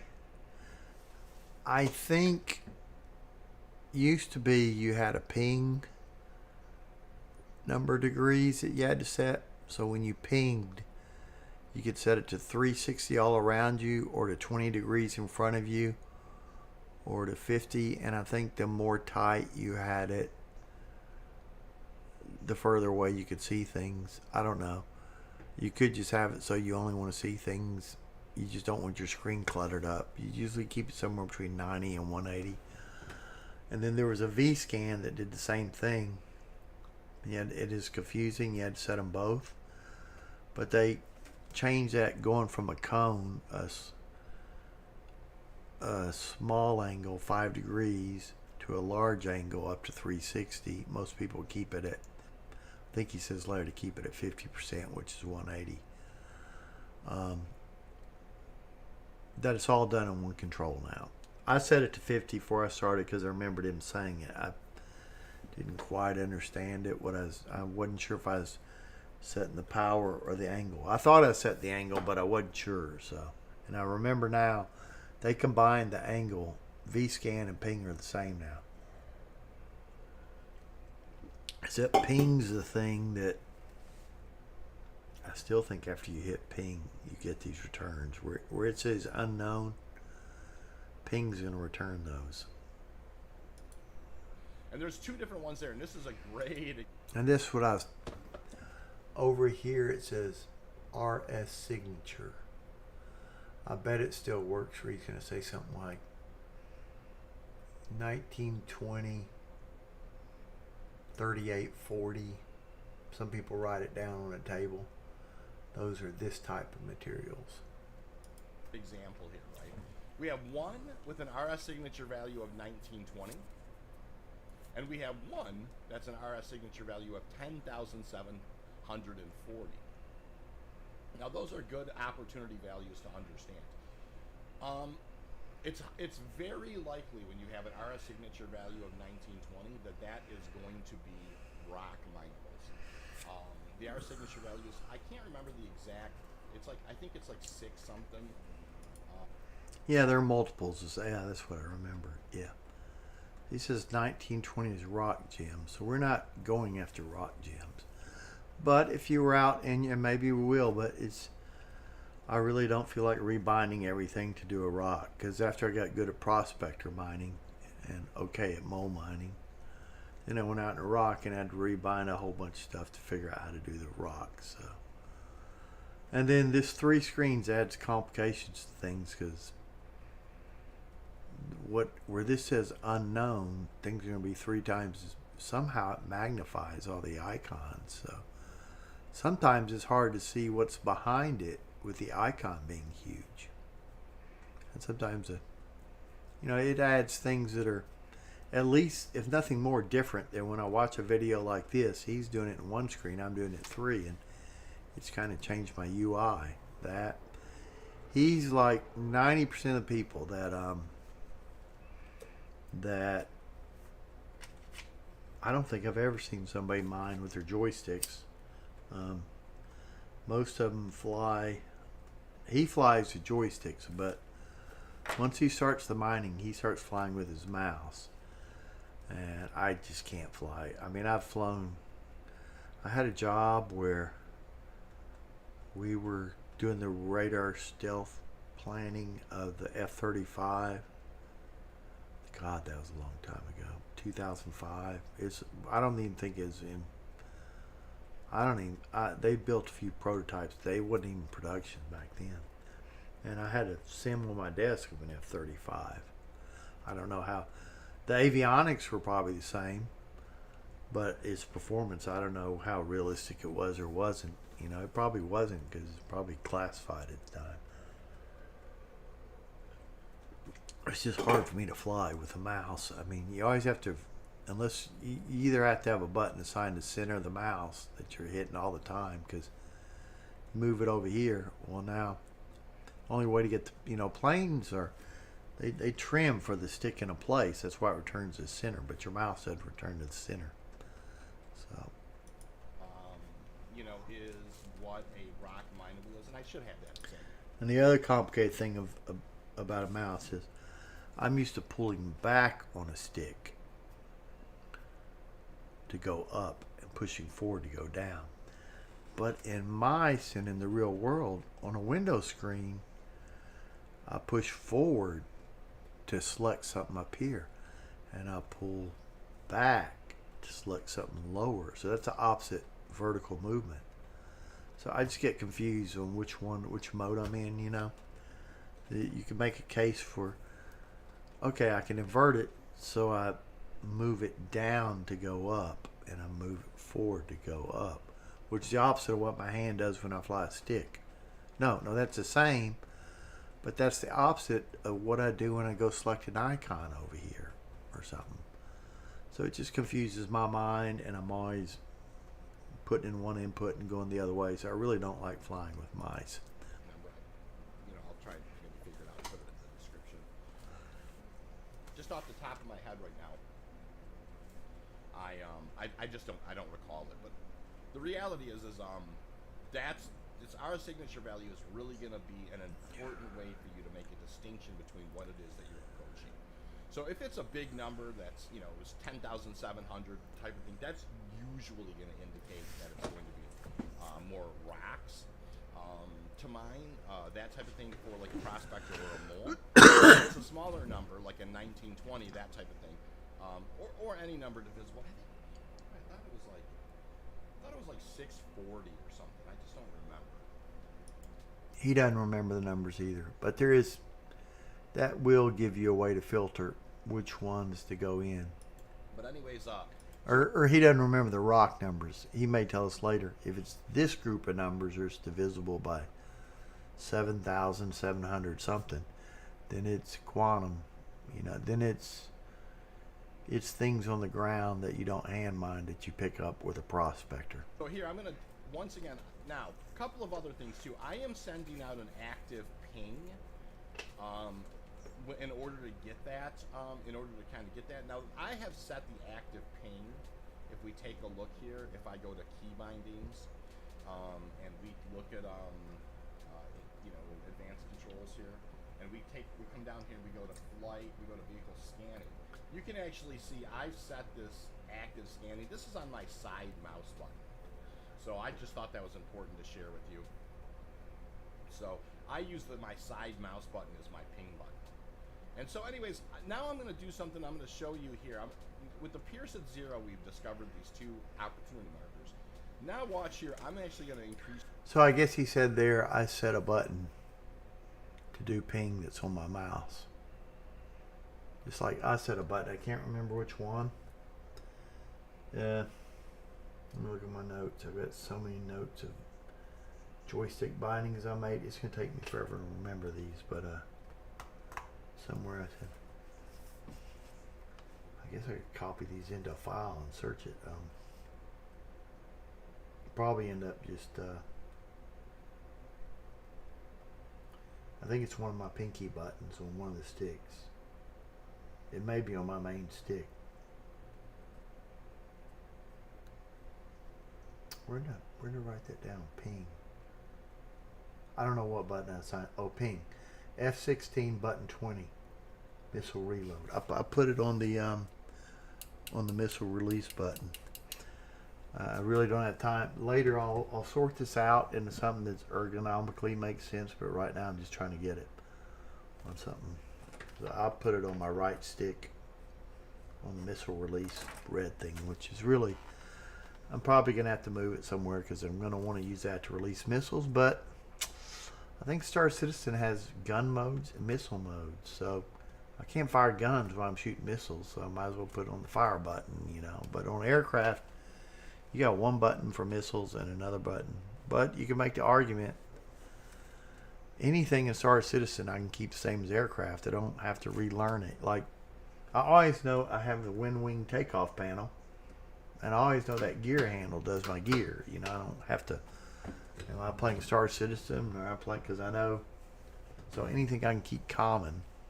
That's why I have my roll axis on my stick.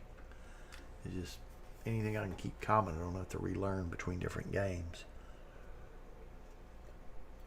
And to be honest, I'm more interested in flying an aircraft well than Star Citizen well. So I could probably fly better if I put yaw on the stick. And if I didn't do aircraft and didn't care about aircraft, it probably, I think yaw on the stick's probably preferred because that's what the turrets do. But I mean, if you do something enough, you'll learn it. So whatever. Use the pierce to full, right? Because now that I have opportunity markers out there, this actually is a very focused scan. So the first scan, the 0% is like all the way around you. Oh, okay. And, so here's the important thing. When he goes up high, so I'm going to be changing that a lot. So I've got that.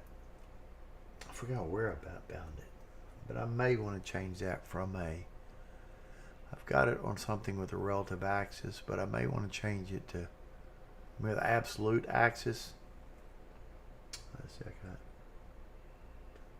okay, I got one of my axes is the mining laser. That's on my VKB down here. I have the zoom axis on my combat control panel. Oh yeah, I didn't assign that to an axis. I assigned VScan to my VKB. One of the buttons, left and right, increases or decreases it. Okay, I can't see it here. Oh. Did I write it down? I'm trying to write all these notes down. I'll go through them later. I've got this right here. Look at that. This is my stick. I don't know how you... I really don't want to zoom this in, change the size of this, but I've got all these notes that I was taking today, and I don't know what buttons are on this, and sometime I'm going to make a document like, what's the, keep this on Word.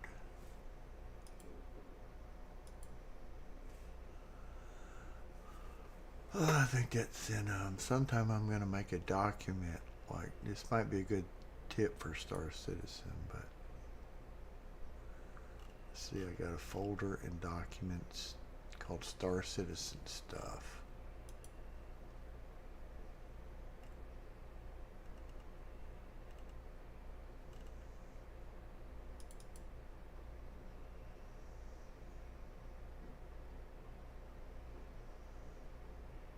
Oh, wait.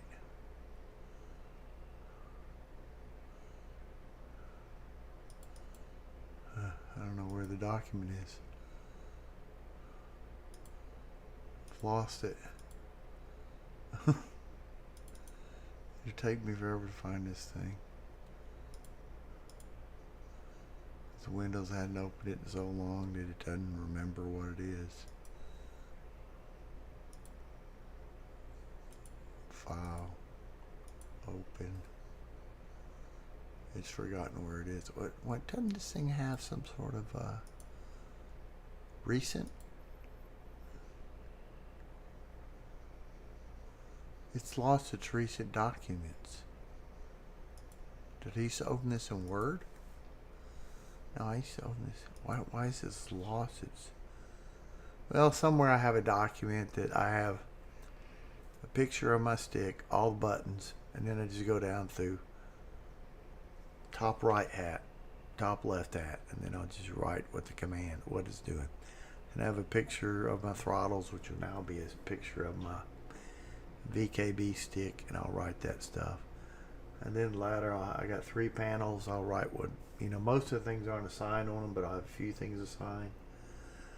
And maybe I'll put some stuff on this F15, stick, but mainly just the buttons since I won't be moving the throttles. And then, my startup panel I can't even touch. There's one rotary I can get to, but the stick's on top of that. So I don't know how I'm going to find that document. But somewhere I have a document that's got all that stuff. And somehow, it used to be on WordPad. It used to be saved. It used to it could be Word. No, I don't think it's Word.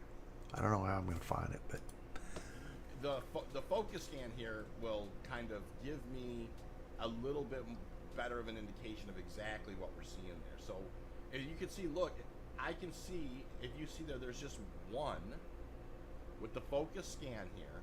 There's just one teardropped icon. That tells me that that's gems. And here's what I mean by that. If I just shift over here to the bigger RS signature value and I ping, you can see multiples there. And that's why this is such a perfect example. See how there's multiple teardrops? yeah, if multiples come in, it's rocks you can... That's what you want to find is multiple rocks for a number of reasons. First, it's an indicator that it's things that the prospector can pick up, and if you get more than one, you don't spend as much time. You can go in and glance at them, and there's a bunch of them there. You got a bunch of opportunities versus one. If you see multiple teardrops, that's going to indicate several rocks. 1, 2, 3, 4, at least 5 there. So once again, if we kind of come back here and we do that ping on this guy, and you do have to have it on your, you do have to have it where it's showing kind of the opportunity marker. But if you do a full 99% scan after you have the opportunity marker, once again, you can see the 1 icon here versus over here where you get the multiples. And I could not have really planned it better. So now I'm going to begin to approach these guys. I'm in nav scan, right? But in order to keep them on the screen, you do have to kind of let off the pierce a little bit. So notice at 50 it's an unknown again. At 75 there's a single marker there, and we can kind of, so there's a couple of gem icons. One of them we didn't even see at first, but as we get a little closer, you can see that now that we're approaching the rocks, right? As soon as I see these, as I'm approaching here, as soon as I see it draw like the downward arrows, then I hit B and M, and B takes me into SCM mode, and M puts me in mining mode, and I can approach these rocks. And when I do that, generally, in mining mode, you're going to get an outline on the rock, and you're going to be able to see it. Now, in this case, it's not happening. So that's what I did, pretty much, from old habit. But I don't think that'll work with a mole.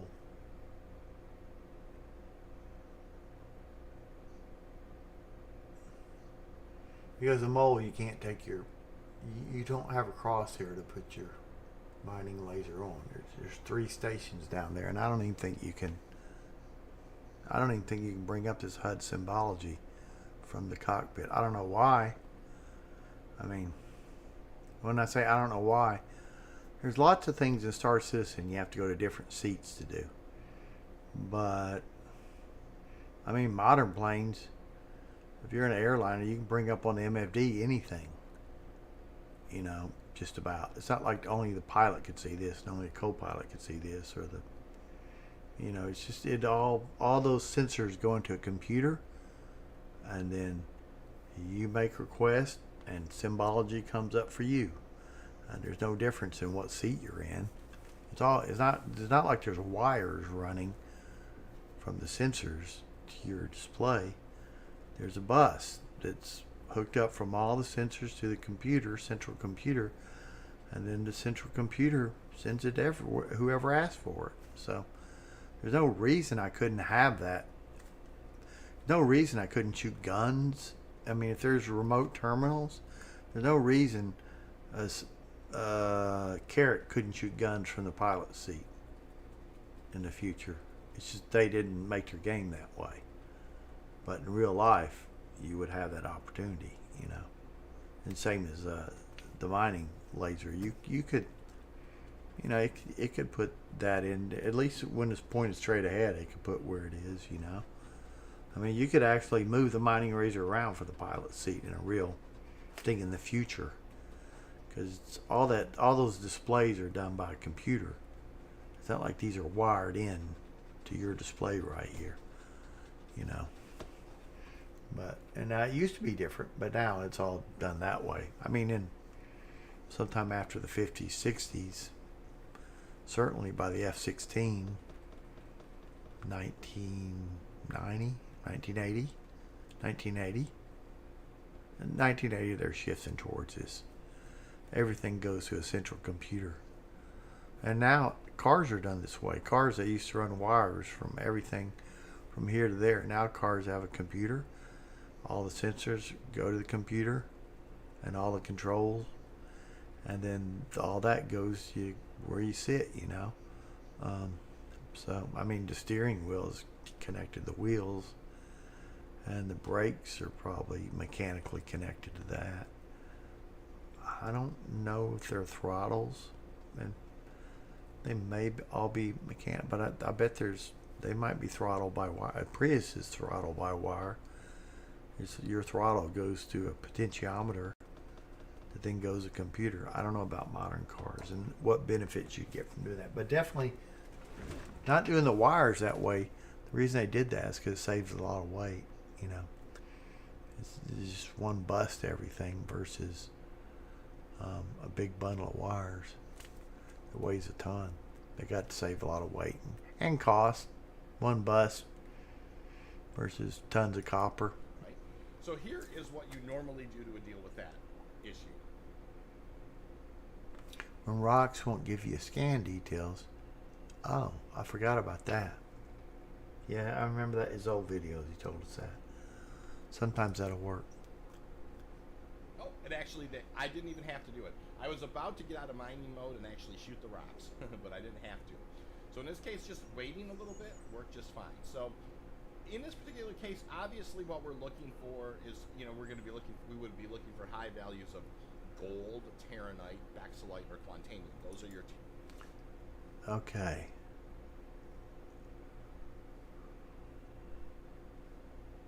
So I know quantum and gold are worth 3 times,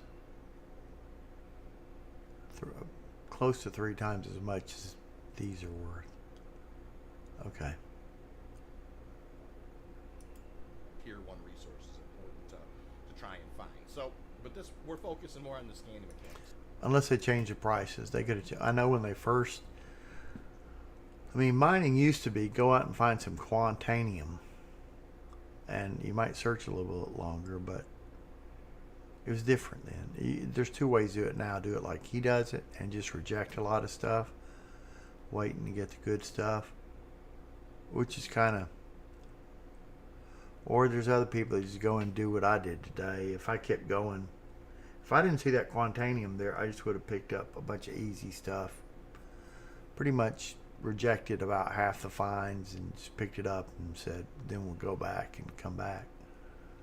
So there's 2 approaches. You can either reject a lot but pick up a lot and just get done, or spend more time scanning. You spend more time scanning and searching for it than picking it up, basically. I don't know which one makes more money. I like doing it the way he does it more, but today I just want to get some money in the bank and get going. And today was more just figure out the controls and how to do it. The money part wasn't that important. So let's rinse and repeat one more time, okay? I mean, the money part was, but the more time I'm out there, the more likely I'm to crash or something like that. So we're going to start out in nav scan mode. You got to have it just a little altitude, nothing crazy, around 1,000 or so is just fine. Then you send out a ping. Then you get an opportunity marker, and then you check the RS signature value. So one more time, we'll just kind of talk about that. I think if we do a Google search, we can figure out certain multiples are rock stuff, certain multiples are or which rocks are gems on the ground, and then I think there's a range of numbers that are salvage stuff, a range of multiples of stuff. I keep saying range, multiples. Like if it's multiples of 100 with even zeros, it's something. If it's multiples of, I think he said 640, it's rock minables, which we can't pick up. I mean, we could get out of our, I don't even think we could do that.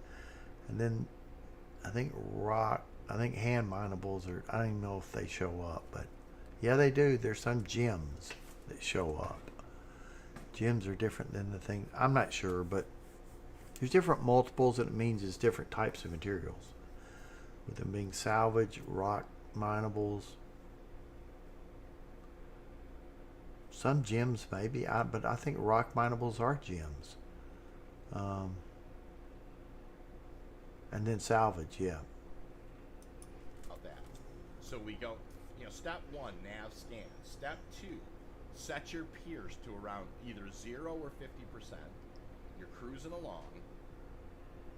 Active ping. And so I'm just going to go in this direction until we get an active ping here. Hopefully that won't be too long, but you can toggle between a 0 and there's an opportunity marker right there. Notice that a 0, then you can do like a 50%, but then you actually can do a focus scan and get the icon, and we know that that's going to be a rock mineable. It's probably going to be 3 rocks, as a matter of fact. So, anyways, yeah, let's keep cruising here. Because, in the prospector, we're not looking for rock minables, although they're, obviously nice to be able to kind of search for them. Wow, I'm surprised he could get this video. I mean, this is pretty concise. He's gone in and edited. First, he had to make the video. Then he had to pull it all together. Then he throws in these little things at the bottom, And he did that. And I think people were he streamed Saturday morning. People were commenting Saturday night. And he got this out by Sunday. That's pretty good. Here we go again. Toggling between our 0 and our 50 scans. Boom! Right off to the starboard side there, you can see there is an opportunity marker. I'm pivoting towards it. Now I'm pushing my mouse wheel up. I've got a 99% Pierce. I hit that thing. You can see multiple teardrop icons there. So I'm going to go on the approach to those. As soon as I see the down arrows, depending on the speed, you have to, a little bit depending on the speed. But as soon as I see the down arrows, I'm going to go ahead and hit B to go into SCM mode, B, and M. Oh, the down arrows are, okay, yeah. So, you do have to do that, okay. So I have on my one stick, I have a flip switch in front of my trigger. That I have one way's nav, the other way's SCM mode. So I just flick that, and if I want to go on mining, yeah, I do the same. B and M. And so now we're ready to just kind of go in here and take a look at what we got. Let's take a look.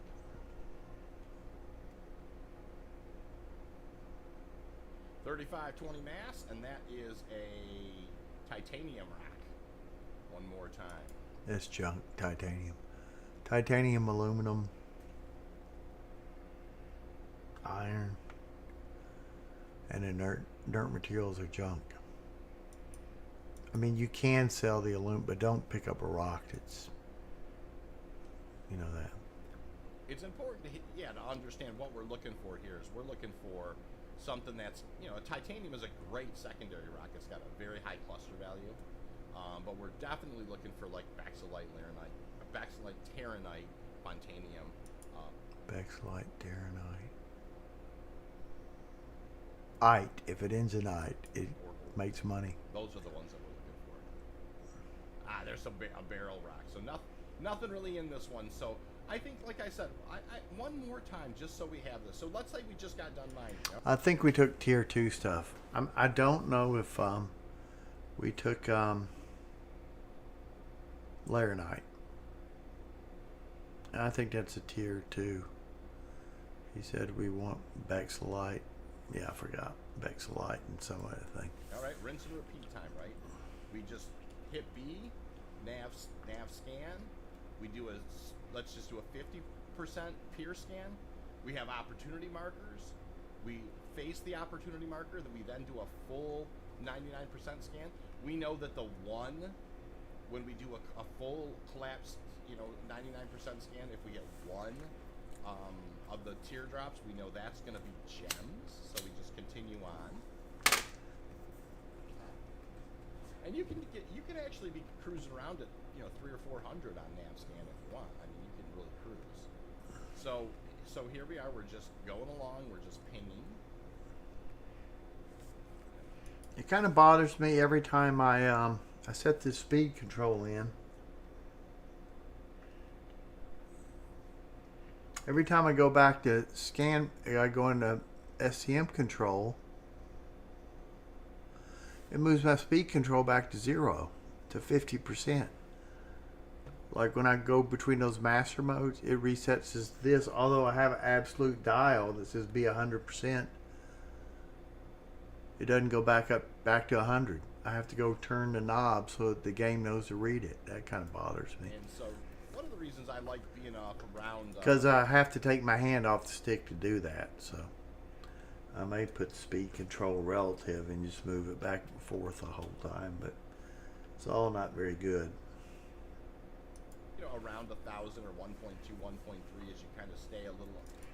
Well, if you're a mouse and keyboarder, one good thing is this game is really optimized for mouse and keyboard in lots of ways. If you enjoy flying it that way.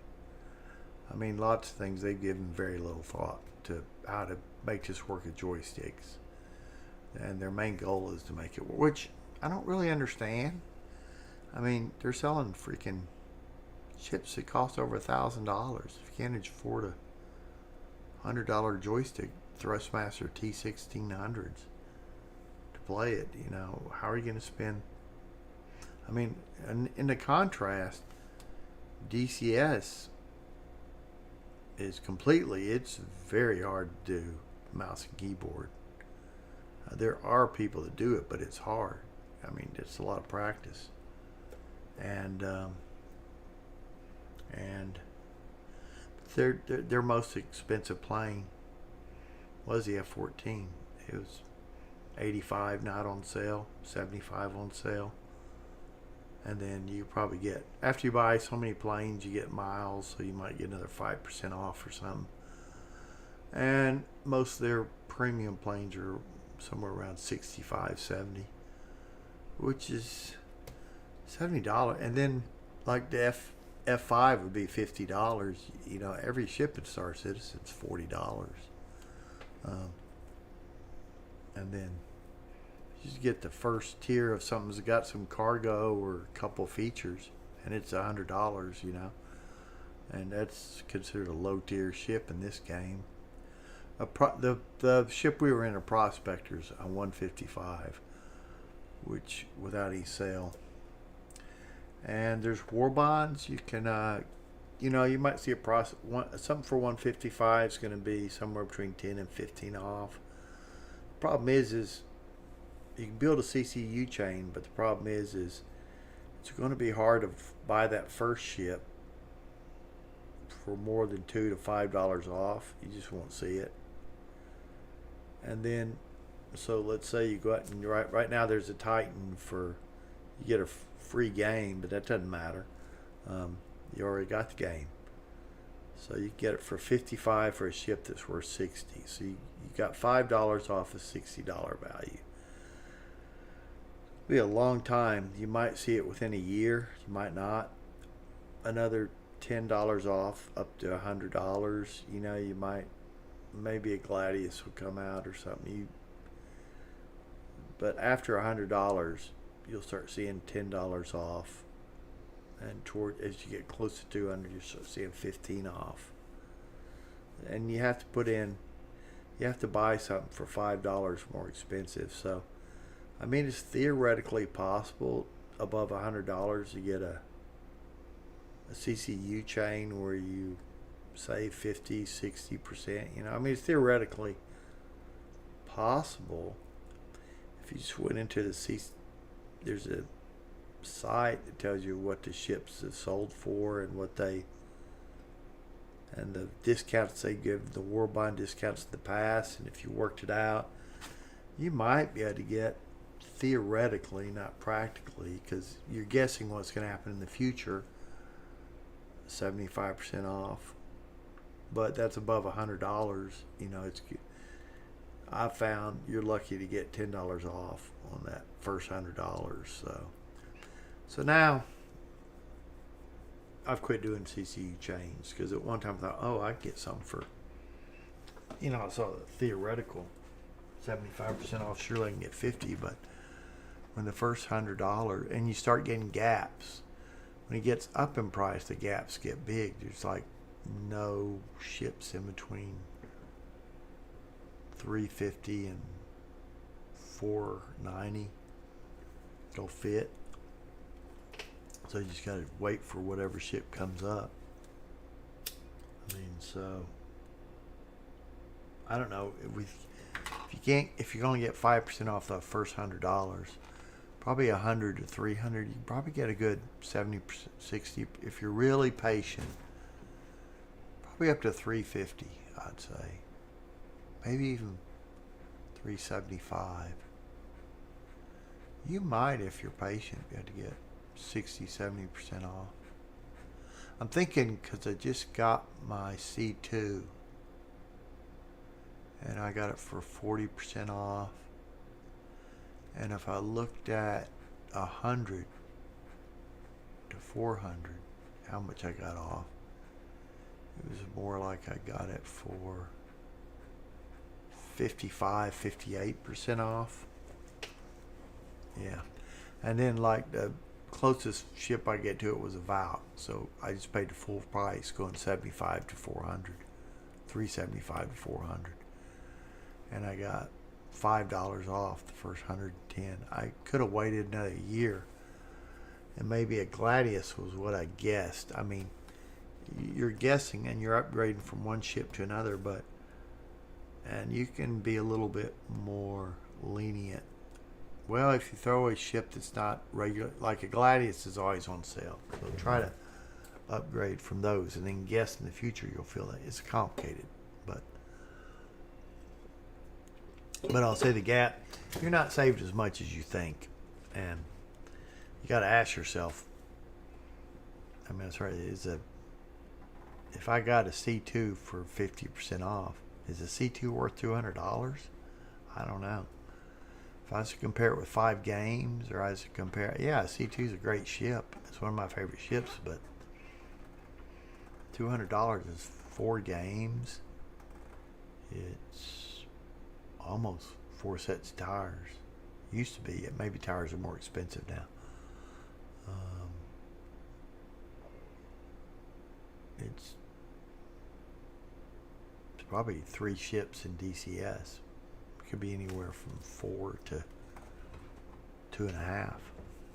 I think the Apache is like 75 without discounts. Now I'm talking about getting this on discounts. So in DCS they have discounts too.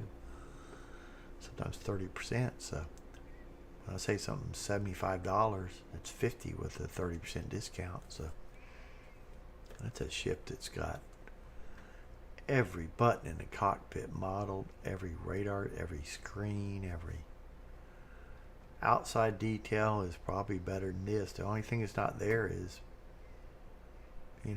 This ship, I got out and walked through a door, and there's a little area with a bed. The bigger ships, you know, you got hallways and places to eat. It's like a house in ESO or BDO. If you like your house, you know, then the ship is kind of like a house. But I mean, there's $100 houses in ESO. I don't think there's $500 houses, you know. So, and so I don't know. I really think the ships are A overpriced. little over some of those weather. You can actually see the weather a little bit behind below, like on the actual surface. So, and we don't always avoid it. Oh, there's, you can see right there. Boom, look at there. There's an RS signature value. Oh, Right there. I got to make a comment too. Here I am. I'm always giving the negative. Space Shorts is such a positive guy, man. Even if he doesn't like something that they're doing, he will frame it in. You know, I really don't like this, but if they do, and I can see how there's other things, he's very positive about his criticism. He's, you know, which is good. But he will say when he doesn't like something, but he won't be all negative like me, you know. I've just got kind of jaded about Star Citizen. But, I mean, I'm having fun right now, and a lot of it is just with all the changes that were going in the wrong direction. And the game was just so unstable. I would go out, try to mine. I mean, to me, the fun's making money. Now, it's going to go away the next time they wipe it. But I'd go out and the game would crash, and I'm like, this thing is so unstable. And I'm like, there is no other game I've ever played that I'm losing my money, my equipment from just bugs.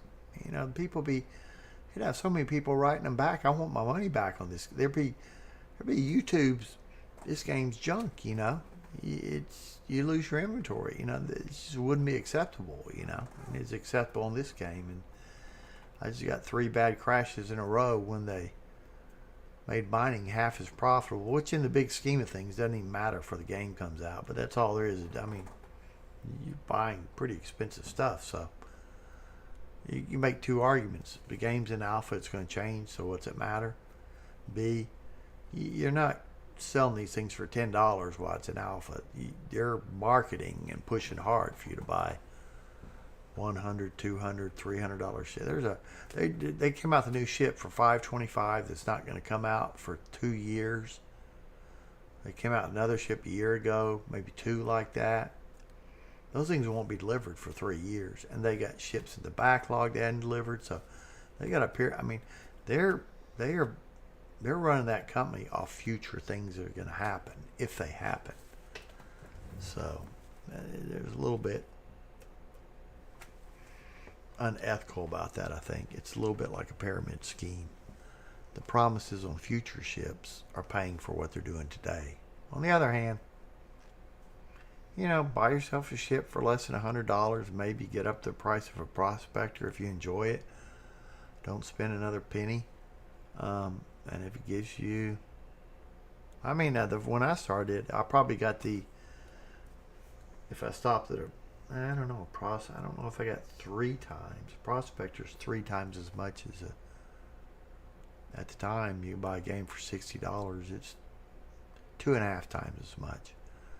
I don't think I got 2.5 times. I probably got, if I went out and bought a $60 game, I got that much enjoyment out of it at the beginning. I don't think I got 2, you know, like Horizon Zero Dawn and what's another good game? Well, Elden Ring, the one that everybody raved about. It's like a D&D. You know, you take those 3 games, it nowhere near as much enjoyment as those. Probably, yeah. So There, you can see it. It's 11. That's a big one, right? So if we collapse to 99%, you know, push the mouse wheel forward, we active ping again. Look at all those markers over that way, so we know to approach at that point. And if we want to keep them, you know, kind of as showing these things, we can kind of lower the scan as we kind of drop the percentage as we approach, which is great. And then once we get, like I said, get in about this area, my finger's already hovering over B. okay. Right there, right into B. right into M.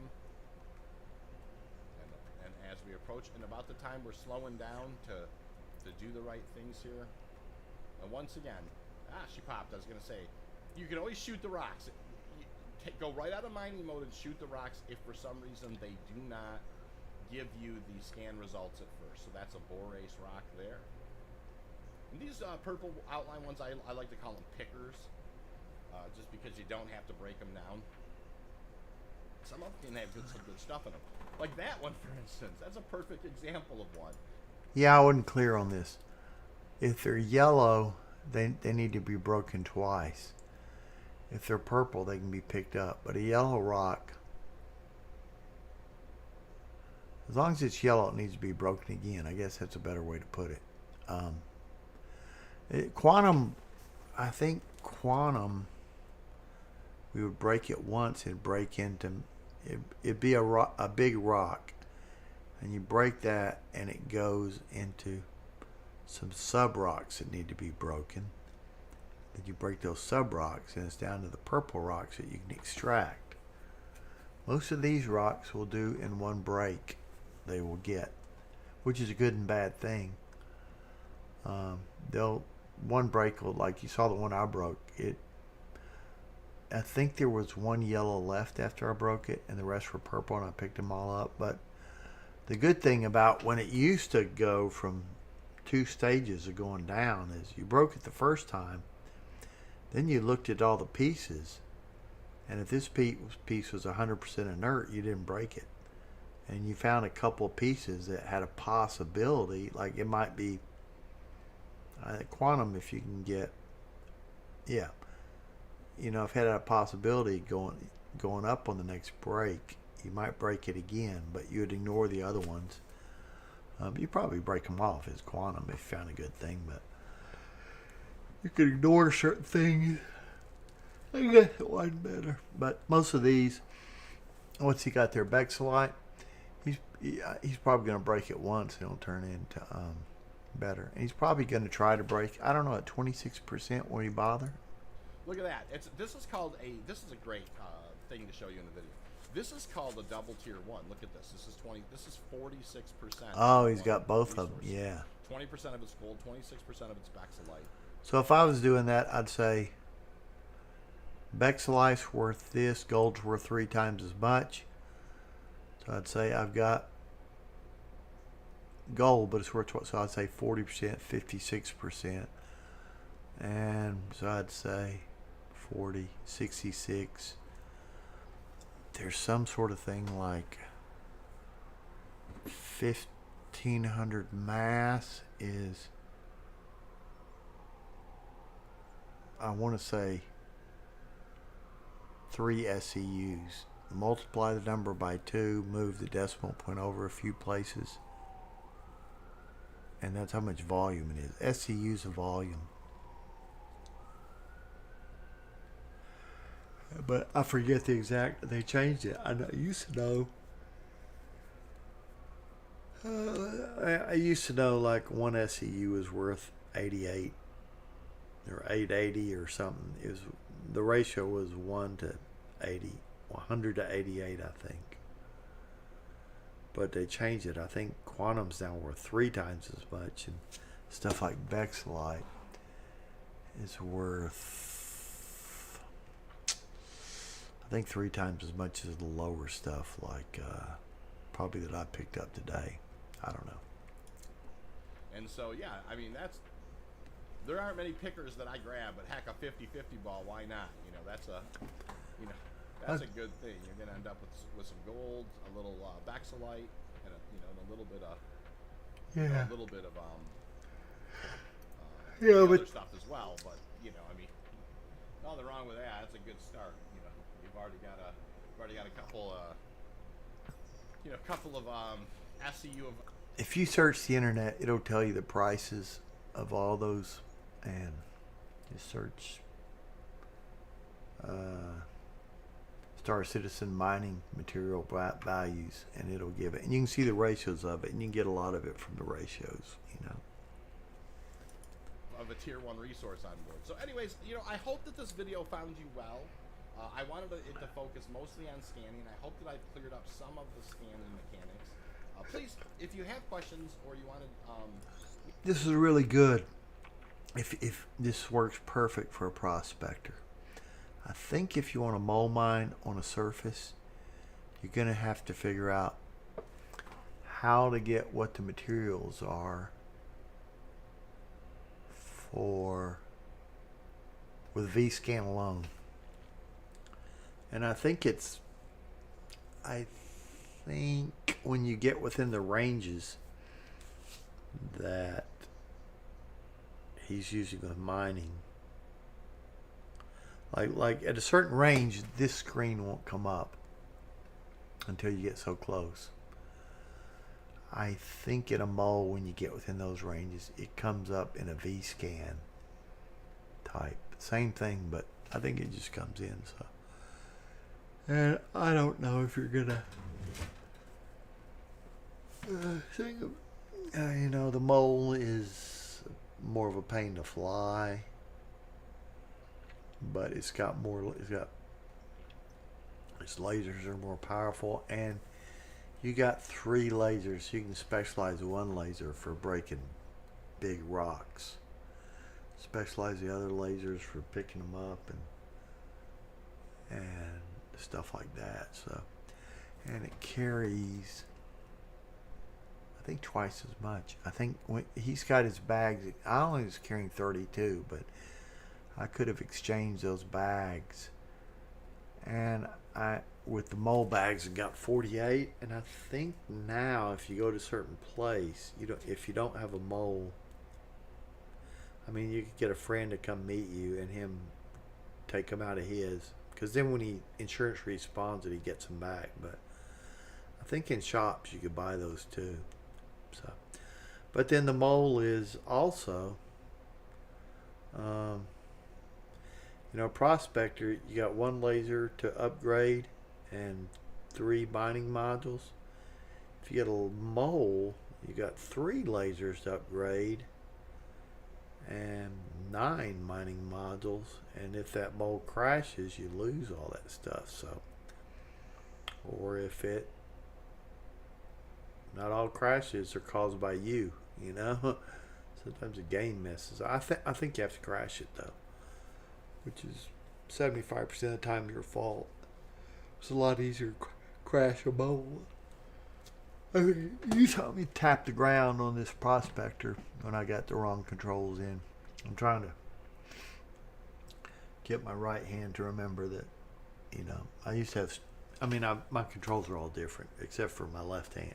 My right hand's the same, but my feet and my right and my left hand are completely different, so I'm having to, you only have to forget that for a second to crash the ship. I did that when I was leaving. I'm not sure what I did. Oh, I probably used to pushing the throttles forward after I leave. Right away. I'm in a hurry. I got Quantanium. I'm in a hurry. I want to get out of there fast. So I'll point the nose up and throttles forward. And I probably, same thing, same habit, and push the stick forward. And stick forwards go down. So that's probably why I hit the bottom. Yeah. That's how I crashed it. Yeah. Well, I'm going to just write in here.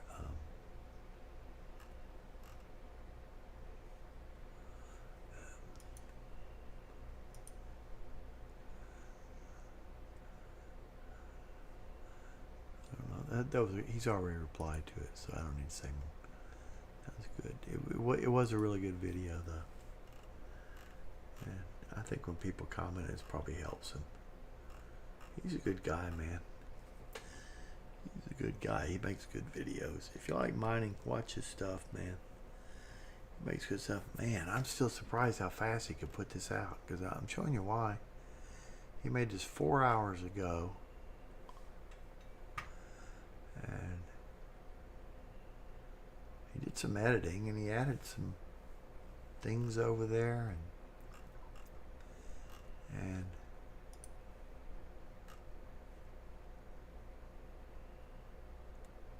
Well, maybe I'm wrong, but I think he did this. Videos. Yeah, he did this a day ago. He did that in the morning. I missed his stream. And made that in the morning. And I think I left comments on this one. I left comments on it. Let's just kind of go in and see what we have here. Left a few comments there, but one of them is it might be good to make a scan video. Lots has changed. See what the first rock. Yeah, we won't go through and watch, but you should watch this if you want to learn how to do this, because he's really instructional. Okay, I go into a little bit how it's unstable.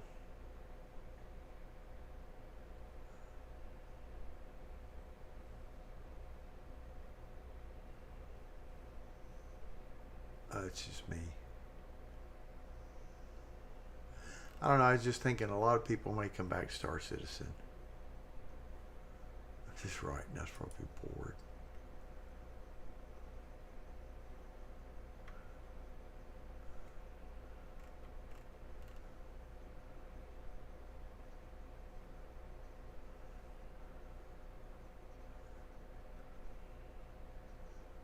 I don't know where I put it, but someone else said you ought to make a video about. Oh, I put it in their comment. I added on to it.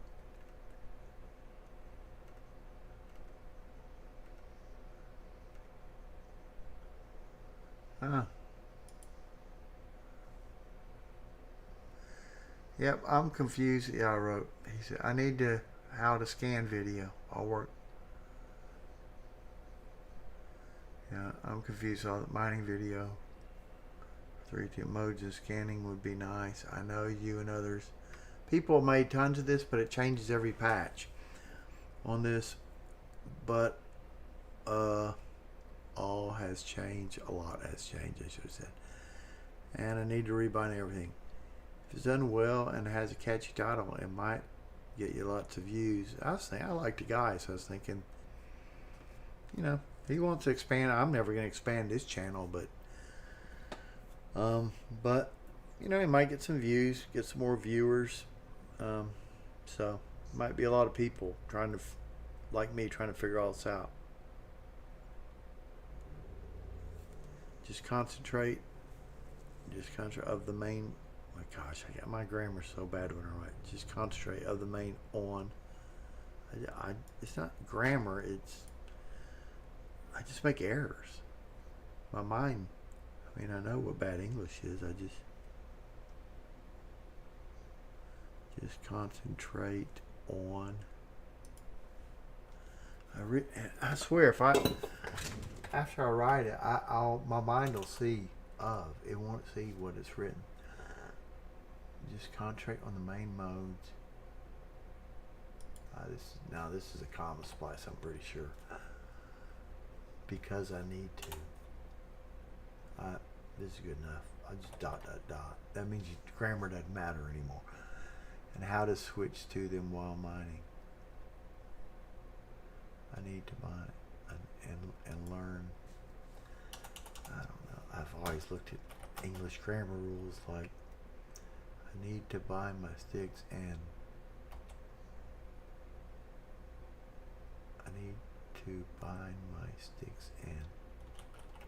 I don't really have the patience to have a nice sounding sentence. I need to bind to my sticks. See, my mind it didn't even see that too there. I need to bind my sticks and learn how to switch modes. I need to bind my sticks and learn how to switch modes. See, I'm not reading that two there when I have to read that. To me, it sounds. And then when I slow myself down and read every word, I need to bind my sticks and learn how to switch while mining. Okay, that's a correct sentence. A lot of that stuff is in this. It's just not the focus. Yeah, see, his previous video had that, but it just wasn't the focus. Hey. Okay. It's a good video, man. He does really good stuff. And like, I could go back and he's got, he's probably got a mole video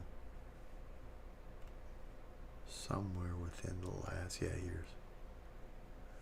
Yeah, I could watch this and he'll show me how the V-scan works in the mole. It's a little bit different, but I know enough about, the main thing is scan mode is controlled off of nav mode.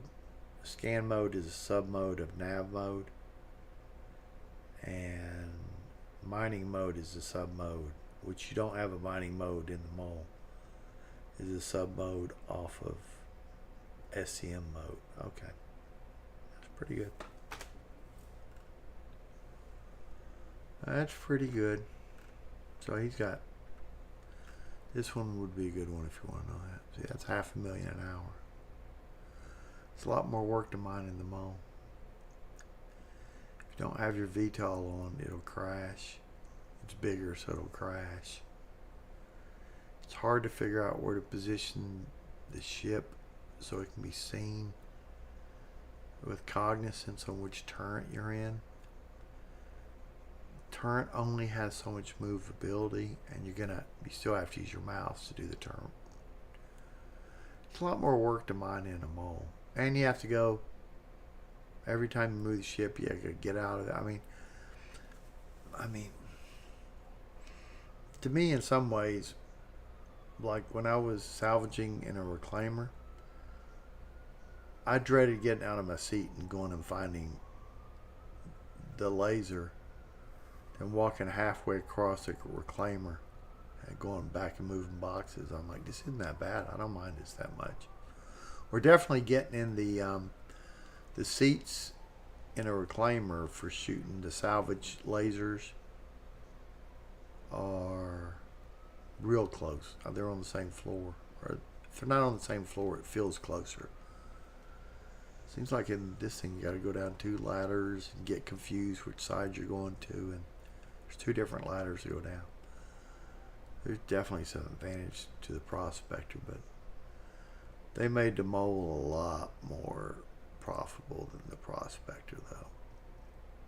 See, he made videos make the Prospector great again. Oh gosh. Okay, I think I've talked enough about this. Let's see. I need to put in my file. I'll do that tomorrow. I'll put in there something about how to help Star Streams. And somebody asked a question how to get 3 screens. So it's pretty easy in this. You just got to put in those 3 lines in a user.cfg file. Also, I'll put those 3 lines. Just say put this in here, and then switch it between 5760 and 1920. Then I'll put in parentheses. Or if you're running different resolutions, just switch it between 3 times the resolution, the width, 3 times the width on it. And they can figure it out. Okay, well, if you watch, I don't even know. I wonder if I got a viewer now. I don't think I do. Let's go my stream. Where's me? TV. Okay. I wonder if it'll show. Oh, no, why is that up? Oh, because it's delayed. I think I got 17 viewers. That's not bad.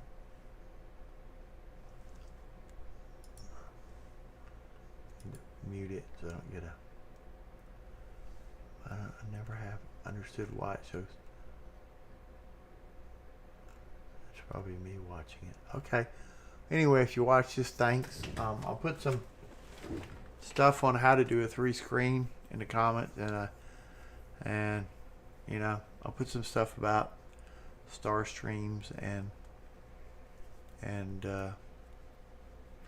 you know, if you want to help somebody who could probably use the help, deserving of it, you know, and it could make a difference in somebody's life, you know, I'll put a link to his GoFundMe.